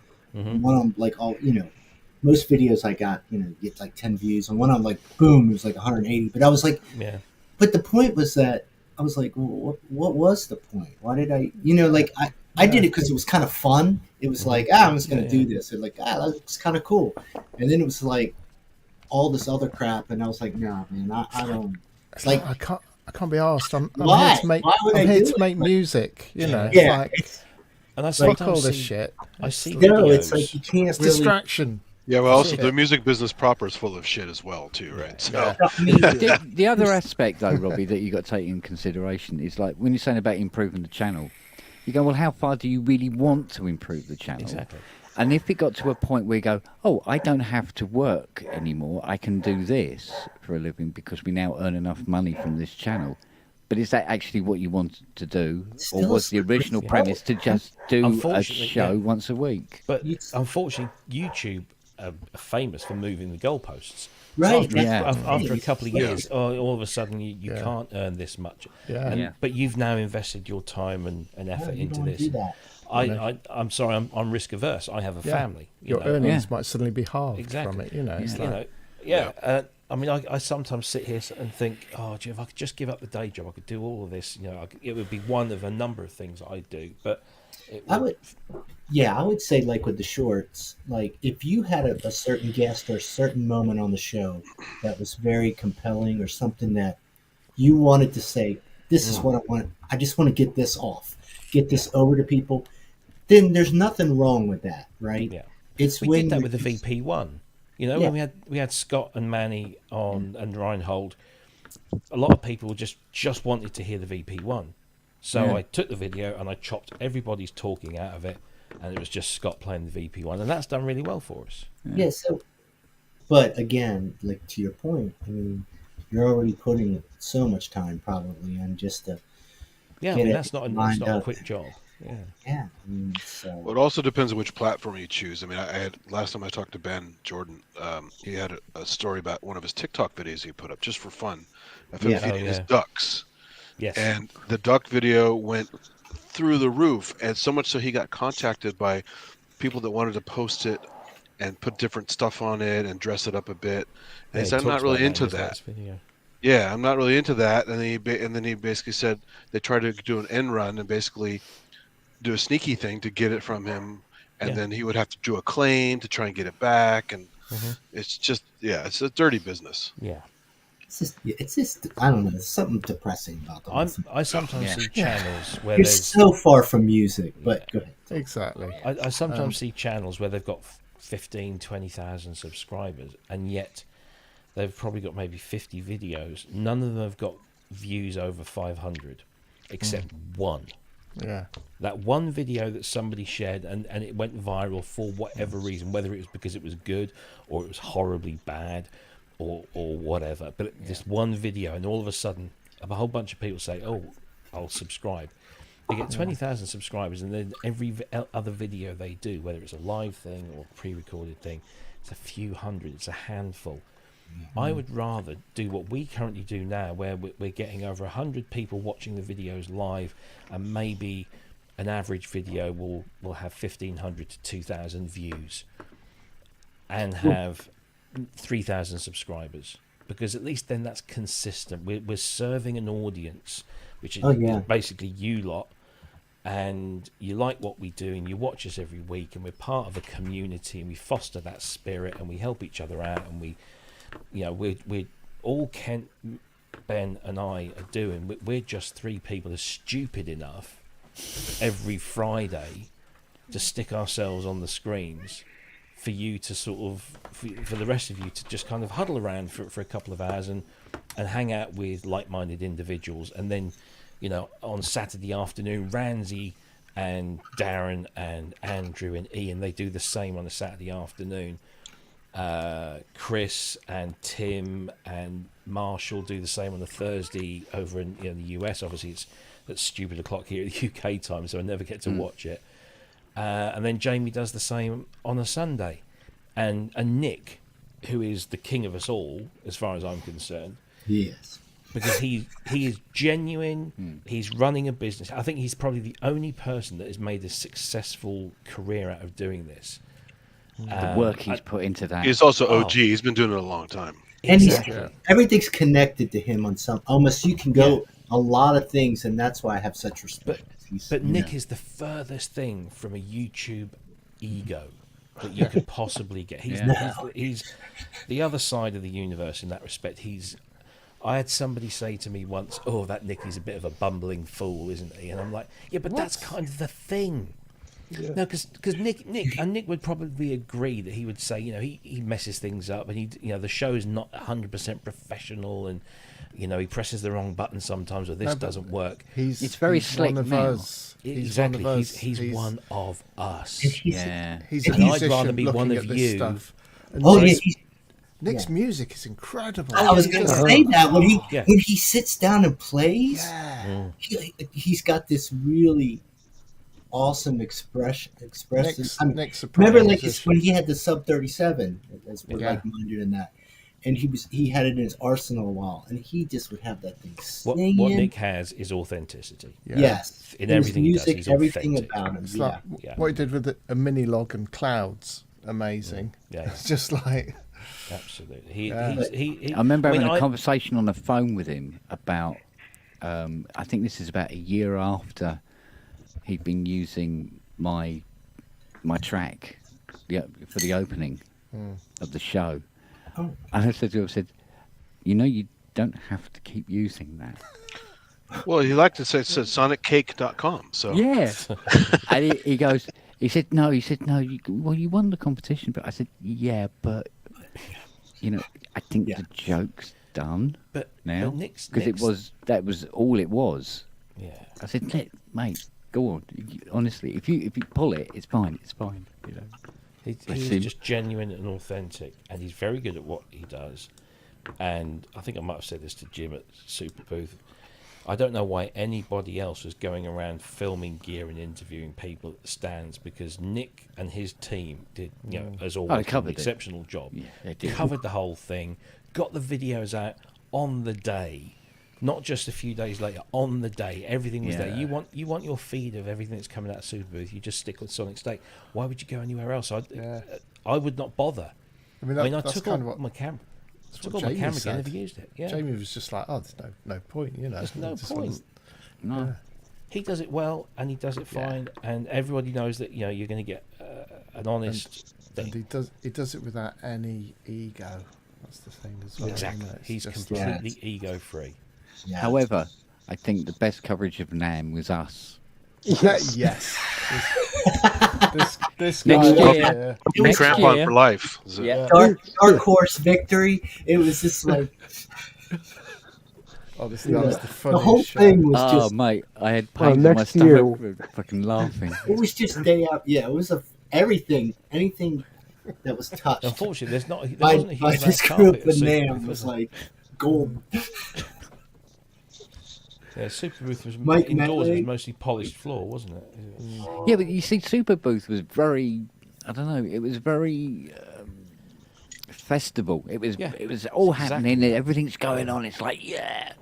NAMM seemed this year to me seemed to be very sort of like corporate and kind of It always is essentially pretty what much. it is. strict, Yeah, it's sort of always like very. At its core, it is a corporate thing. Yeah, and it was very Too refined. and sort of- polite.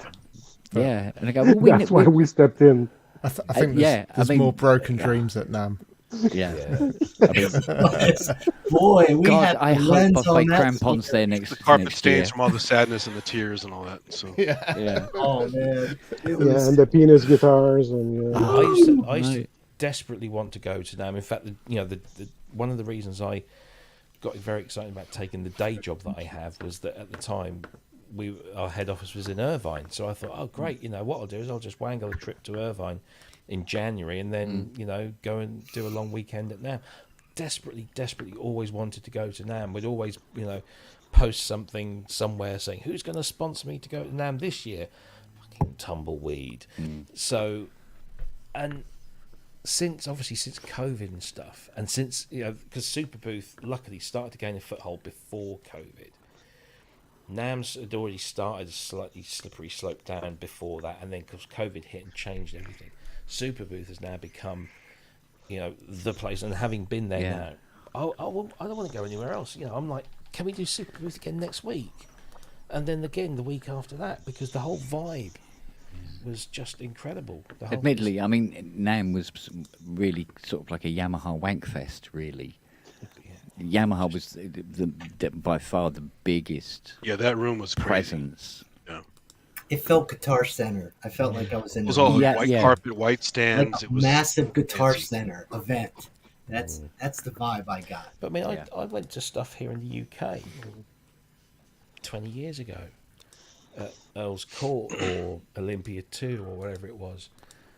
And they would, to me, obviously not having been at NAMM, I couldn't do an exact comparison, but they certainly felt they had that whole thing. You know, it was all very, all the stands were there and all the reps were there, and there were meeting rooms and people were going off, and there was, the last couple of days, the Joe Public could come in and have a look around. It all felt very kind of corporate and forced. And the great thing about Super Booth is that it is what Herr Schneider has done is created an event for the people first. Yeah. And then the manufacturers are secondary to that. I'm not saying that's how he sets it up, but that's how it feels when you go there. You feel this is for us. This is for the people. It's not for the manufacturers. The manufacturers turn up because they know the people are going to be there. It's their target market. But the whole vibe is just like, you come along and you have a good time. Rather than, we're all coming here to show you our wares and to sell you all this stuff. You can't buy anything at Super Booth. It's strictly forbidden. You're not allowed, apart from food and alcohol, which of course we did in great. Which kind of automatically takes the corporate element out of it. Yeah. Anyway. Yeah.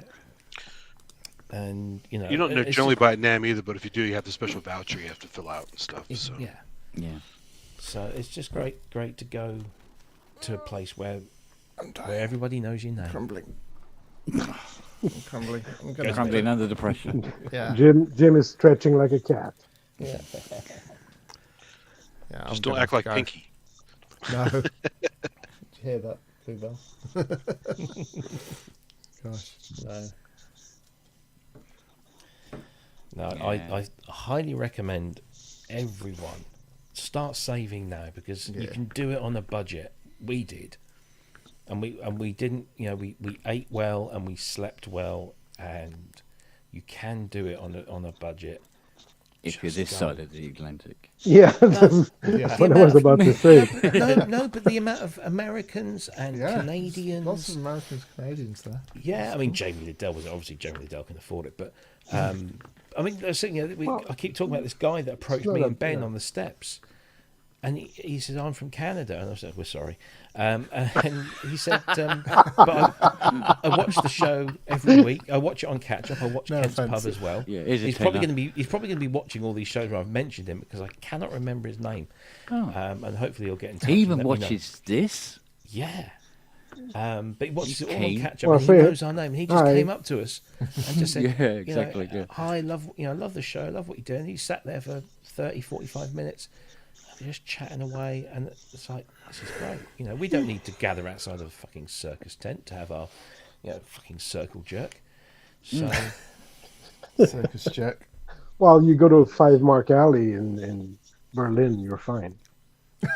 You guys don't know about my 5 Mark Alley, yeah? It's Euros now.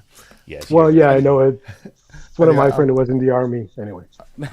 I'm going to have to crash. All right, Jim. Take care. Bye, Jim. See you later. See you at NAMM. Take it, man. See you. So no, I just honestly, please come because the event will be so much better. Yeah. I mean, Well, it's great not- at the moment. Yeah, from here it's about $2,000 a round trip to Germany. It's Yeah. not that bad. Yeah, I mean, wherever you go, I mean, like NAMM, that would be $2,000 to $3,000 for us. Yeah, well, exactly. Yeah, it'd be 600 for me, but Yeah, $2,000 and it's, for it's you. a flipping 12-hour flight, which just kills you. So you're gonna have to go like a day or so before. Yeah, mate, if you're on a 12-hour flight, they should at least have the fucking decency to speak a different language when you get to this. Hey, David, I found a Buffett crampon hoodie. It's in the chat. Oh, what? It has the French name, Buffet A something crampon. Oh, I know. I'm going to NAMM next year dressed as a fox costume. I'm just gonna run around and see if you can find me. Play hide and seek the whole event. and then you start going. You're still looking for it. But I reckon, certainly from the UK, I reckon if you had 500 quid, Buffet crampon. All right. you could do super Oh, you're booth right. fairly Really? comfortably. Yeah. Yeah. Because you can pick up I mean, our flights, Ben's flight and my flight, by the time because we upgraded Ryanair. It's not really an upgrade. What, you didn't have to use your arms? Yeah, basically, you know. Yeah. You were sitting inside the plane, okay. Yeah. No, you pay a little extra, depending on the baggage Yep. situation. Yeah. Oh, there we go. You pay a little extra for the baggage, whether you want to check it or you take an extra bag on or whatever. You pay a little extra to get through fast track security, which I'm not going to bother again if I go with Ben, because we did fast track security and Ben got stopped twice. So it was less of a pain in the arse track security. But yeah, it was I don't know, maybe £100 so each return, or with Ryanair maybe a little more. Yeah. And then the hotel, all right, we could have stayed somewhere smaller, somewhere maybe a bit further away, like Mark and Cheryl did, because they kind of took my advice and then they went like 11 miles beyond or something silly. But yeah, you can find yourself a good place to stay for not a lot of money, especially if you book in advance. And we already have the dates for Superbooth 24. So I reckon, yeah, you could do. But I'm definitely next year, because we flew out on the first thing on the Thursday morning. So by the time we got on site, it was like 2:00 in the afternoon. So the event's still going on for the main event goes on till about 6:30, and then you can stay a bit longer to watch, some of the bands and stuff, or artists. Yeah. So essentially, we were on site for a day and a half.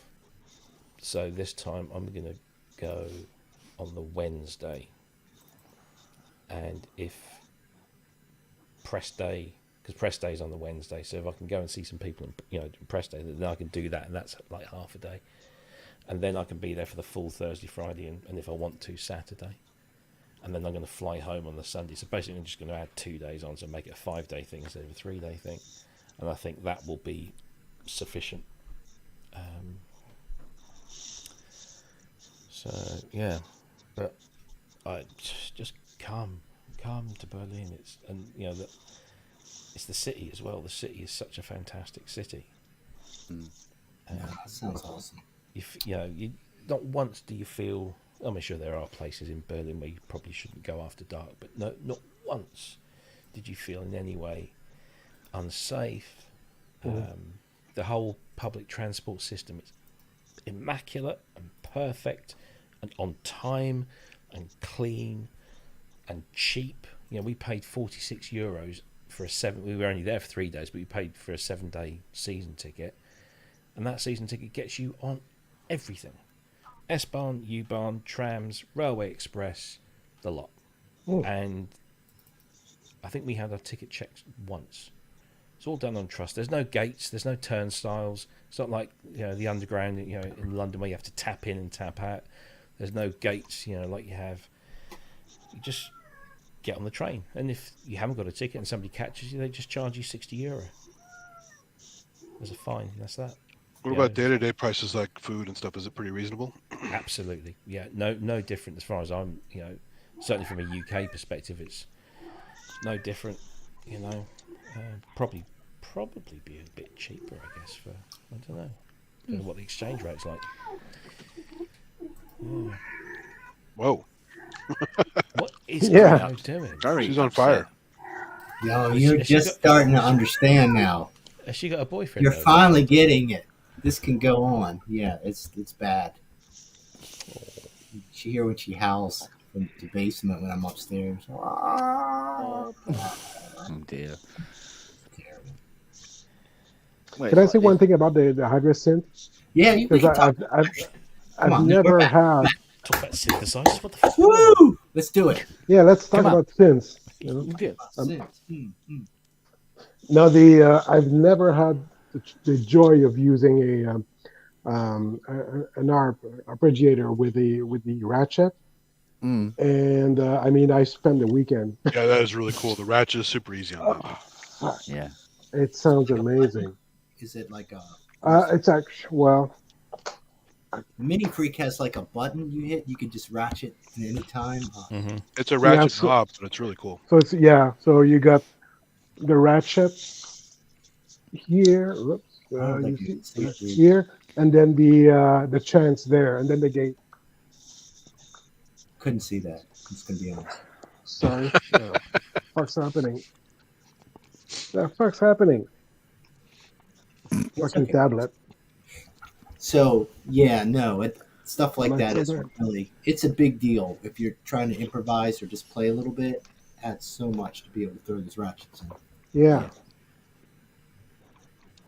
Yeah.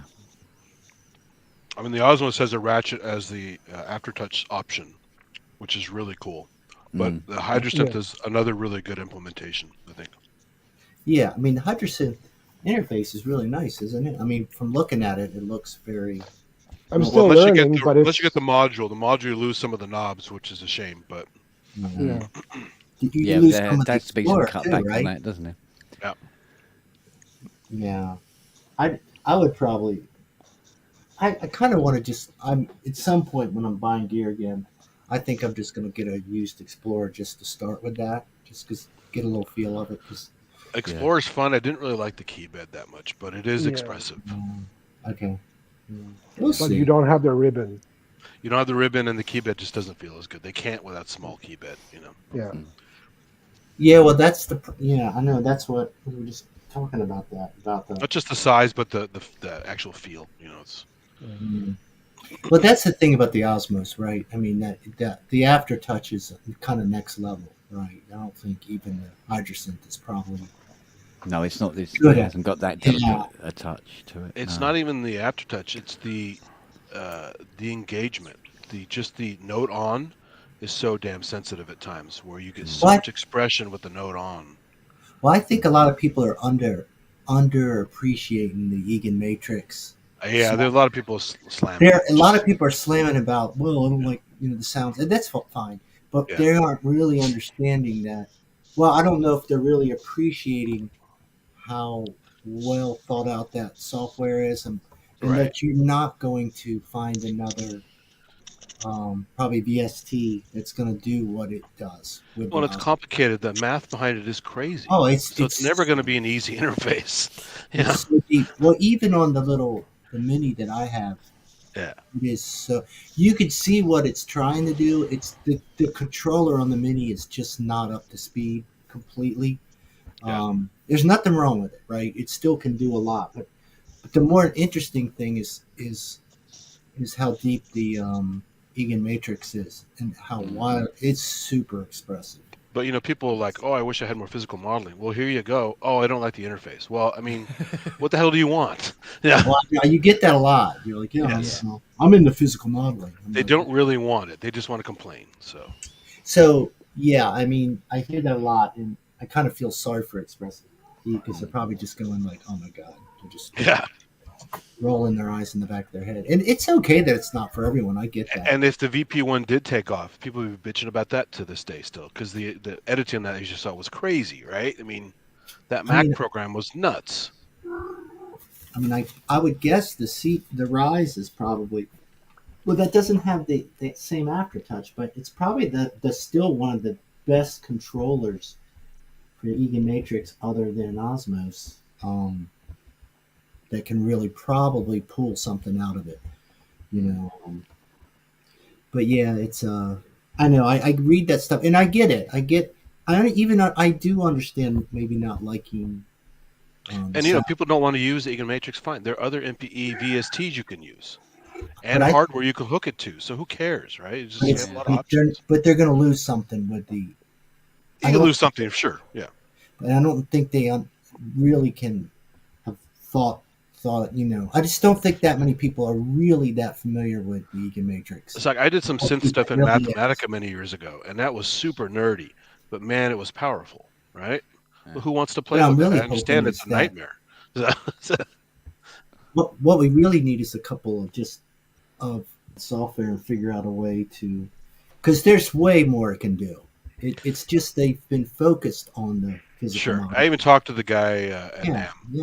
one of the main guys there. I said, look, Oh, because he God. was asking me, he said, well, what do you think about the presets and what would you do for more presets? I said, well, you just do what a lot of other companies do. When you have an update, release a batch of presets with it. Yeah, And exactly. spend a little extra time, make some choice presets, Yeah. and no one's gonna bitch about it, No, At least yeah. most people won't bitch about it. So I think people that buy it and sell it for that reason are making a massive mistake. That's They're- not the reason that you know. they're What I getting mean? confused too early and getting rid of it. So yeah. Yeah, versus maybe saying it's just wasn't what I expected, or whatever. I don't know. But I mean, I haven't done a lot of crazy edits on any of the Rolly like Equator and stuff like that, even though it's easy to do and you can. I'm preset diving mostly and tweaking a little bit, but if you really put the time in, it's worth it. Well, yeah, I know. I think that's what most of us are doing. It's Yeah. just, but if you listen to those guys talk, and I've listened to Hawken and Egan Matrix because I've been really fascinated by their stuff for years. Oh yeah. And listening to them, it's just never been widely embraced. I was looking at the Mini. The Mini's like 5K. Yeah. Not the Continue Mini. I'm sorry, the Slim. The real, because I've got that little board. But what I get with that board, I've got the whole software. Sure. So that's what's really awesome about the Mini. They tailored the interface a little bit, right, based on device. Yeah, the interface. Each one's slightly different based on which device you buy or whatever, right? But it's got the Egan Matrix. There's no But it's difference. there, yeah. The brain is still there. Yeah, it's a 2-voice. It's basically a duophonic, and believe me, it can sound massive with those 2 voices. Yeah.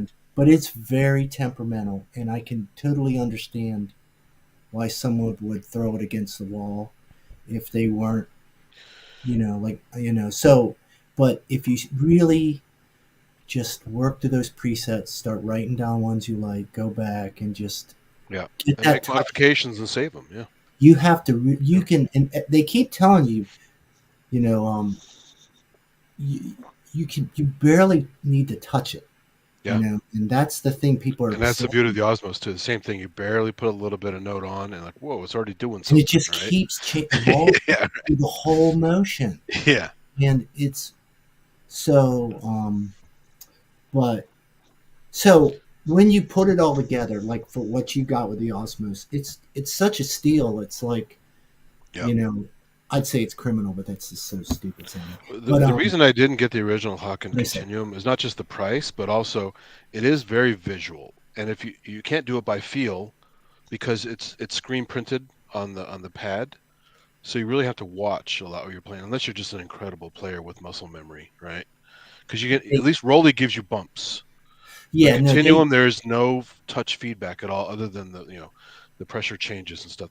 You don't know where the keys are unless you look.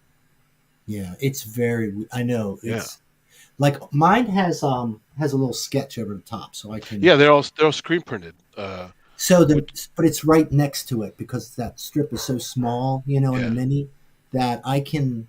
But what's so weird about it is it doesn't look like a piano, even though it's sketched. I can't visualize a D major or something. It's so like the whole shape of my hand is so different than a D major on a piano. But the point being is that honestly, every time I play it, I go, "This is super cool." It's really frustrating, but I go, "I see how they did this. I see how it all came together." But the good thing is you're like a lot of us, you're willing to explore it and deal with the weirdness and stuff. Some people go, I want something different. Oh wait, I don't want something different.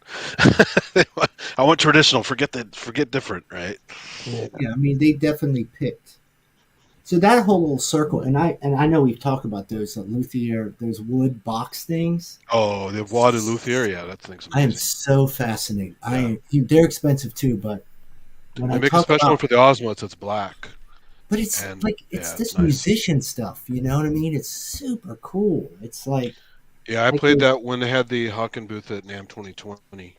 I played the Continuum hooked to the water luthier, and it's this sounds amazing. Yeah, I definitely want to get one of those. If he was like going out of business, I would just buy it immediately. Did you see the other? I don't know if there's some weird coverage of Super Booth here and there, but the guy that Henrik JX3D had walking around captured some of the other weird stuff that the designer of the Voix, the luthier, made. Big standalone wooden speaker thingies. Have you seen the other ones they make? They're crazy shapes and stuff. Yeah, I've seen a few because I get on his website now. I'm kind of in that geek mode. Yeah, those are wild. You know what I mean? He just made a budget like box too that I don't know. I like I still like one of his traditional ones that looks kind of like the guitar and that has stands on there. It just looks, to me, it looks beautiful. I just think I can't imagine the cool tones you can make out of that box. I mean, it wouldn't be for everything, but I can imagine like, if you were recording and you got some sounds. God, we are boring, Rob. Look at him, Jesus. No, so I'm really tired. It's okay. Yeah. No, we get it. Kent to come back so I can say goodbye. Yeah, well, you got on that nice rant there, you know, and that probably wore you out. Yeah. No, but yeah, so some of that stuff's really cool. You know, they never refunded me on my Osmos. They said they were going to. Really? And so I don't know yet if I'm refunded. So I'm just hanging tight because if they all of a sudden tell me it's ready, I might buy it. Go back You and forth. didn't even get a status update on your little red screen or pink screen there? It just says I put a deposit. I don't know. I'll Oh, have to check it. They never refunded me though, because I had the Touche one time before and they refunded me, and so I know what it looks like. It's a red refund. So I don't really care at this point. I'm just kind of hanging. But if they offer it, geez, I'm going to struggle. You know, I'll probably just get it, to be honest with you. But, it's really not that much. You know, if you get it and you're going to ever take it anywhere or store it, get that bag for it. The bag they make is really nice. But they might have refunded. It is fine if they have. I've got enough toys, that's for sure. Kent's not coming back, Rob. I'm sorry. No. He's getting his coffee, probably. Oh, yeah, okay. Well, his thing says knackered. He's probably been tired the whole time. So. No, you keep him on here. Yeah. Oh, I did my drone day. Is anybody else doing drone day? I think it's Saturday. No. International Drug day? Have you ever heard of this thing called drone day? No, Every day. So I think it's people in Canada, Jeff. They started this thing and. Well, I know drug day, but what do you say? Every day's drug day. Oh, yeah, used to be, yeah. No, I think it's big in the modular thing, but yeah. So they have like all these recordings and they just post. Is there a central place for that? Because I haven't seen that. There is a website of some sort, and I think it started in Canada years ago, and now. So we have our local Rocky Mountain dudes, and one of them. So we're all doing YouTube. You know, I would say in Colorado, the drone day would be Lauren Boebert talking. So. Oh God. She's just so. Hey, I see DeSantis is about to throw his hat in the ring. Oh yeah. It's so they're just so pathetic, all of them. I mean, they're really pathetic. I mean, you just look at them. Well, her especially because she's the classic super religious anti-abortion girl. Yeah, she used to be an OnlyFans girl and a model, and and possibly an escort if the details are true. And her husband was flashing minors in a bowling alley, got arrested for that.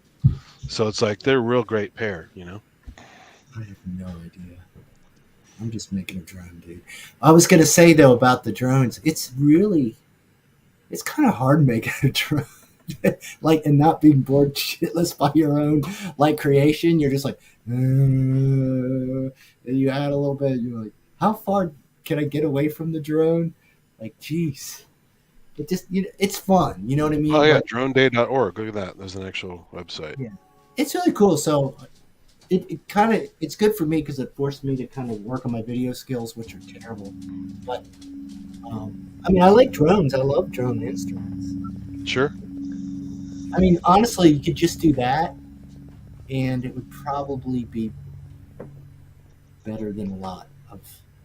Oh man. Or do some bagpipes.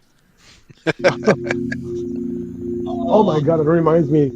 A couple of weekends ago, I had my tire changed, and while I was waiting in the parking lot, there's a guy who was practicing his bagpipe in the parking lot, and you're outside, and it's just still so fucking loud. Fucking hate that. Anyway, I had to get it off my chest. Thank you for reminding me. Yeah, I mean it's fun. It's fun to kind of, but when you're actually trying to like keep it to like 5 or 6 minutes, and you're just like, okay, what do I do now? Yeah, you got to change a little bit. A pure drone is really boring. No, Yeah. it's really funny. You know what I mean? Like you're writing it, and I'm just like, oh, I'm so sick of this song already. I've heard it like 10 times because you know you're layering it a little bit. You're just like, oh god, I'm so sick of it hearing it. Quick question: Yamaha EX5 opinions? Good, get I it. love it. Good, I have get the it. rack How and much? the keyboard. How much would you pay for it? Keyboard or rack? Keyboard. Yamaha EX5. My best deal, because one got broken. My best deal was like $550. Okay. Right. Because there's one for sale for $800, and I'm thinking, yeah, probably Yeah, should. really. Vintage Synth Explorer loves it. If it's pristine, I would say yeah, because the first one I bought was almost that, but it got ruined in shipping. But I found a cheap one in Japan. Oh, there's the rack. Yeah. Ooh, Yeah, the rack is nice. it's big, chunky. It's got a lot of buttons. It's a 76 key, yeah. 76, yeah, keyboard, yeah. Yeah. And synth action or piano? Synth. It's Okay. synthy, yeah. Semi-weighted, yeah. Semi-weighted. That's good. It's basically the same keyboard mechanism that you get in SY99, the X5, right? the SY99, the Korg T1. Yeah, Two. or whatever, the 76. The It's the two? same mechanism. It's really nice. Yeah. It's basically a DX7 action. All right. But it's take cool that. because you get you get the VL engine in there. You get is it the AN as well in there? I forgot. AN is I also in think there. so. I think. I think so. This FDSP thingy, which is weird. AWM2. Yeah, AWM2, so just sample everything. stuff.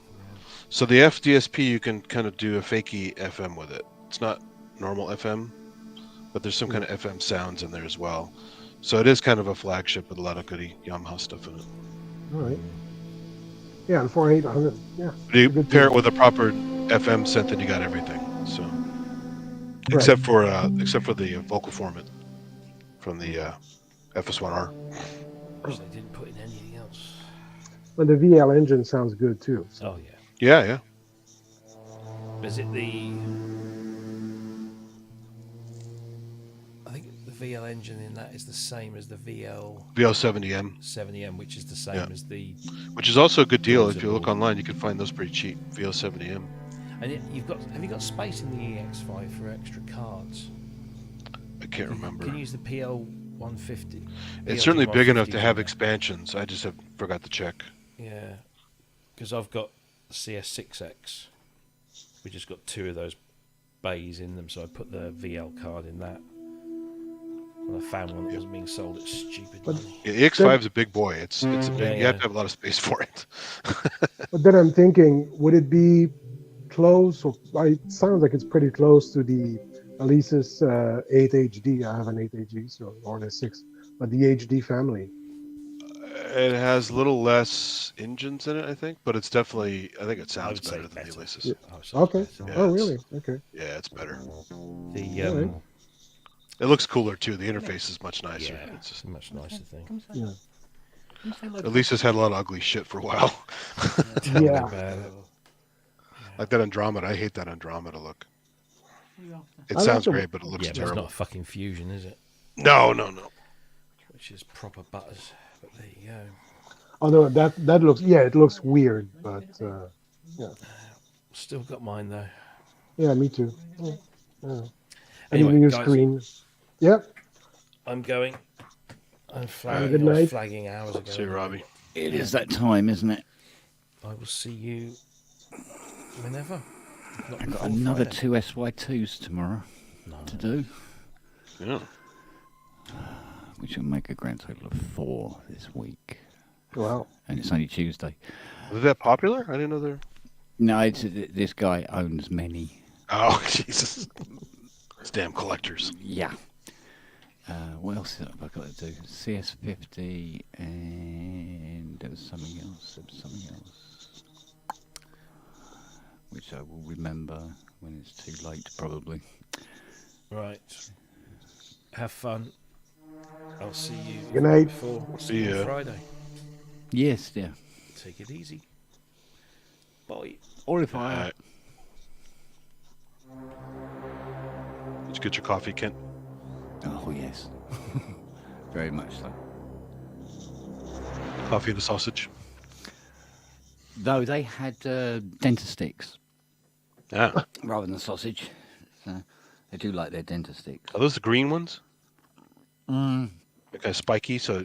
No, they're sort of like X-shaped and they're sort of like Yeah, get right, beige and red. Okay, yeah. Yeah. So they love them to death. Liver flavored or something? Is it? Yeah, no, I don't think it's a meat flavour. It's just a. I don't know what it is actually. I've never actually eaten one myself. But I don't think so. No, they have their own particular flavour. I think that's right. I don't know. Right. But they go nuts for them anyway. So because I can't keep giving them pigs in blankets every time. So. I love how we make this food that looks like something we know that they don't give a shit. And it's cute to give it to them because it looks like they're eating little pigs in blankets, but they don't give a crap what it is. Yeah, they don't.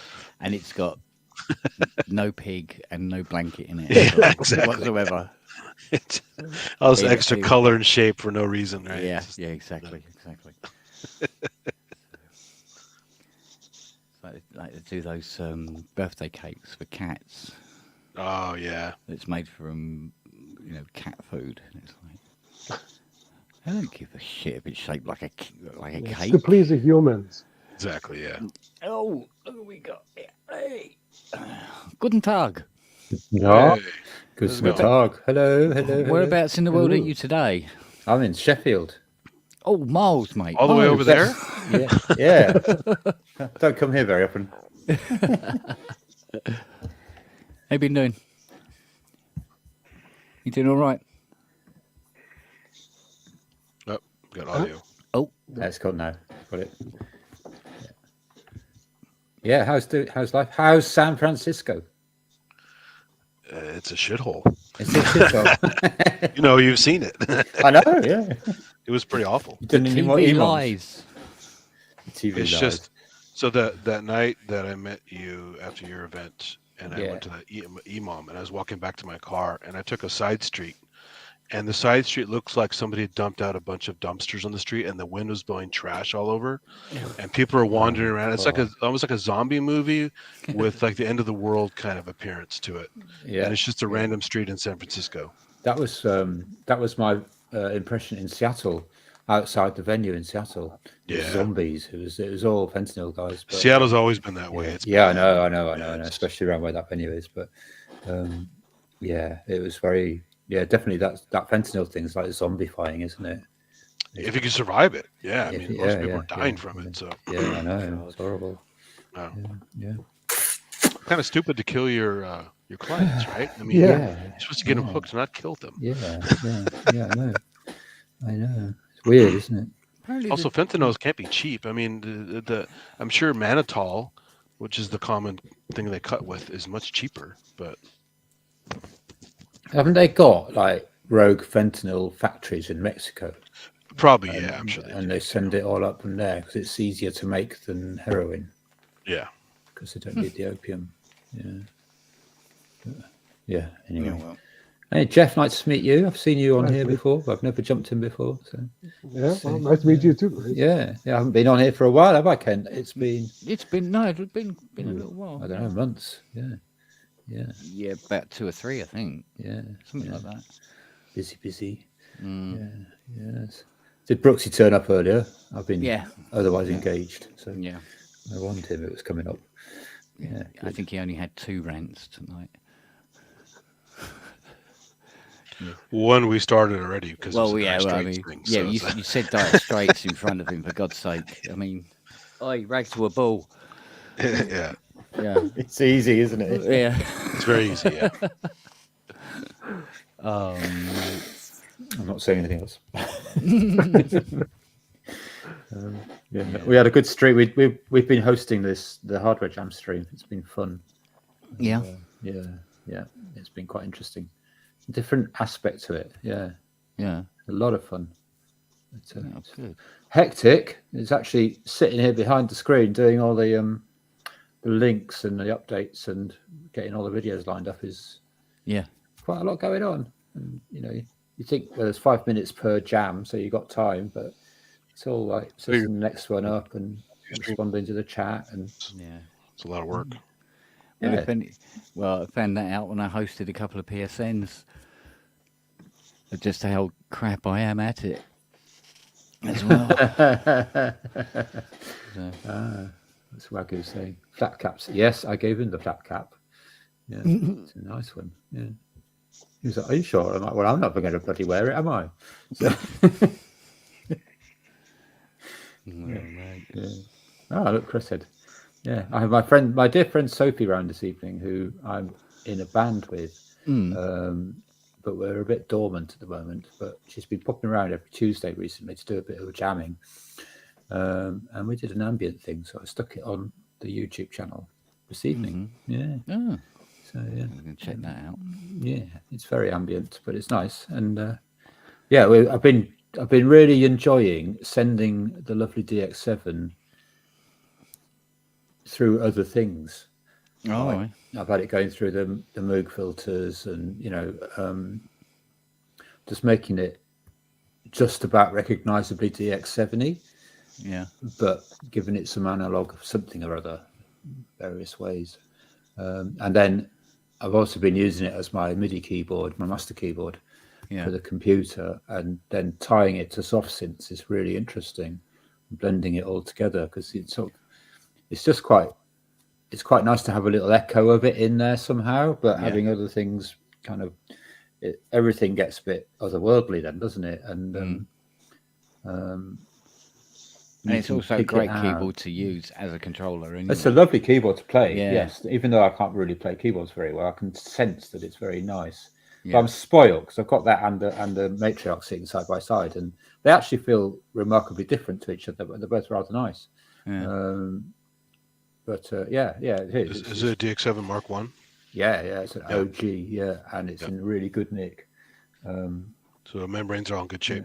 Oh yeah, no, it's not even anywhere. When it wears away and the colours wear away and stuff, but no, nothing's worn. And it's got quite a pedigree, this keyboard. My friend John, who I was in a band with at university in the 80s, he had it, and he'd saved up his beans, and his dad took him to the shop to buy it in 1983 when he was like, I don't know, he must have been about 14 or something, 15.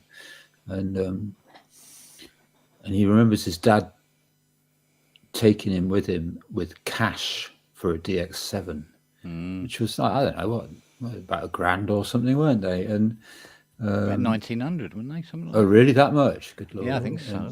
He'd managed to sort of do, weekend jobs or whatever to get the money together. And I think his dad helped him a bit, but he said he'd never seen so much money in his life. And I'm not surprised in the 80s, early 80s, there was a ton of cash, wasn't it, for a teenager to see. And they went and bought it, and so it's in really good nick. It's even got the little music stand that clips on the back. And it's got the original Yamaha sustain pedal. Hi, Dave.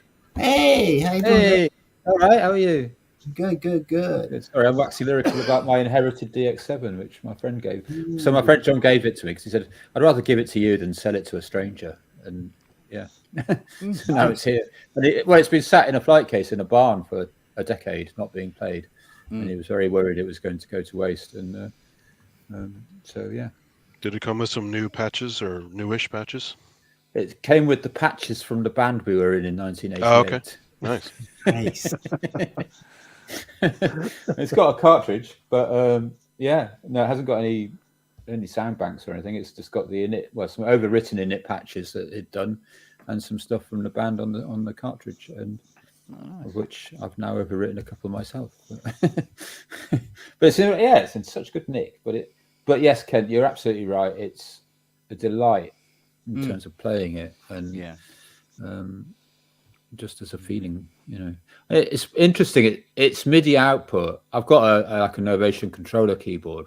One of those launch key type things, quite a big one, same size keyboard. But when you hear the velocity curves back through soft synths, they play differently from the two keyboards. It's really, so it's clearly spitting out velocity on a different, I don't know, gradient of some kind to the Novation. Which I'm sure you could calibrate them to be similar, but I don't want to. It's quite nice having the option. Yeah, absolutely. Yeah. So anyway, I wanted to say I'm very jealous of you, Kent, for buying a Super Gemini. Yeah, I think my bank manager will probably come around and shoot me in the head at some point. Definitely. Go, what are you doing? You keep taking the money back out again. There's no point in putting it in if you're going to take it out. So, putting the bank manager out of a job. Yeah. Brilliant. That's ridiculous. So, yeah, but I heard it and it was like, oh, you bastards. I know. Why did you invent this? Why did you? Bastard. That George Hearn's got a lot to answer for, right? Yeah, exactly. It looks amazing. It looks like a really good thing to have and a good idea. Yeah, it looks right for the sounds it makes. Yes. You know what I mean? There's a marriage there between that control surface and the sounds it's making. It's very, very similar. I went to his place when I was in Bristol last year with the keyboard player from the band I'm working with, who had befriended him and bought a Super 6 desktop, but he wanted to go and check it out beforehand. And we went down to their place in Bristol. I met George and Ben, who's their sort of sales guy, and had a really nice afternoon, just sort of nattering as you do. And it's he's a good guy. He's like really switched on to his own instruments and seems to know how to play them really well, which is quite, I think, very telling and a very interesting sales tactic, actually. But I think he clearly loves what he does, doesn't he? Yeah. It's very cool. Yeah, hit this one right, though. Yeah. He hit it right. And it's really weird, isn't it? Like all these different synths come out, sequential and different stuff, and then everybody does something, you're like, yeah, it's kind of cool. Like the what's the PPG one that came out, Groove Synthesis. And you're like, 5K, I don't know, and everybody's kind of polybrewed, and then this one comes out and you go, man, I can't find a reason not to. I can't find something wrong with it, other than the price is still high, but I honestly believe that this Gemini will damage mask sales.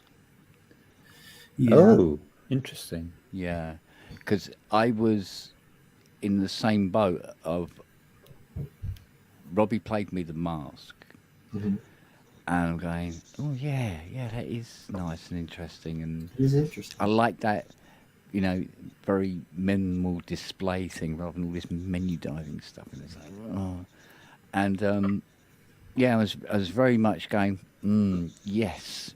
And then I heard this bloody Gemini, and it's like, oh no, I'm not buying both. I can't. But it was a very easy decision to go, which one do I want? And it was there you go. Gemini. Yeah. I mean, honestly, I just think if this was all 5, 6, 7 years ago, and we hadn't accumulated already some other stuff. I mean, I do like, you know what I mean? If we were starting fresh, if we were young, to be young. But I do like that Kodama, the mask. It's. I do too. Don't get me wrong, I do too. But yeah, no, I feel like it's going to be more work. No, I can't buy. No, I can't buy both. I can't worry about it. And besides, think the, it's too the expensive. Gemini was kind of sort of like bleeding over into what the Mask was, a bit of what the Mask was doing as well. It's like, I get the best of both worlds with the Gemini. Well, the price of the Mask is a little high. Feels a little high for whatever reason. It's amazing, isn't it? Because I mean, it's best part of $4,000 for a Gemini, and that's a lot of money. That is a lot of money. But when you buy two Super 6s and figure out a way of making them work together in that way, that's even more money, I'd imagine. Yeah. But when you think of how it sounds, you go, well, instead of getting this, I could get myself a CS80. Oh, hang on a minute, that's a little bit more. Put a zero on the price, right? Yeah, exactly. Yeah. So so you're talking what minimum now 35k Is it for a working one? It's 61 keys, right? How much is it? How many keys? Do you even know? Which one, the Gemini? Gemini. I didn't look. 76. I heard it and just went, I'm having it. Yeah. The 76 key. 76. Oh, is it better? So they put it, and it's got the poly. Wait. No, wait. Oh, wait. It might be 61. Yeah, I think it's 61. Yeah. Because the Super 6 is just 4 octaves. Okay. Right. So yeah. bet They they just Yeah, 2 engines go to 5. Yeah. I don't know. It is a lot, and I will tell. I will. That's why I was hoping like the Bit Mask. I wanted that one to be more 1700 because that's a little bit more impulse. Yeah. Not really impulse, but you know what I mean. Like, Yeah, I know precisely what you mean. easier to pull a It's trigger. more doable. It's more doable. You can work around. there's a reason I Shit don't have for- no at DX8 17, or yeah. Profit or any of that stuff. It's the Yeah. price. I just look at it and go, man, I got to think about this. Yeah. I can't sneak that one. Well, it was exactly the same for the Osmos because it was knocking around the 1700. Because I could have been going, I've got 3 Rollies. I got a Hydra. Yeah. But I'm seeing him doing the how light you can touch it. And I go, oh, you bastards! I've got to go buy this now, haven't I? So, But this is the point about the Gemini, is it's 2 bloody good synthesizers in a box, and that can interact in a really untypical way on the market at the moment. That dual set of controls thing. Yeah, that's genius. Yeah. That's right. That's true. It's more than just. And when you watch those vids of George playing it, and he's obviously spent so much emotional investment on getting it to work nicely. It's like, oh yeah, that's why we're all going, that sounds great, but look at what he's doing, and it's like, and I'm sure he's just putting out tricks that anybody who gets one will master pretty quickly. But it's like the Osmos thing, isn't it? That people go, oh, wibble, that's amazing. And then you dig in a bit deeper, right? And but there's something quite smart about, beyond aesthetics or anything, smart about blending the quality of that sound with what he's done with the controls. Yeah, I think that's quite clever. Yeah, but I mean, when you think about, like, a CS60 is electronically half an 80. But when you play a 60, and then even if you just play one bank of an 80, it's a completely different beast, even though it's exactly the same, But somehow it's just all different. I mean, do you think his Super 6 is going to be? Do you think he's going to have to drop the price of that one? I mean, it seems to be.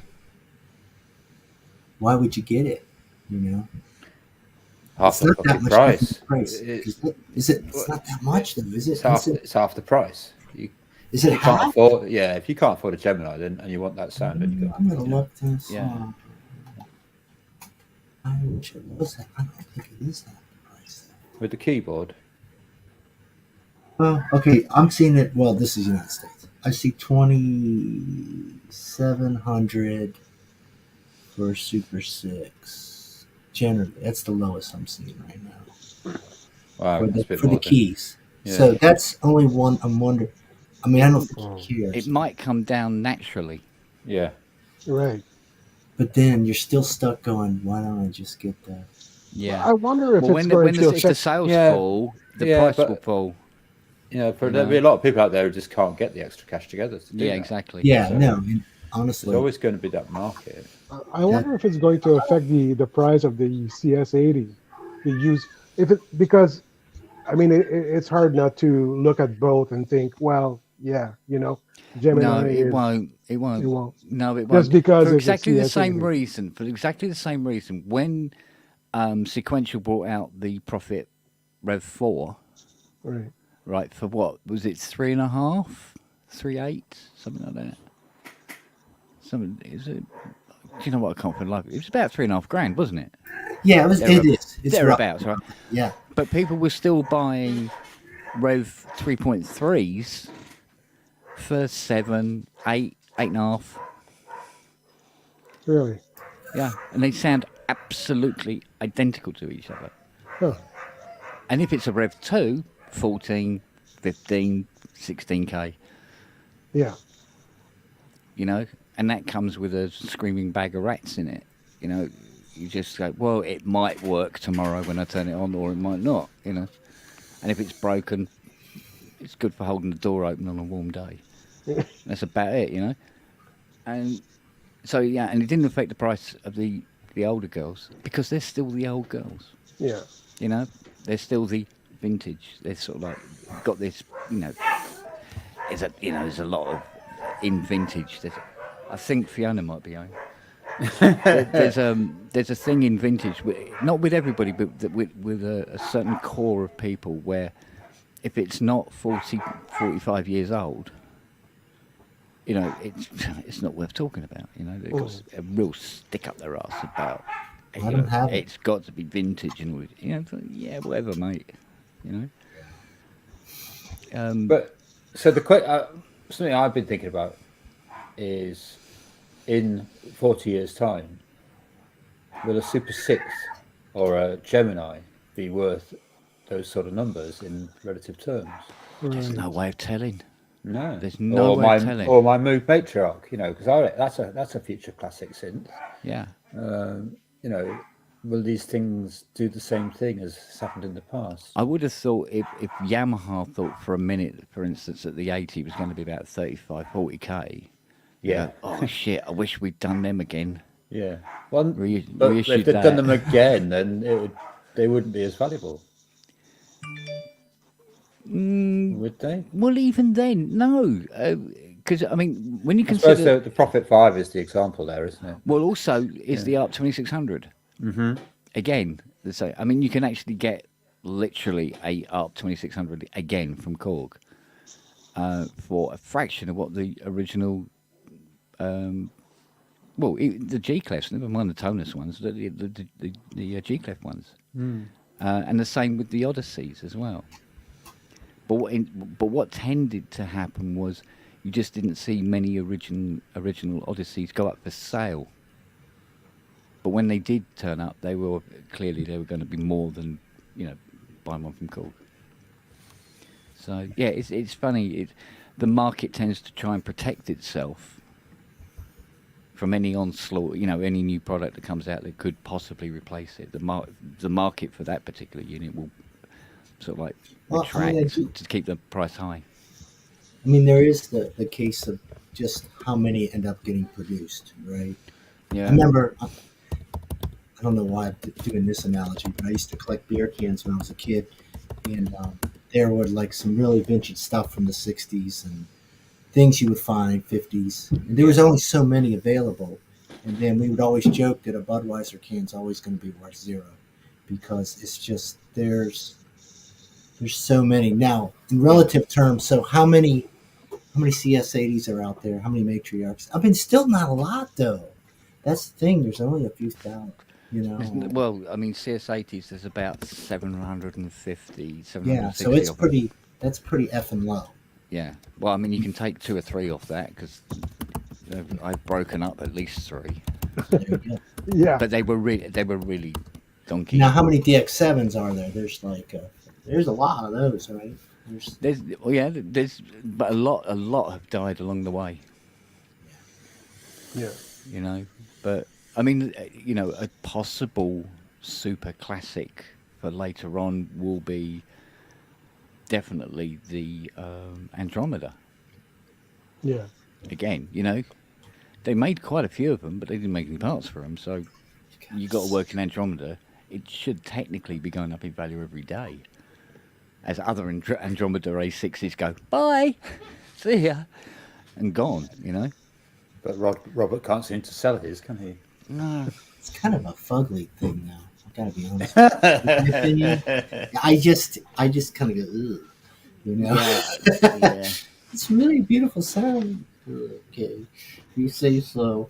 Well, it can. Yeah, actually, it can be, but it's just weird looking to me. It's kind of like I feel about some modular stuff. Yeah. I look Yeah. at it and I'm just kind of twist my head, like Yeah. my dog does, Yeah. and I just go, oh, that's really weird. Yeah, do I can that? be in front of one for half an hour and still be going, where's the attack for envelope 2 again? Yeah, I mean, that's everything looks exactly the same. Where was it? I saw it here somewhere. Whereas I look at all the Moog stuff, I think the Sub 37's is a classic. Yeah, very much so. Great yeah. synth. Yeah. It's still, to me, one of the greatest monos of the last decade. There's been a lot. Everybody tried to feature creep and beat it, but they can't really beat it because it just got that great kind of a cool, gnarly sound. Ineffableness of it.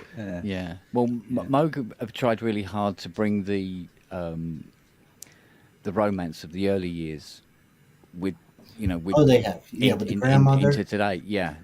When you get a grandmother, it's like you feel like you're like, oh my god, this is just like having a little rogue or Prodigy. Yeah. I mean, absolute. You just put it down. You're like, geez.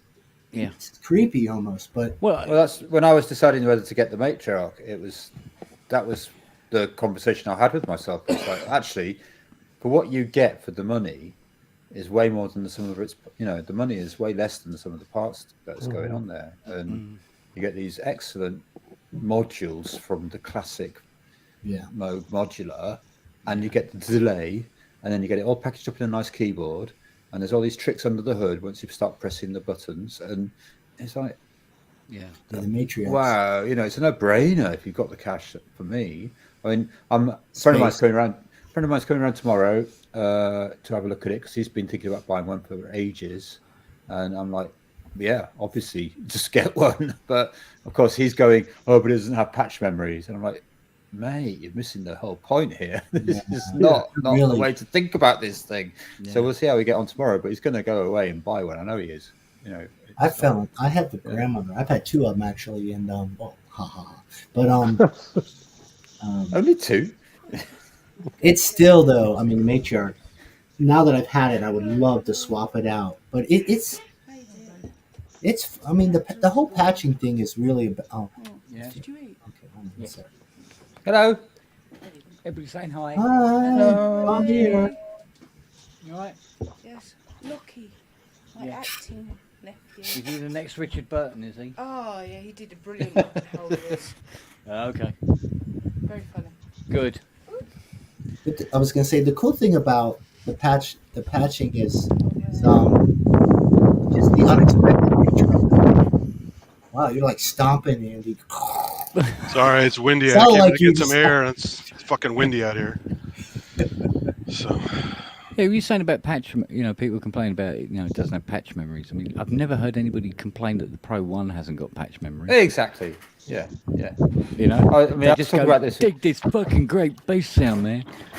I mean, taking a matriarch to do a gig is introducing jeopardy in various forms, because I think with something a bit simpler, you can get to where you need to go sound to sound during a gig probably more easily and more confidently. When something's got a bit more functionality, like a matriarch, it's a little bit more care and attention needed, isn't there? But and I know about live music, and if you can avoid introducing jeopardy, that's a good thing. Yeah. This is why people don't go on stage with memory mugs.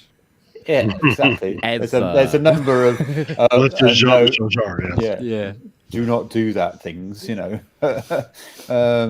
but at the same time, if you're doing the sort of music where you might want a matriarch particularly, and you've chosen a tool specifically, then that jeopardy might be quite important to the whole process. You might want to be experimental and not quite know what's going to happen, and so on, and or just go, let's find the serendipity and see what happens, and improvise off it. But it's tools for the job, isn't it? When you're talking about gigging, and so when my buddy's like going, "Oh, it hasn't got patch members, so I won't be able to gig with it," it's like, well,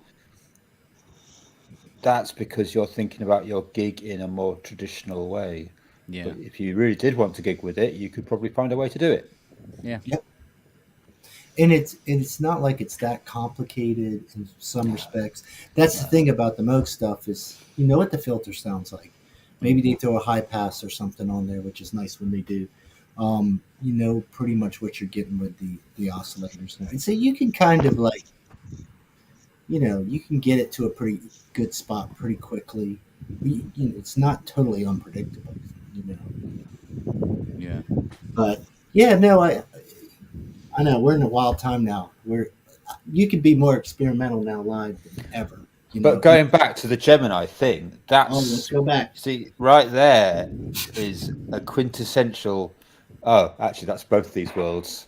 Okay, you can't put patch leads in it, but you know what? It's got a great modulation setup, and you can do these lovely, complicated, double-tiered sounds. Yeah. And store them in a memory.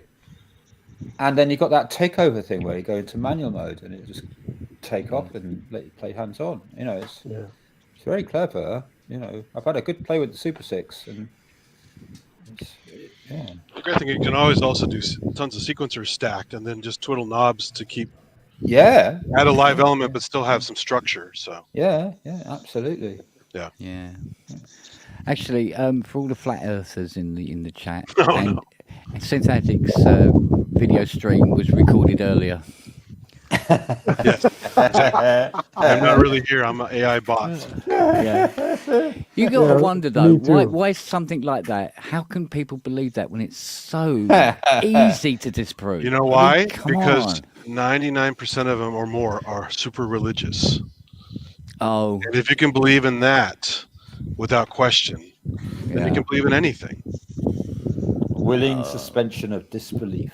Yeah, And I mean, Trump I'm won the election. better by having a higher belief or whatever. But when it turns you into an inept person, that would just believe all kinds of conspiracies and because like the moon landing, right? Or the That fact never that happened. built by humans or built by aliens. I mean, give people some goddamn credit, right? My moon hat. Where'd it go? Oh. Here's my space helmet when I need it. Man. You set me up perfectly. Oh wow. So instead of celebrating human ingenuity, they're going with superstition. So yeah, I put my kettle hat away now, so I can't Concerned I don't know where my moon hat I did finally many years ago see an actual aluminum foil hat of a space helmet style of a guy walking around Hollywood Boulevard. $99.99, right? It was hilarious. It was just couldn't believe it. Wow. Yeah. Of course, he was talking to himself. So it's. Oh, here he is. Hey, there you go. That's the Mo Cookbook style hat and helmet. Yeah. Yeah. He shows up on the Pro Synth Network. Brian Kehoe is part of the Mo Cookbook. All right. I'm back. Thank you.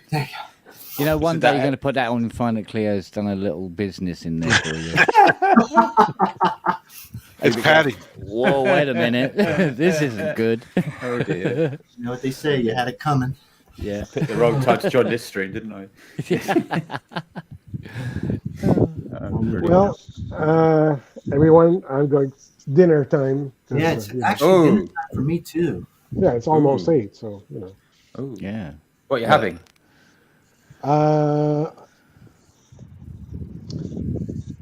Mushroom and cheese omelet. Canada.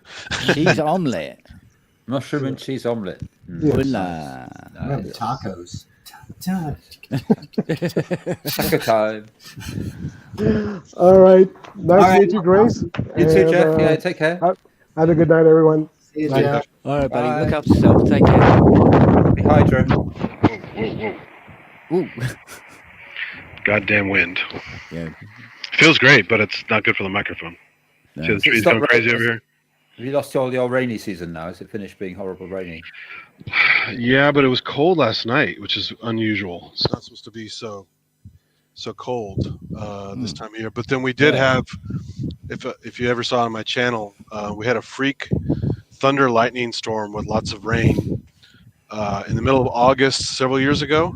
During that one year, we had all the fires back to back. Yeah. And it even caused the lightning caused some local fire stuff in the area from the lightning strikes.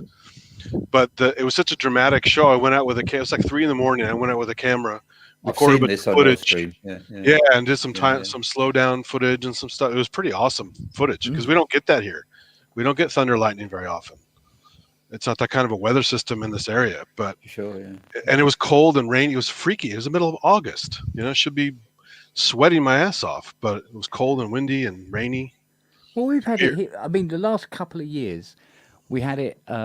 It's just twice that's happened, but it would be like absolutely freezing bloody cold out there. We're sort of like talking about mid-December, right? And there'd be this enormous clap of thunder. You go, where's the warm air come from? Yeah. Like when I used to live where David is, Colorado has tons of thunder and lightning all the time. Yeah. We just don't get it here. It's weird. Yeah. It's like, I guess you don't expect it in winter like that. But it'd be just like one flash, one clap of thunder, end of.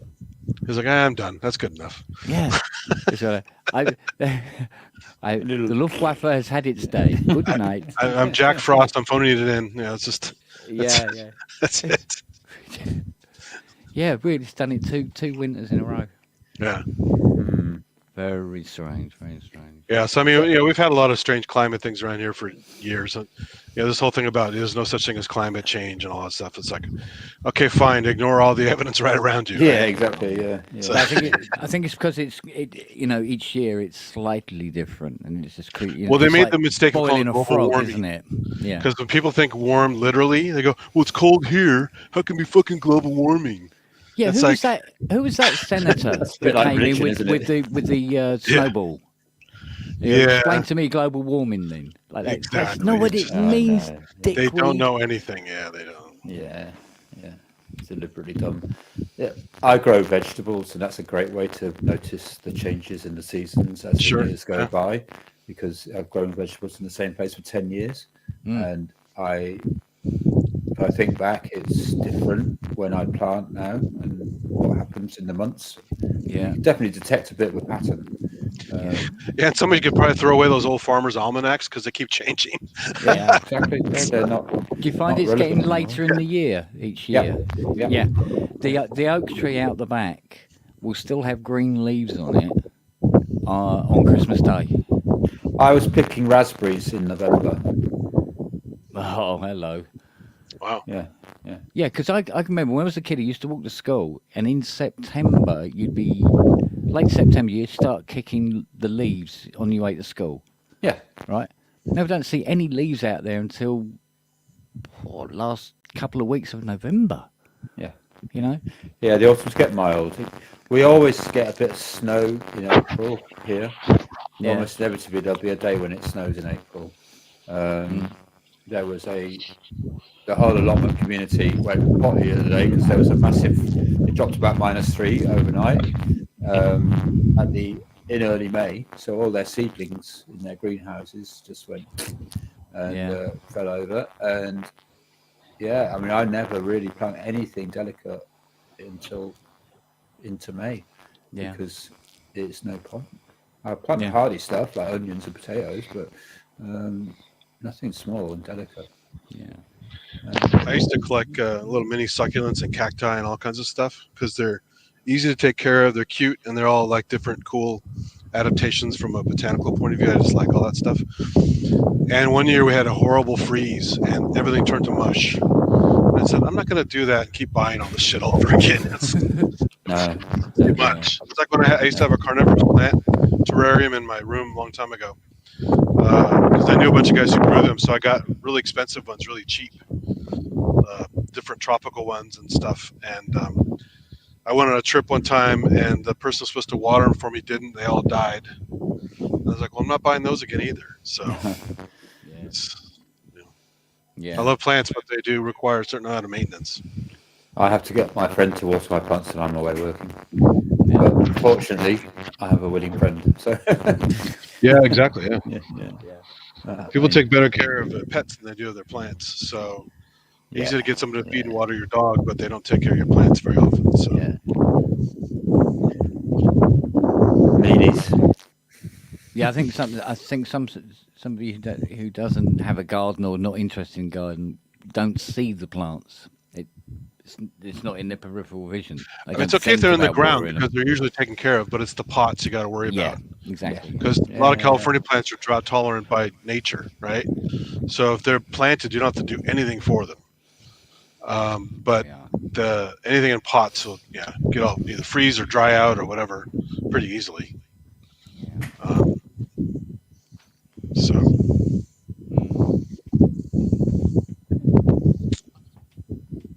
Crazy stuff.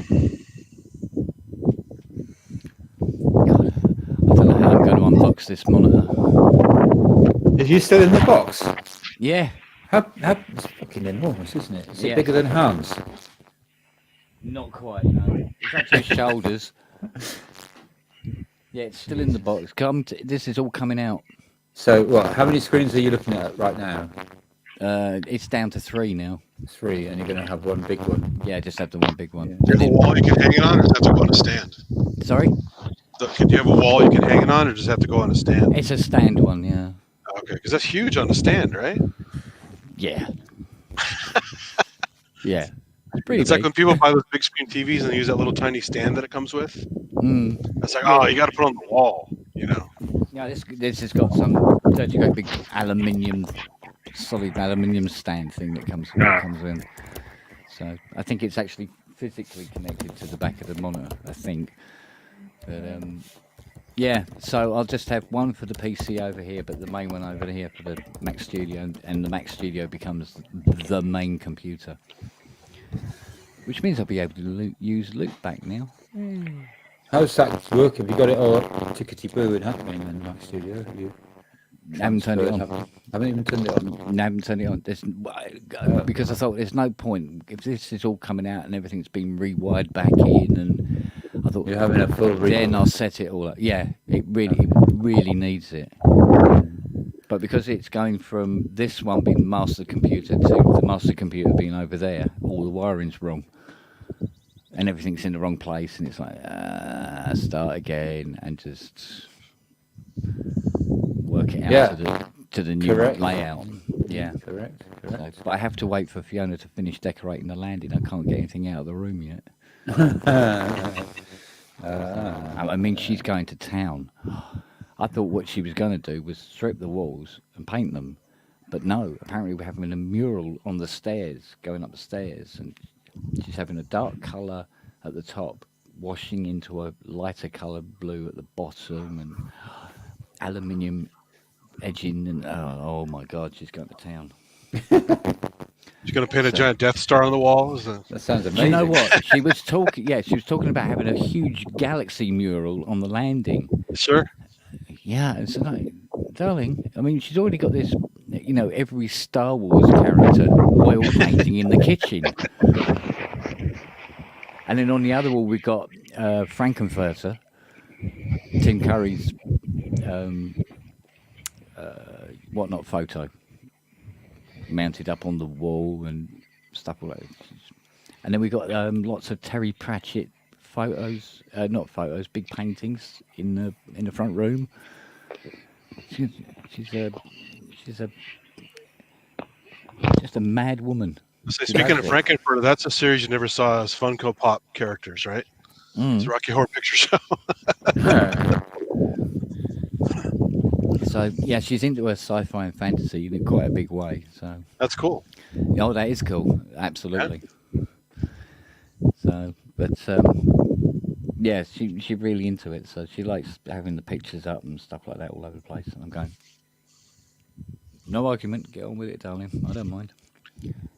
Speaking of fantasy, do you have a replica of the glaive from Krull? You know, the little spiral knife thing? No, I haven't got one of them. But, That movie always cracks me up. There was an archive I joined, and it has all these behind-the-scene photos from various films, and people working on various models like what was the one? Event Horizon. Oh yeah, building the Event Horizon. It's quite a big model. Yeah, it's really long. Yeah, but it's very So if clever. you do it What to they scale, did, it's really hard to do it to scale, right? what they did is they actually built it. It's actually quite short, and they paint the back of it black to make it look like it's very, very long. It's very clever. So it's not actually as physically as long as you think it would be when you see it in the film. So it's massive amounts of detail, and then almost no detail, and just darkened out. Sprayed it in a dark colour. It's very clever. Saved themselves a fortune as well, I imagine. It's that great meme from the where it's like screaming. Yeah. And I got this photograph of a guy. He's working on the 1958 Waterworld's Martian machine. Oh yeah. And he's got the neck off, and it's showing all the clockwork mechanism just under the neck that allows it to move the head left to right and that, and up and down. I was going, oh man, yeah, it was fucking clockwork. Wow. Have some of Crazy. that. Yeah, so sweet. Oh, hang on. Incoming. Hey. Hello. I can't hear a word you're all saying though for some reason. So I'll Put your just headphones on. I'll go off and come back. Why can't Can't you hear a anything? word. Bye. I can hear you. Oh, okay. Loud and Bye. clear. I see. Yeah, she should put her headphones on. She'll probably hear more. Is the air between keyboard and chair? Is that the? Come and say hello. Hello, baby. Oh. Good girl. You good girl. You been asleep, have you? Hmm? You good girl. Oh. Do they normally have a barking fit like that late at night? That's kind of crazy, right? Well, it's only because Fiona came in that they kicked off. But our new problem is Nelly using that auto ball firing machine in that garden. That's pretty funny. Yeah, because it's not quiet. No. By any, well, not when it does all that warning. You know, like a thing, fung kind of noise, a fung noise. Oh, yeah, but it's also that it does this beeping. It goes if she's standing too close. Oh, okay. So she now knows that she backs away from it, and now it will fire. But she was so annoyed. Apparently, it has this thing like after about 20 minutes, it will shut down. Oh, okay. So they don't wear themselves out. Sure. So Yeah, duty cycle. Yeah, so it shut down for about 15 minutes. She went mental. She's biting it, nudging it like that, trying to get it to work. So that's crazy. Yeah, but she does this thing when she sort of like paws at it, scratches at it, and what it does is it hits the on-off switch and she turns it off. Mm. And then it's coming into me, and it's like, Dad, can you turn the ball machine back on for me, please? Because she's just there nudging you. What? Oh, That's funny. Turned it off again, haven't you? You go back out and turn it on. As soon as it goes, It's nice to have the auto fetch thing. That's cool. Yeah, but it took her like a day, and she figured out that you just put your ball in it, stand back over here, lie down, and wait. Yeah. So, but we do have, because we thought it'd be great because that way she can play, because she loves to play with the ball all the time. And I thought, well, we'll get this anyway. And unfortunately, we've got to find some way of anchoring it, because what happens is every time it fires the ball, it shifts a little bit. Slightly shifts it. Yeah. So she's put about 23 balls into next door's garden this side, and put 3 out in the field. You know what I mean? And I have to keep going out and pulling it. So we've got to find a way of anchoring this. Lucky you don't hit a neighbor in the face with it or something like that. Yeah. So, the thing is, Break she a knows. few windows next door. That'd be good. Yeah. But she knows that if it makes this particular beeping noise, she knows she's too close to it and steps back. Because it won't fire if there's anything in front. Right. You know, directly in front of it. So she now knows that she steps back and then lays down. Has she been nailed by it and got like, "Woo!" Or like, no. But I tried to see if the others would be interested. Just one dog, huh? Don't give a crap. They don't That's chase hilarious. the ball. They do not chase the ball. They've got no interest in the ball at all. It's just Nelly. What if they see a sausage is attached to the ball? Yeah, no, they'll go after it. But what I have noticed, Charlie's starting to take an interest in the ball as it rolls along the ground. He thinks that's great fun, and he'll sort of like chase after it and do a little dance with it. But he won't pick it up or anything. Just goes around with it and then walks off. He's got no, I'm not interested until it rolls again. So, but yeah. No, it's that bloody dog is far too smart for her own good. I'll tell you how crazy this dog is. If me and Fiona stay up and we're watching a film or something like that, when it gets to about 12:15, she just goes upstairs and goes to bed. The others are quite happy to be down here with us, but she goes upstairs and goes to bed. Roughly about 12:15, 12:30, and she'll go. All on her own. Okay. Yeah. None of the others do it. Just her. It's getting too windy out here. Yeah. Too damn windy. But I don't know. At least Charlie's come out of his shell now. He's such a damaged dog, poor little sod. How long has it taken? On and off, I'd say about 2 years to get it. Wow. To how he is now, you wouldn't recognise him. I'm sure. He wags his tail. It took months before he'd never wag his tail, it was always down. You know, doing all this, hello boy, and all this sort of thing. Do you want a drink? And he want a treat and everything like that. And he'd just look at you. And now he comes in and he's dancing tail up and wagging like nuts. Plays with the others. But yeah, it's taken about 2 years. Yeah. Poor little soul. Do you know what made the dog act that way? What the history is? He was initially, he was on a gypsy site, and a mate of mine, a mechanic, was driving by one day and saw this guy out in front of his caravan with this husky tied up, and he's belting it one with a metal bar. And he leapt out of the van, laid this bloke out. That's the least I would do. and took the dog. But he wasn't a dog person as such. He didn't really know how to get on with the dog, as it were. And then when he committed suicide, we ended up with the dog. So, oh wow, yeah. Wow. So we took him in. All right, sweetheart. Nah, still can't hear anything. Right, wrong setup, leaving. Back to the old conversation. Bye-bye. So technically, you got your camera turned off and you can't hear us. It's sort of like standing in the cupboard by yourself, just shouting at the wall.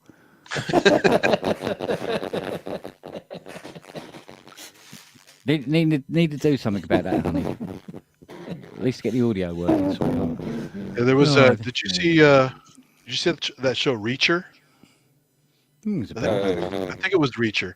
The scene where the dog, he's getting abused by that guy, and finally comes in, knocks the guy out, and takes the dog. Yes, I know what you're talking about now. Yeah. God.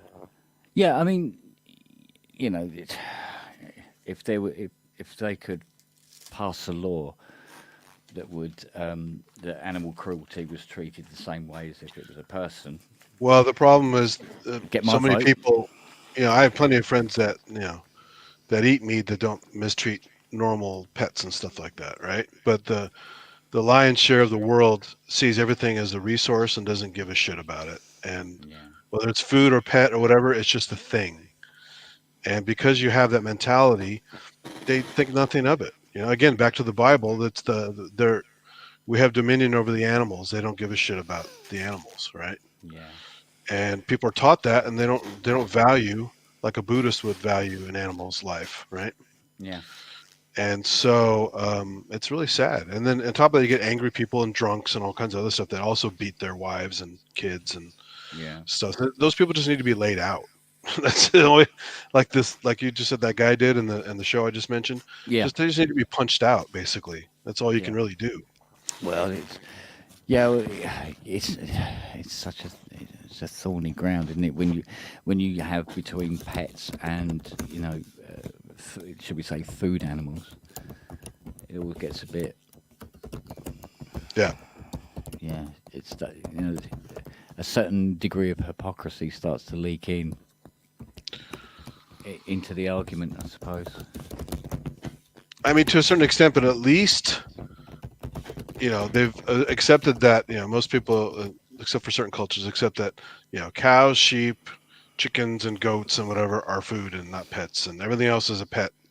So I don't agree with it, but I understand it, right? Because it's a good portion of the world that feels that way, and it's just the way it is, unfortunately. Yeah.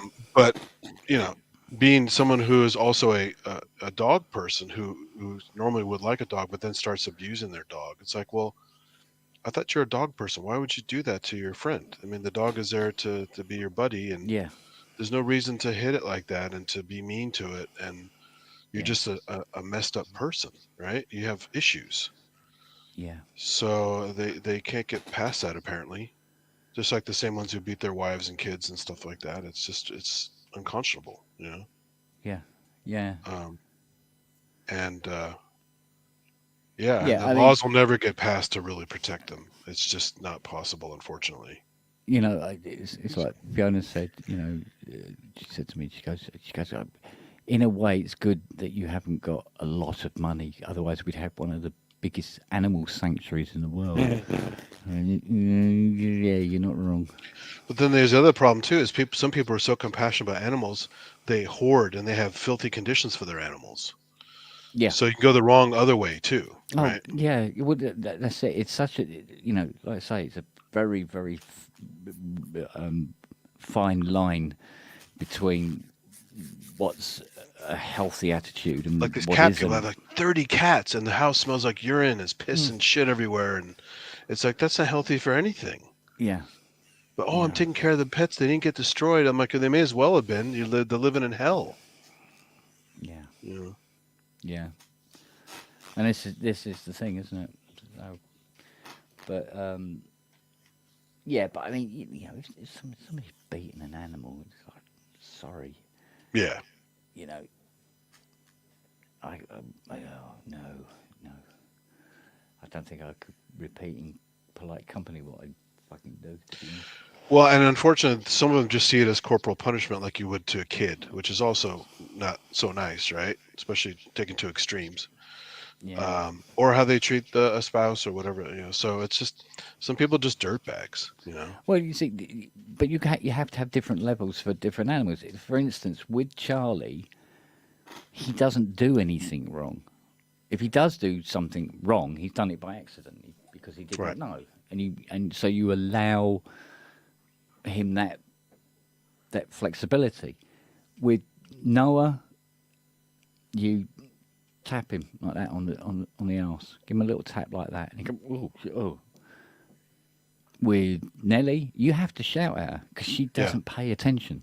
Sure. And you go, Nelly, like that. Oh, okay. And then, but you can't raise your voice to Siri. If you raise your voice to Siri, she pees herself where she stands. She's so delicate. You go, so I go, Siri, and then she looks at me. I go, no, and she goes, and that's it. So you have to have different responses for different animals. You can't it's funny. a blanket response. It's funny that you see parents. It's like kids. I'm sorry, but like I like certain cats. So the best cat called Inky. Every time he scratched me, I gently just pressed his paw. Yeah. And I just pressed it twice. He never scratched me again. Yeah. It's just, if you look in their eyes, you go, hold on, what you've just done to me, I'm going to gently do to you and then give you a rub on the head and go, no. Yeah. Rabbits, not so much success. They're stupid bunnies. Well, even a goose, when I worked at the children's zoo for a long time, and this Alexander the goose. Very intelligent. Yeah, this one goose was, he would test you. Like he would basically sometimes come after you a little more aggressive, than some. And even though I put up with it and it wasn't a big deal, one time it tried to nail me because another goose we got was being a bad influence on it. It changed its behavior. So I grabbed it by the bill and I just did a no and looked at it in the face. And we got psycho gooses here. And the goose changed the behavior, didn't do it again. So, I mean, even a goose can learn, right? Yeah. Honestly, hamsters. Hamsters are my favourite. Little hamsters? Hamsters are brilliant. You either get a good one or a bad one. If you get a good one, you can train them to do so much shit with a bit of cord. They can go through tubes, they'll do anything. You don't even give them the cord until the run round. You can basically build, a scale electric for hamsters round your fucking house. I've done it. Oh, it's so much fun. Gaffer tape and new tubes are great. And and that hamster will trust you. You can put it on your head. You can take it outside. It'll do anything. It's all about how much you invest into an animal, how much you trust the animal to learn. So, like, I've had cats on busy roads. I've taken them in a little bag with a lead, and I've literally turned the bag so that they can see each side.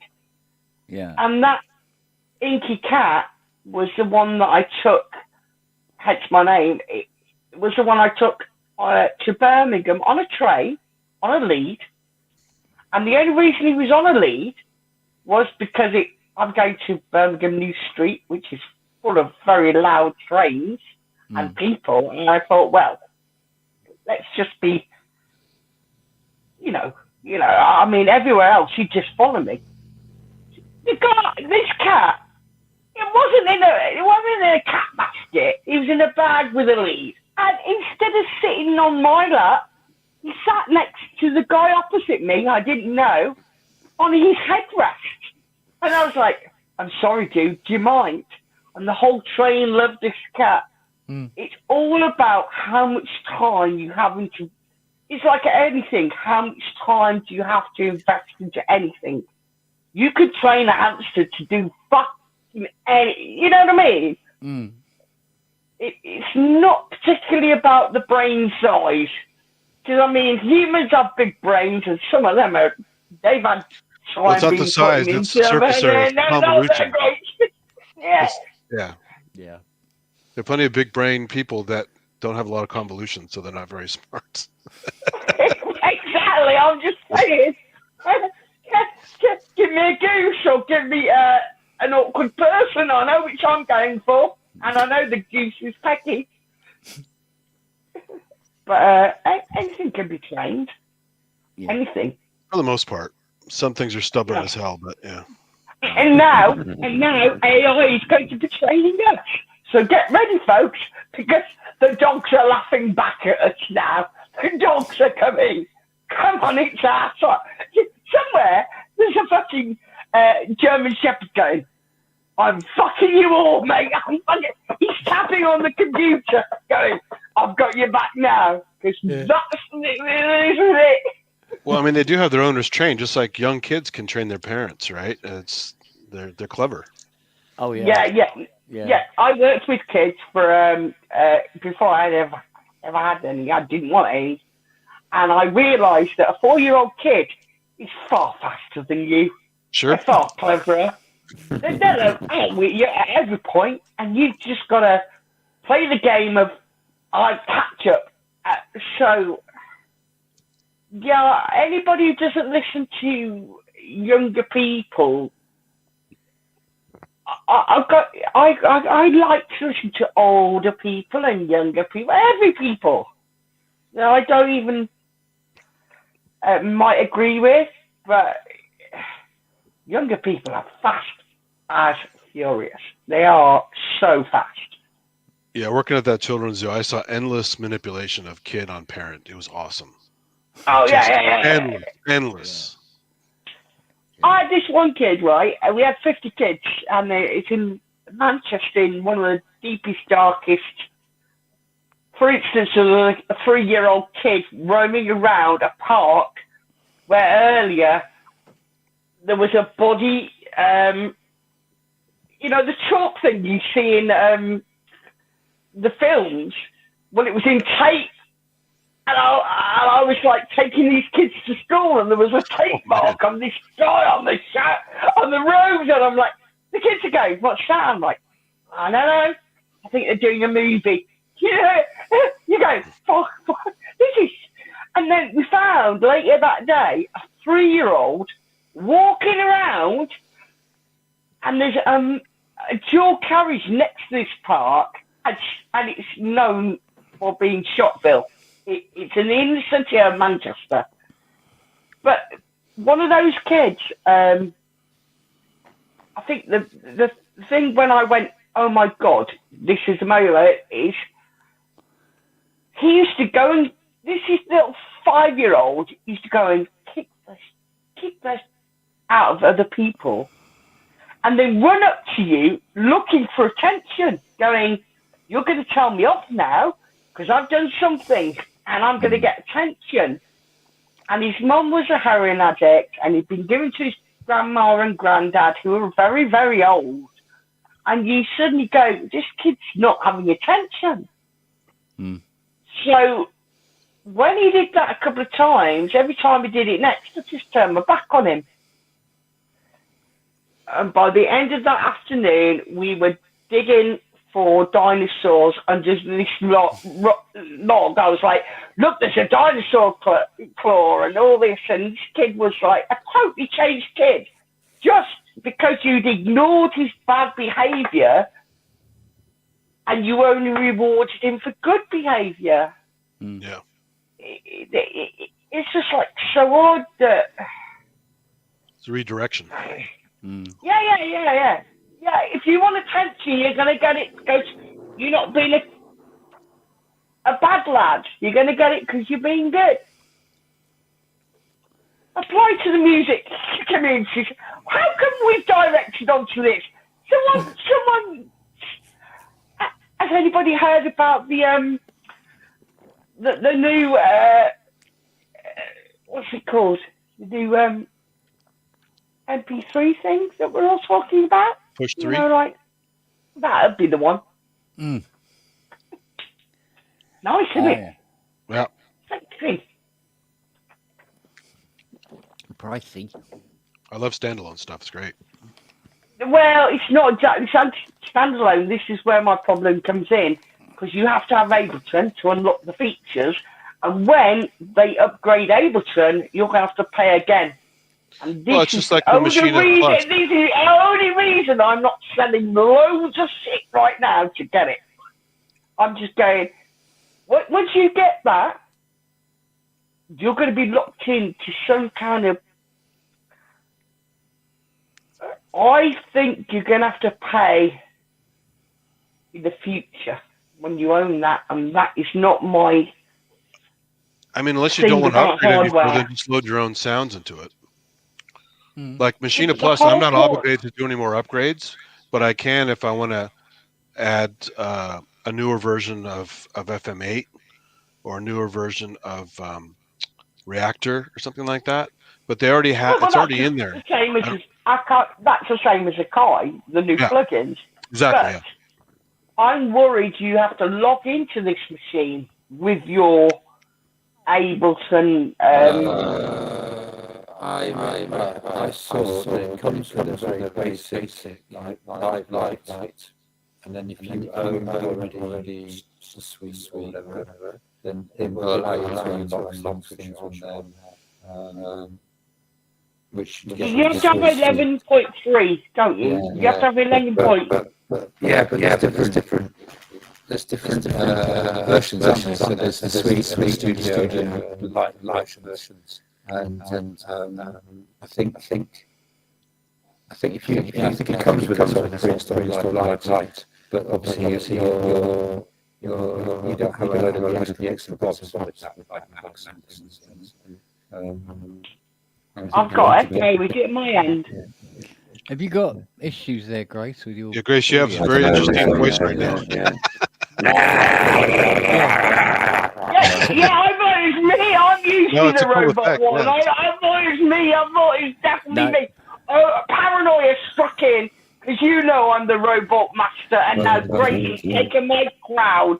Down for sleeves. You can't, Grace. Get your robot. Get down, robot. Stand down.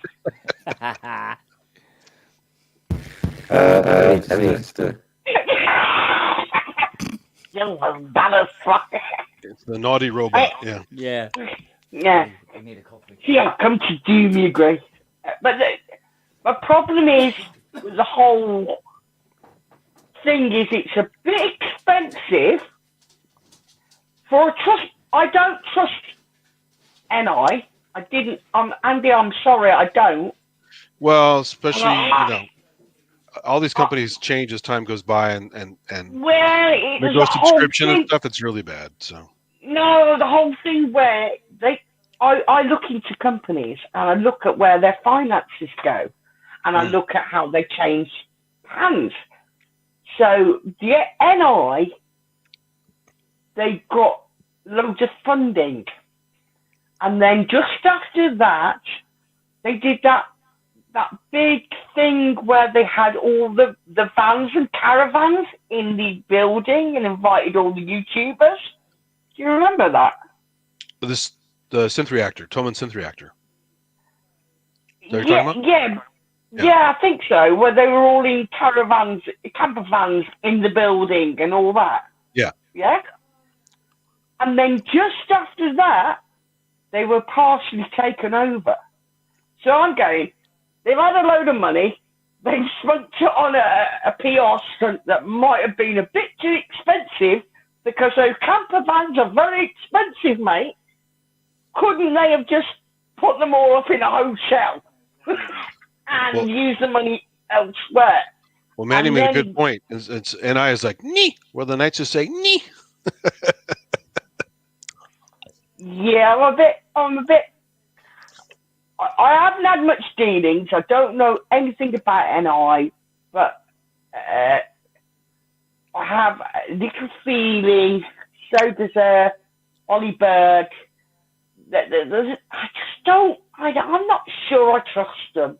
Ableton, I trust. Ableton has been there long enough, and you're going, this is a platform, and it exists. But I'm just not sure about if I buy this machine, which I pay 1,600 quid for, and then I have to buy Ableton. Then when Ableton upgrades, do I have to pay another 300 quid to upgrade it on the machine? Because I'm not sure I want to buy into. Well, that's the thing.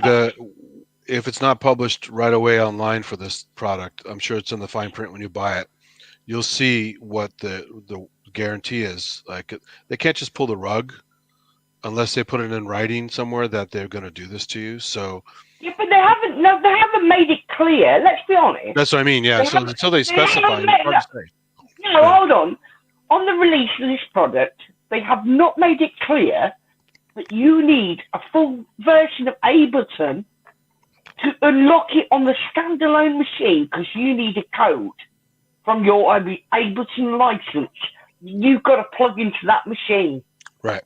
Now, if you don't do your research, you're going to buy that machine for quite a bit of money, and you're going to be looking forward to some great stuff, and you're going to go, oh, why doesn't it do it? Because they haven't told me that we can't do it because we don't own Ableton. Why aren't they giving Ableton Suite with this? And just charge the extra whatever and just incorporate it. And because they haven't done that, it makes me think that you are going to have to keep up with Ableton on your computer to buy it and unlock it on the machine. Well, that's which you what's have weird. to do Yeah, every month.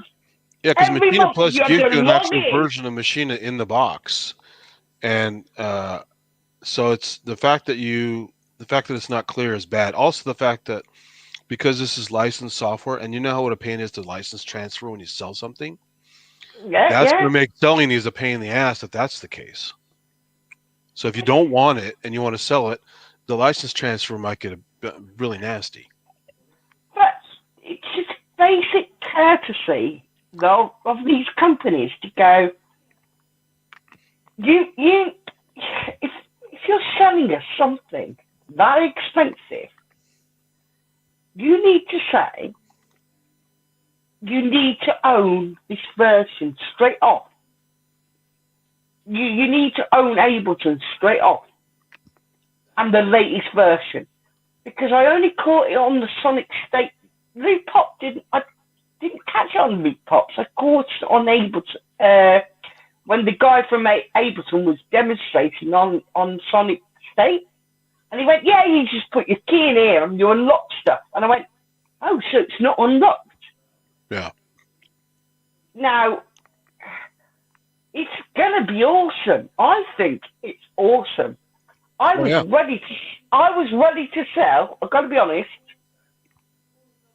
Both my MPCs and a shitload of other stuff today. Wow.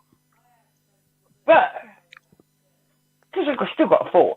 But the point came when he went, "Yeah, but you've got to put your key code in here," and I went, "Oh, so that means I gotta keep paying for Ableton, and I've got to buy Ableton. So that's an extra £600 that you've not included in the hardware.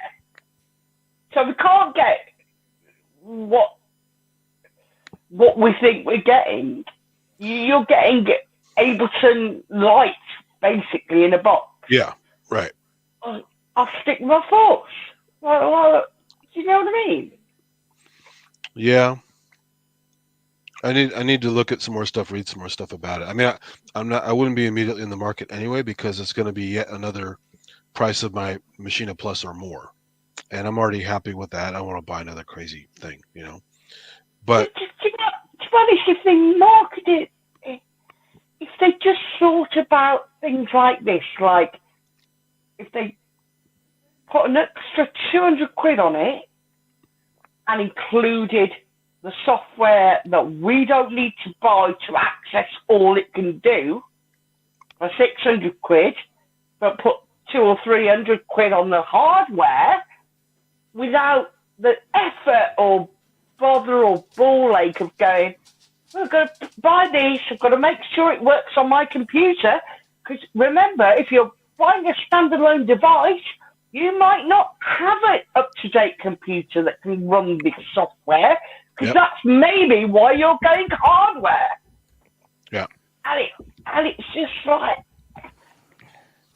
just that little fuck up when, do you know what, I'm not interested anymore. I'll wait till the next version of Ableton comes out and see if I have to fucking pay for it and see what all the people who've bought it have done it. Hello, Grace. Hello. No more Dalek. Hello. You're not fooling anybody, Oh, shit. It's Andy does the voices, not me. Yes. Does that sound better? Yeah. It's fine. Well, Absolutely fine. you're not a robot anymore. Oh, Are you Sheffield, though? You are a On free your man. one. Not a robot. I'm not a number. I am not a robot. I'm a free person. She's a free woman, I tell you. Yeah. She's a free woman. I'm not free either. None of us are. How much is charging, Grace? Several Super Geminis later, yeah. I've got 5. Sorry. Will that get you the can cab give up me here? You can give me £4 back.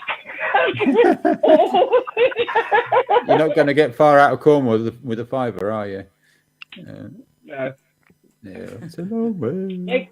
They don't let me out much, mate. I think anything like that product is you got to wait, haven't you, and see what happens. Yeah, Because, I think the wise thing is to wait and see I mean, when Ableton updates do you have to pay another £300 to get the update on the computer, on the standalone equipment?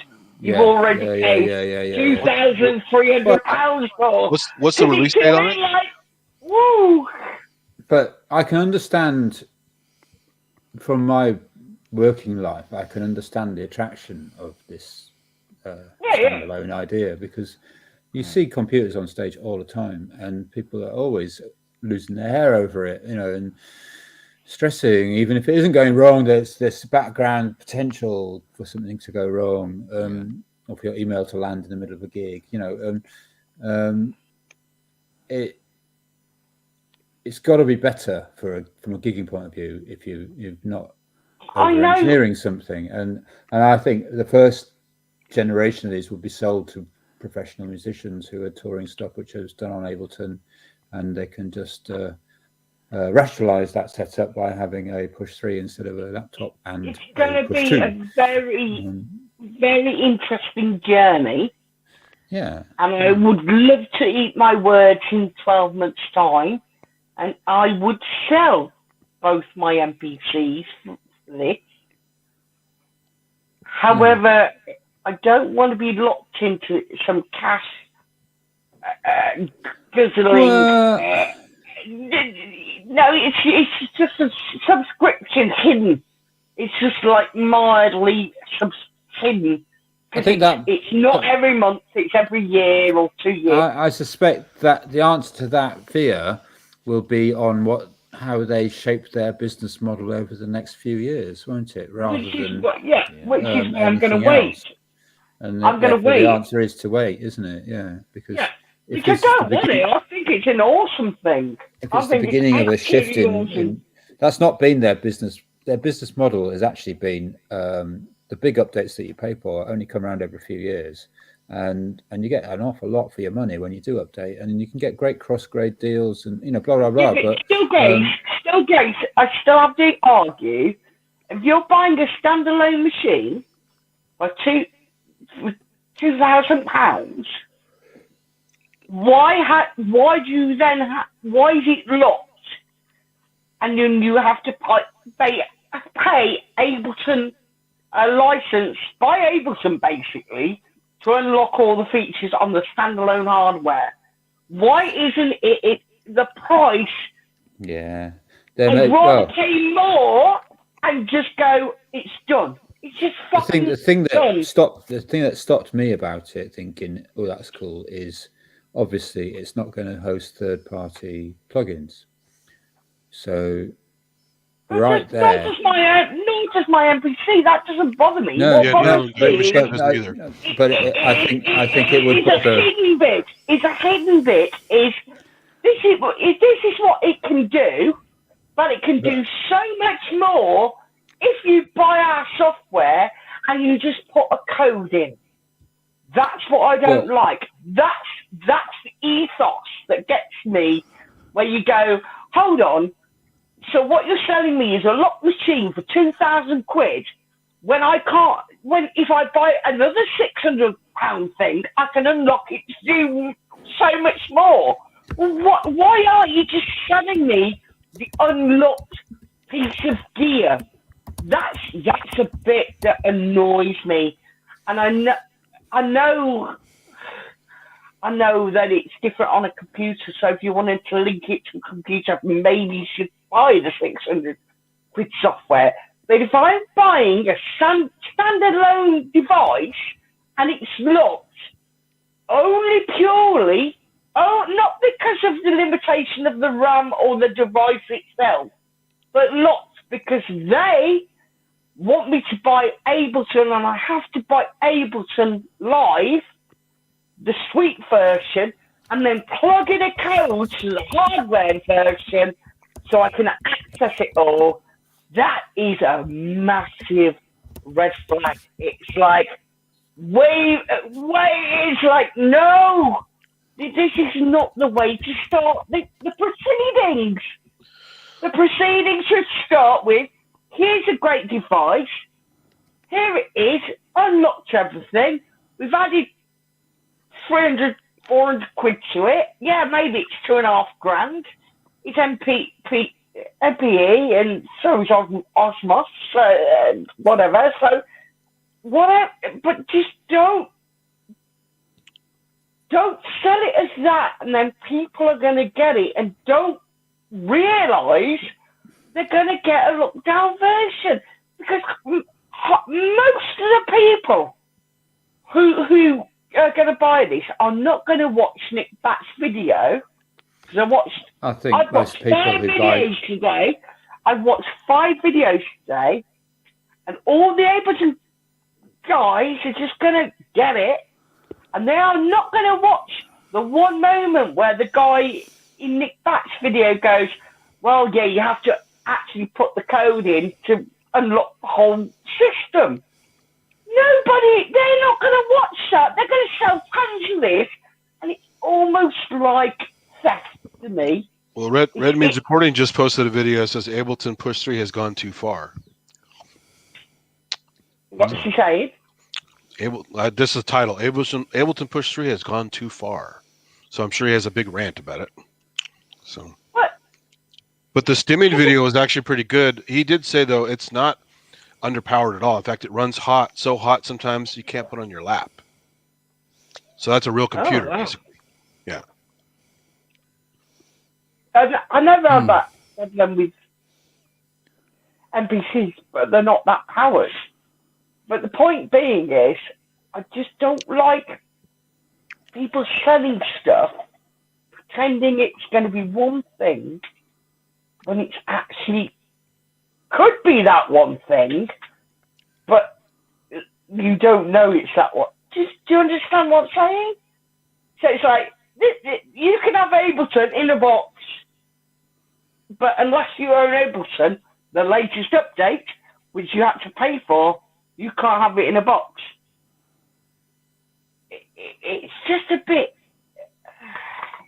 It's just got that... I'd trust you if you didn't have to go through all this. I must register every month through over Wi-Fi to make sure that my Ableton is up to date, so I can use it in a hardware box. It's just got a weird feel. This thing is almost the best winner ever, but just, it's one of the things you go, yeah, no. You know what I mean? It's like, we're almost there, but no. Well, it's not a new thing, really, anyway, when you think about it. I mean, like, you know, I paid like 500 quid for Cubase, but if I want it on my iPad, I've got to buy it again. Well, you don't then. Because why would you want it on your iPad? Because when it's on the iPad, I can use it in the workshop. And it's multi-touch. It's a different experience. Yes, completely different way of doing things. But you have to buy it again. What I'm trying to say is, they're showing you this is a standalone machine. That's brilliant. Now, when you buy an MPC or whatever, they go, this is the limitations. And I bought them when it didn't even have an ARP or any synths or anything like that, and we've been given tons of shit for free. What worries me about this is it's been marketed, because I was ready to sell most of my kit. So I was like, I'm selling everything. But then it's like, you can't get Max for Life unless you own Ableton Live on your computer, which you have to pay 600 quid for. Then you have to enter the code into the actual hardware to access it all. And it's like, okay. So when you're buying this, it's like, when Akai released the MPC and the MPC software, there was no limitation between them. You got both. So if you're buying a £2,000 machine, why not make it 2,300 I got And DX7. make it so you don't have to access it. You've got it on the machine. Why do I have to pay £2,000 and then get another program I'm never going to use personally on my machine just to get a code to plonk into the hardware because I bought the hardware and now I've got to plonk the code from the fucking computer into the hardware. Every month it's got to be linked up to that. Can you imagine forgetting to be linked up? You go onto an email and you go on stage, you go, oh shit, it's the date and I didn't fucking update and now I can't play. Because that's what's going to happen. It is a bit of a tie-in. It's a bit of a clanger on their end, I think. I think they should have charged 200, 300, 400 quid more. Be daring, go for 2,400, right? Because an Osmos is that. Go for that. See where it lies, but just have the whole thing in a box rather than this separate. Oh, we've got to go over there. I've now got to buy Ableton Live. I've now got to rely on a computer I can get the latest Ableton Live to work on to get the fucking code that I'm now plonking in my new thing that I've paid $2,000 for. Well, I had to leverage my Machina subscription on their stuff because all the libraries and stuff are tied to my actual login for Native Instruments. So, I mean, they're not the only company doing that.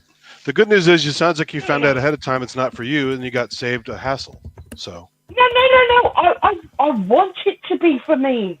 Andy. Yeah, but it's not going to be. Really Never one size fits all. So. Yeah, no, Andy, I'm loving this machine. I'm loving the whole concept of it. I looked at it and I was basically going to sell half my studio. The problem is the ethos of it. It's not the machine, it's the ethos of it. If I buy this machine, they are not telling the youngsters that you won't get full Ableton on it. You need full Ableton to access full Ableton on the standalone machine. Now, by definition, they should pretty much make that a fact rather than after. Here's the problem, though. Full Ableton is what? About $1,000? And the machine is how much? 600 quid. It's 600 quid. Right. Yeah. Right. And that's not cheap hardware, so that's got to be a lot more if you're going to give you full Ableton. No. So you buy this push 3, right? You spent $2,000 to unlock it, which it has all the RAM, all the specs, everything to do it, right? But to unlock it, you've got to own Ableton, the latest version, 11.3, and you've got to plug in a code from your computer. Let's say you've got a computer because that kid in that studio might have chosen this rather than a computer to make music. You've now got to get that program to get that code to unlock the specs on a $2,000 machine. And that is the principle I'm against. I'm against it. If you're going to do that, make it known. That should be the first fact. It should be the first fact. It should be in big black and white letters, and under every video, you need the latest version of Ableton to unlock all features. Because what you're basically buying is an Ableton-like machine for $2,000. But you can unlock it because it's got all the specs but they're not going to let you unless you pay another 600. It's a bit cheeky. It's a bit cheeky. It just depends on that. You're a bit cheeky, aren't you? Why couldn't you just incorporate it in the price, mate? I mean, it is their first standalone thing. Maybe they're testing the waters. You know, they're just... They'd have had a winner if they'd have gone an extra 200, 300 and gone, yeah, this is it. We know it's a bit expensive. They'd have had a winner. But the few of us have seen that little glitch in the matrix there. We're all going, hold on. This is just gonna mean we're gonna have to pay more and more and more. Every time you update Ableton Live for 300 quid, I've got to pay more to update this machine I've already paid $2,000 for. That's not hardware. That's a controller with a battery tied to another company, which is the reason the whole reason we buy hardware is particularly because we own it and we don't have to pay again. If we get free updates, that's great. But if you have to pay to unlock the features of the hardware you're buying, what's the point of buying hardware? Get a push 3 with a computer. Yeah, but look at it this way. When Circuit came out, there was a third-party company that made a editor programmer for it. You had to pay for that until Novation gave you the free. No, you didn't. No, you didn't. It was Isotonic. You had to pay for. No, you didn't. No, you didn't. The good one, if you wanted the real editor. There's the free one and the cheap one. And when they left, they said so long for all the fish. And Circuit was updated and updated and updated to be on. I didn't have a Circuit when it first came out. They were shit. When it was a toy. They were still good. They just didn't have all the upgradability. It was just a toy. Now I have 2 of them and a Chaos DJ, and it's the best fun ever. But what I'm saying to you is, ethos of the company, we're seeing a split in diversity here. We're seeing people who make a product, hardware product, put it out, give free updates, then gain a community, and then gain people who may want to pay for extras. This is the opposite. This could have been so good. I really wanted this today when I saw it, Andy. The fact is, you have to own Ableton to buy it, to unlock the features. So it's not 1,700 quid, it's 2,300 quid. Supposing you've got a computer that will run Ableton 11.3, which if you do, you could probably just get the other one for 1,000 quid. They've kind of shot themselves in the foot. And I'm like, why? If it wasn't we'll find out. I mean, you'll see what happens with the customer base, so, you know. Oh, they'll buy it. They'll buy it. These things are going to sell.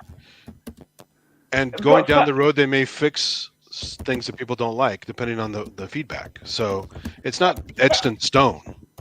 No.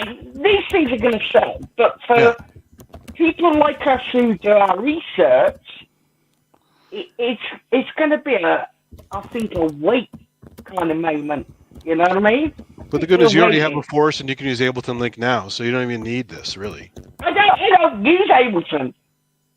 But you can with Ableton Link. No, but if I have a link, link to MIDI. I have a link to MIDI app on my phone that costs £4. It's the only app I bought. It links 2 MPCs, an Echo Force, and a mixed string Pro with Engine DJ, so I can just link the whole studio via Wi-Fi on my phone, and it's easy. I don't own Ableton. If I did, I probably wouldn't be moaning so much. But the fact I want this, and then I'm going to have to pay 600 quid for Ableton, is probably a problem. You know what I mean? Yeah. Because it's an extra tax. You have to really want it. It's an extra tax. The price isn't 1,700 quid. The price is 2,300 quid to me. Plus a computer I've got to run Ableton, even load it up on to get the fucking security code. That's the problem. Anyway, we're ignoring our other guests and we're arguing. The computer is in the standalone unit. Inky. The computer is in the standalone unit. No, Kent. It is. It's an Intel. You can buy the controller. The controller doesn't have a computer. The controller doesn't have a computer. Oh, for fuck's sake. Woman, listen. The standalone, right, has the computer in it. The controller doesn't have a computer in it. Yes. So when you buy the standalone, you're getting the computer. Kent, listen. If you buy the standalone unit, it is locked to a shitty version of Ableton. Right. So you have to buy Ableton for 600 quid to unlock, get a code, put it in the hardware that you just paid 1,700 quid at.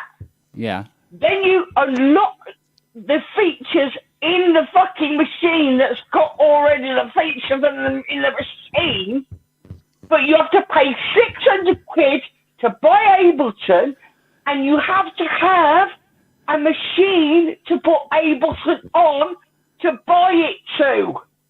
No, So you put when it you on the buy- control. You put it on the No. push. You don't put it on the No. computer. No. The computer is in the controller, darling. No, you don't understand, right? So look, I'll go back to it. Right, I'll be right. I'm a Logic user. Right. And I'm So why going do you to want an buy- Ableton controller? No, listen. And I'm going to buy a Push 3 because it's brilliant and standalone. Then you'll have to buy the software, won't you? No. Right? So I buy a 1,700 thing device. And I go, great, I've got this device. It should do everything. But it's locked on a Ableton Lite version. Yeah. Because they want a code. They want you to buy Ableton Suite so that you get the code on Ableton Suite and then you put it back in the device. Otherwise, it's locked. It's locked to a fucking shitty machine. So I'm locked to a shitty machine, and then I go, right, okay, I'll buy Ableton Lite. I'll buy Ableton, right? 600 quid. And then I go to my computer, and as a young person with no money, I go, my computer won't even take Ableton Lite. I can't even get Ableton Lite.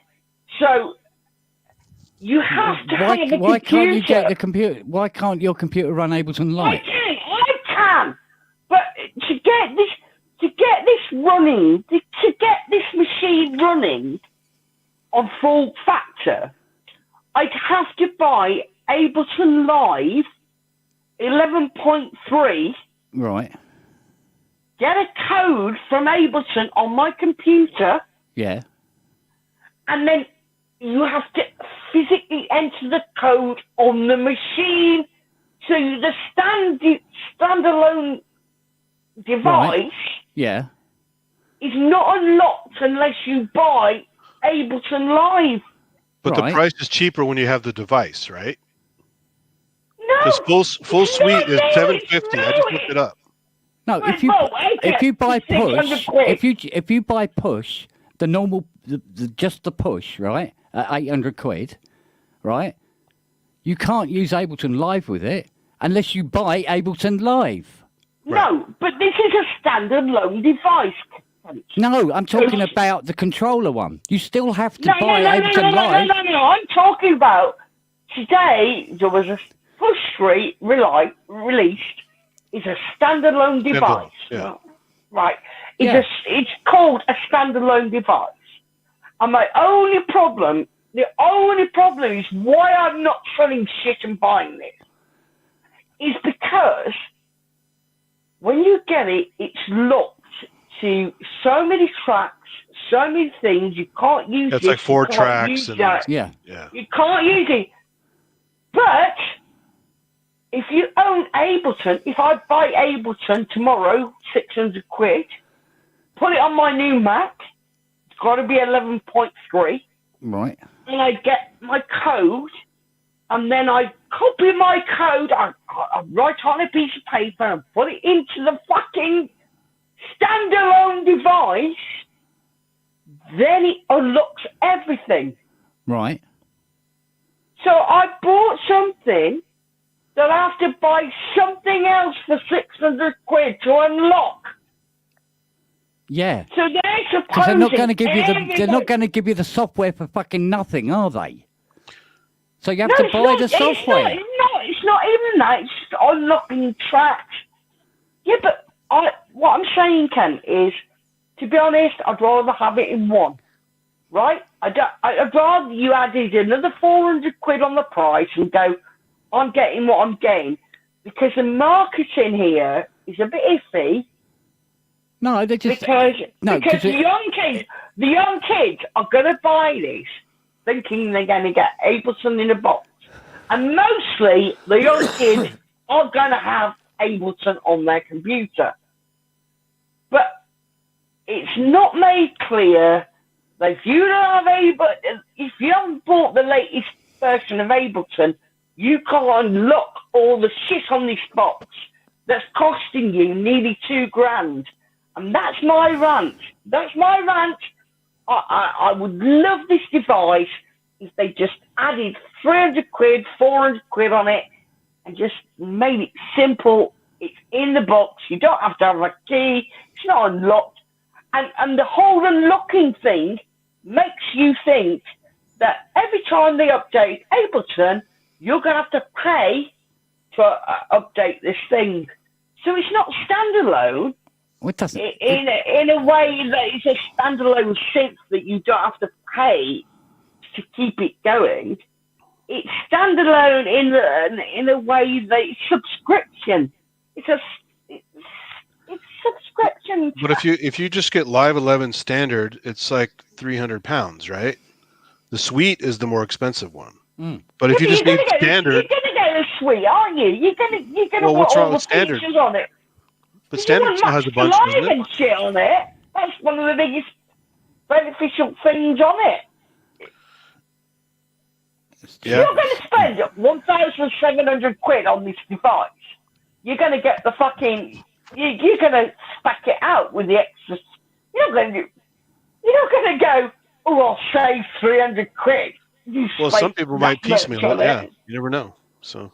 Well, no, if you're going to get this, you're going to get it, and you're going to spec it out. It's probably going to be your one takeout dream machine, because it would be for me. That's what I was looking at it for. But the problem is the hoops we're jumping through to go, oh, hold on, I need to update it. I have to put my key code in it every month. Where's it say that? I need to jump through hoops, and I have to buy. And no one's actually really told me I have to buy Ableton Live, the latest, on a computer to get the key code to make it jump through the hoop. It's nearly $2,000. And NBC is like 600 quid. Yeah, I didn't know you couldn't transfer your existing license. You should be able to have an existing license work with it, or a simple prorated price. No, you can have if you own Ableton Live 11.3 Plus, Yeah. you can You can use it. plug. Okay. You put your license key in it. So they should have a prorated for people who aren't users because they bought the hardware. It should be somewhere in the middle. No, it should just be if you buy that hardware, you get the license. End of. Nah, because it's too much. If you're getting the suite, there's no way. Yeah, no, you don't have to use it. My point is the license key is for the hardware. It doesn't have to go. You don't get the software with it on your computer. If you want it on your computer, you pay for that. This is supposed to be standalone hardware. So if you've got it on your hardware, you know, if you want it on your computer, you have to pay 600 quid for that. Yeah, I think it's only standalone once you upgrade it. You don't have to pay on the. You don't have to pay for it. You can use it with the. You can use the standalone with the light. Some people won't need more than 4 tracks. Some people would be quite happy with that, won't they? Well, to be honest, I'm not paying it. Well, that's fine. That's fine. But all I'm saying is, if you had the Ableton controller on its own, right? Just the Ableton controller, you would have to plug that into a PC or a Lappy, right? Yeah. And then you'd have to use. Now listen. Then you'd have to buy Ableton to use the standalone controller. You'd have to have the bloody software, wouldn't you? Now, the difference between the standalone is that it has the computer built into it. Listen. The standalone has the computer in it, and that's why it's 1,600 quid. No! Right? No! Yes, it's on the website. Look it up. You don't, you buy it without the laptop. Listen, you buy it without the computer. I know what you're saying, but look. Right, well, listen then. Either way, you end up with the same amount of components, right, for the same amount of money. It doesn't matter how you fucking shake it. It comes to the same. No, you don't. Right. Because, no, you don't. Because if I bought an M2 Mac, right, 600 quid, I'll buy the Pulse 3 without the standalone qualities. It's the same thing, it's just a controller which I can update. Right, so we're now at 1,600 quid, and I'll buy Ableton Live for 600 quid. Right? Right. But if I buy the new Ableton Push 3 standalone, yeah, I still have to buy Ableton Live. Yes. What's so difficult about that? Because I don't You'd still have to buy the software. Because why does it come in the box that you've already... Because they give people... No, standalone! You're not. No, hold on. I think we've got to... Because I think you've got misunderstanding. Listen. No, They're we're not people... on the computer. We've not got the computer. The computer's gone out the window. We're not connected. I'm standing on a stage. I'm looking at my device going, why the fuck have I been limited when I could have spent the same money, got a better spec computer, got the same controller for 999 quid and the same software? Yeah, there you go. That gets round having to buy the software, doesn't it? Except you had to buy the software anyway to put on the laptop. You see how it's the same thing? Yes, but they're not selling a good... They are. I've just read it on the fucking website. It's there. No, but Kate, I'm just saying it's not selling it to people. The kids are going to buy it. They've all got Ableton. Right. But for someone like me, when I'm looking at, well, I just don't want the computer and I don't want that. I just want some standalone software. Right. I was so excited about this until I realised, I've got to buy fucking Ableton Live. Good job I just bought a new Mac then, because that's where I'd put it. Right. And then I've got to, so this is going to cost me this much plus Ableton Live on a computer I'm never going to fucking use. So why isn't it on the machine? Why do I have to access it through a code? Why not slap 400 quid on the machine value and just fucking have it done easy peasy? I mean, you are using it because you're unlocking it with the full code, so you are using it. Proving that you own the software. Yeah. Yeah, but when you buy a on your Mac, standalone, right? hold on, am I missing something?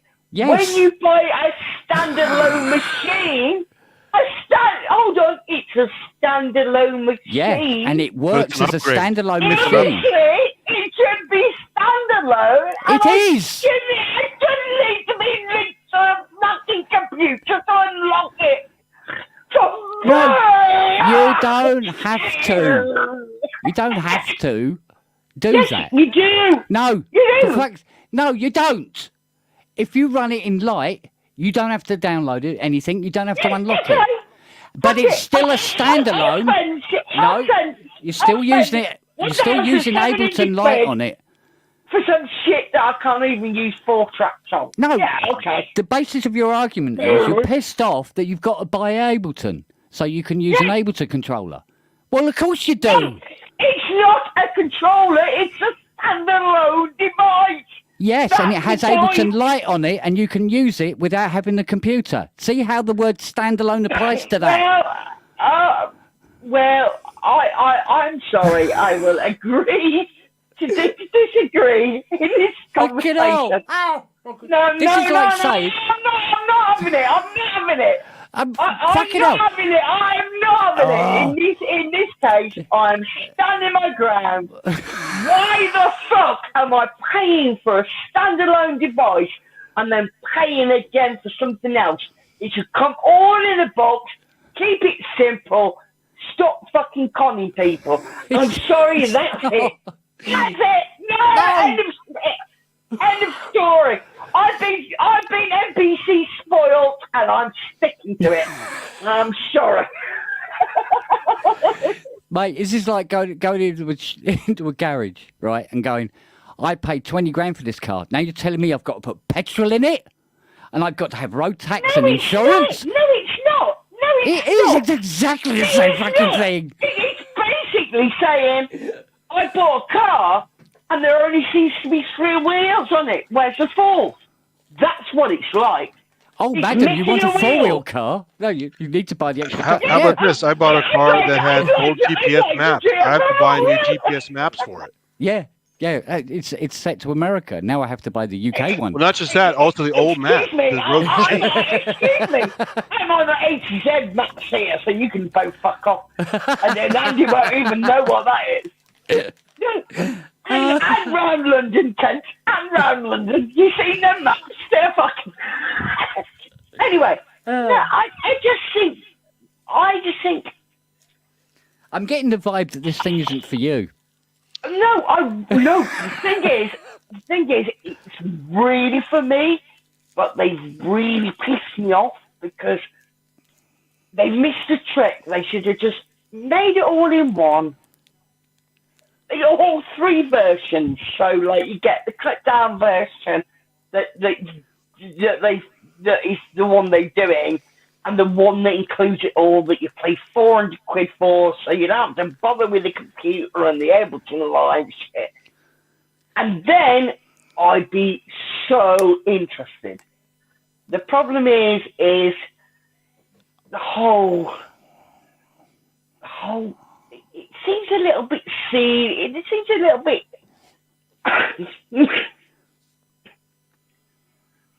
like they're not telling us everything. Like we've got to pay extra. Like this, you know when you see a good bargain and they go, oh, but you got to pay 15% extra because of this.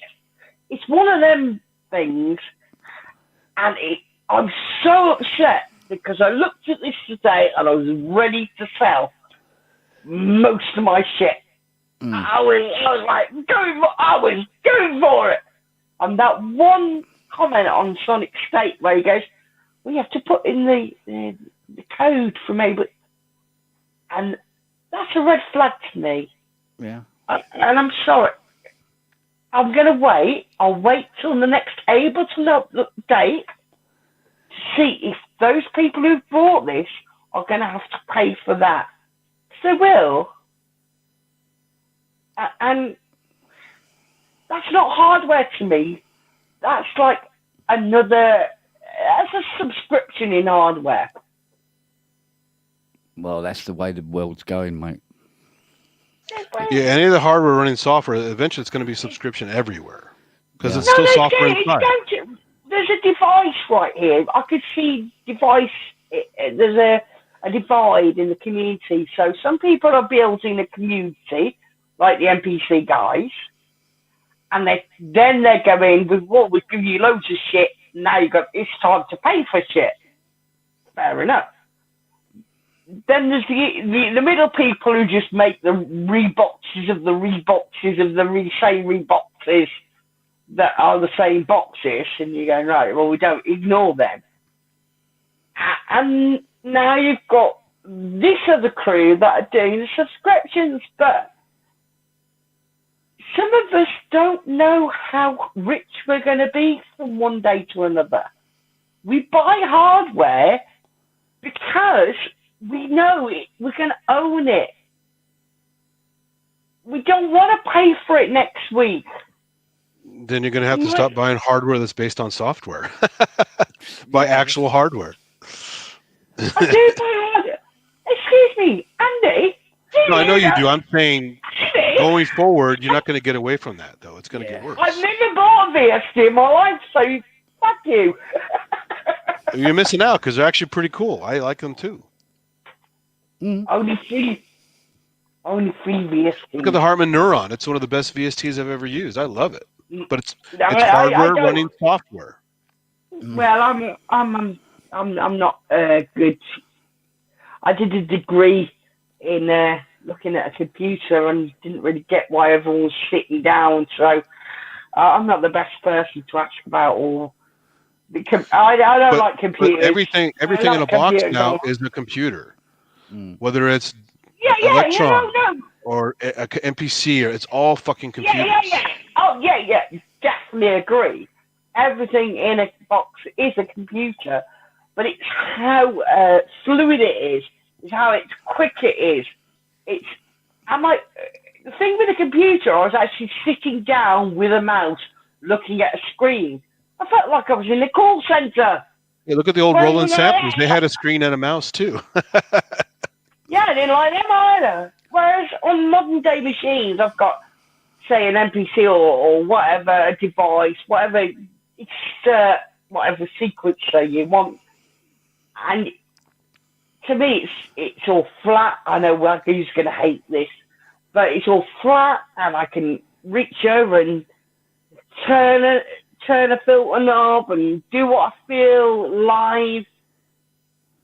And it's a different feeling to software for me, but each to their own. I mean, I know. Well, hang on. An MPC, it's not clockwork, it's a fucking computer. Right. Yes, it's exactly a computer. But so it's a computer as well, darling. It's just that it's got a controller on the front end of it. And not only that, but when you bought an MPC, you didn't get free updates. You sold that instrument pack a while back. You had to buy instruments. No, hold on. I bought my MPC back in 2018, 2 of them, and I got loads of free updates, including suits, arts, the fucking shebang. And if you but not the FM plugin and not the piano plugin. Those are all things you had to buy. No, yeah. Recently, and that's how they're going to get their money. But if you don't think, after I saw the start of that product, they didn't give me enough updates, so it was a different beast. I mean, okay, I was going to buy a Tarise SP16, and I bought an MPC. I was like, what's this MPC? Crap, I've never heard of an MPC, because I've never heard of an MPC. Within a week, I went, oh, okay, I think I might buy an MPC instead of Pioneer, which I've always loved. And that Pioneer thing has been dead in the water ever since. I'm telling you now, there is an ethos of companies, and they're all going different ways. Go your own way. But I've bought the Force only because I'd seen how much that MPC had grown in 3 years. For free. No money required. So if they're now charging plugins, 6 years after? Fair enough. But what I don't like is when I see a Ableton's new charging because they want to make money off of this. No, well, that's what I'm saying. What I don't like is when a new product is released and it's not made clear to younger people. Why can't younger people read? It's on the website. No, it's not on the website. It is. There's a whole fucking page of it telling you what you get with the update and why you need it. Well, the only place I saw it mentioned on 6 YouTube's videos I've watched, Loop Pop and all that, was on Sonic State, when the guy himself who went, well, you have to put the key in. And I went, hold on, what do you mean you have to put the code key in? So nowhere, not even in Loop Pop did he say, you've got to access it because you need Ableton Live. Now, I know lots of young people have Ableton Live. Right. I really like this product, and I just wish there'd been a bit more transparent saying, look, well, if they went to the website, Ableton Drive, if you want this and you want it full functioning, and you don't have Ableton Live, you're going to need a computer that does Ableton Live and an extra 600 quid. Loop Pop's only got a demo what you buy too. It's just extra. No. If you have Ableton Live on your computer,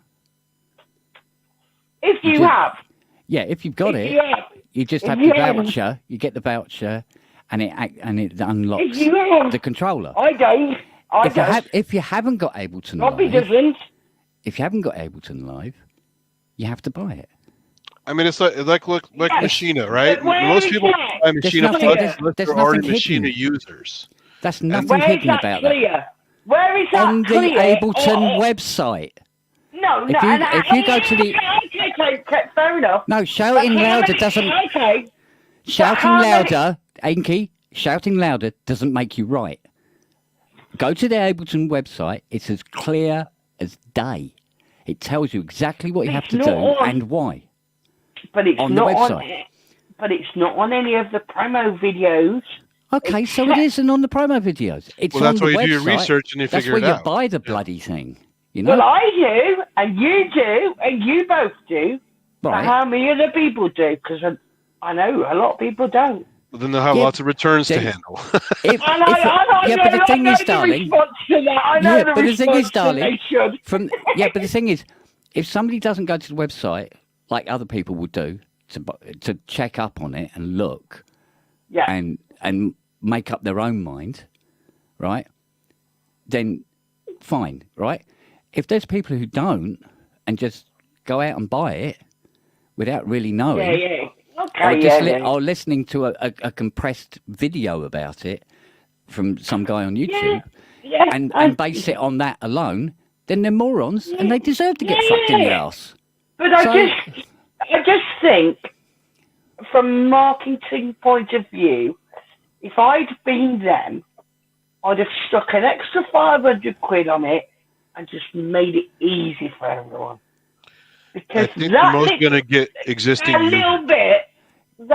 Now you're looking at it from one. No, you're looking at it from one, darling. You're looking at it from one way.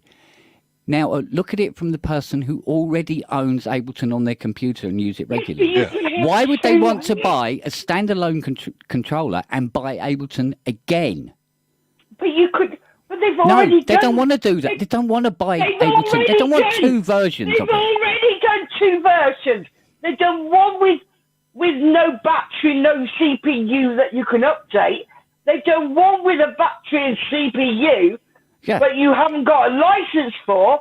Why couldn't they just do one that you just buy the whole fucking package and you don't have to fucking bother with Ableton on your computer? If they're going to go that far, you're telling me they come on, I'm just saying, make it simple, make it sweet.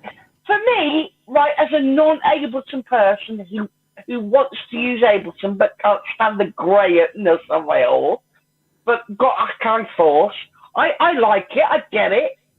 This, I was ready to go. But I just can't be bothered to be going, jumping through certain hoops to go, well, I bought this, now I've got to buy that, now I've got to register that on that. Why couldn't we have, they've done 2 devices, they could have done a third, all in, for 2,300 quid, where you buy the whole shebang, and you just go, that's it, it'll be updated for the next 5 years. It should be an upgrade path to entice new users. Like, we'll give you a reduced price on Ableton if you buy this to controller. If you're an existing user, hey, you got a new controller. Both people are happy. Yeah.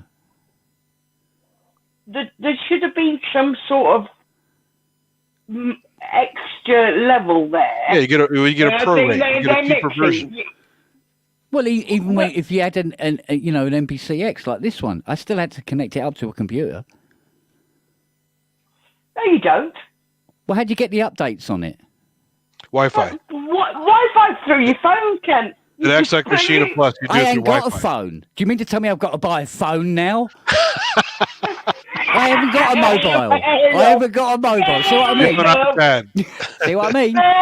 You can tell You've got Wi-Fi because I can see you through a camera live, Kent. What if I live in a pig pen and I haven't got Wi-Fi? You're lying, no, because I can see you live now. Shut up. No, this is it. No. You never know, darling. You have to buy that, though. You never know. In 6 months' time, there will be. You never know. Suddenly they're doing an Ableton with full Ableton Live on it available as a unit. You just buy it. I'm you just don't. seriously angry. Trust me, don't. No, listen. Yeah, I want this product. I'm wanting to sell stuff for this product. But you understand the path that you don't want it because it costs more money. No, it's the hoops. It's like, okay, now now I understand I have to go left field, and I just not sure. And how much left field do you want me to go? I really, if you're going to send me if you're going to sell a standalone project thing, it's standalone. Doesn't just mean the battery and the fucking operating. It's got to be standalone. I don't want to connect to the Wi-Fi every 12 every month to go. Are you still alive? Are you still paying us? I just want to go. This is my machine. It's like my CS50. I plug it in. I play it. I don't want to fucking worry about have I registered it this month. I don't want to be connected and chained to a group going, I've got to sign in every month. Hold on, have I just joined an account? Not only that, every computer-based thing has other incurred costs. Like, I bought the Akai Force. I needed all the libraries to fit. I had to buy an SSD. So I had to buy extra hardware. So the costs don't end. You still have to spend money on the damn thing. No, you didn't need to buy that. For my libraries, I did, because the SSD card's not big enough. That was your choice. Yeah, but to use the device the way I want to use it, hey, otherwise it restricted me. I'm mad at them for making the thing so small. Hold on. It wasn't a restriction on the manufacturer that gave you it.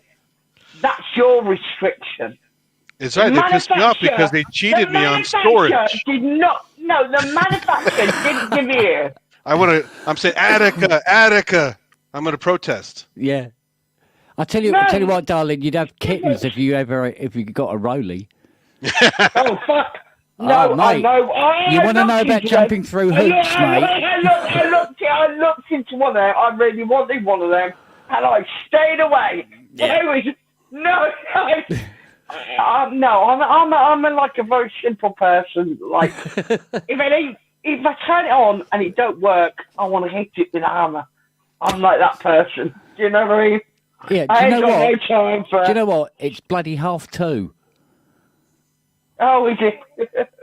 I'm supposed to be going to work in the morning.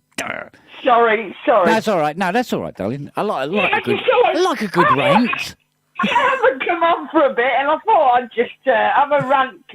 Yeah, why not? One of the best products ever has been.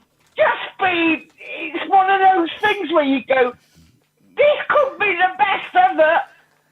It's like a Roland moment, isn't it? It's almost like a modern Roland moment where you go, holy shit, almost. Come in. Yeah. Well, there you go. Well, it's been lovely to come on the show, because I've been for ages. No, you haven't been on for bloody ages, woman. Well, now I know this. Now I can run through my headphones, in the kitchen, having a cup of cider. I might come on again. Yeah, good girl. So next time you can tell us if you change your mind. Did you buy it yet? Yeah. I won't change my mind until I see the new Ableton.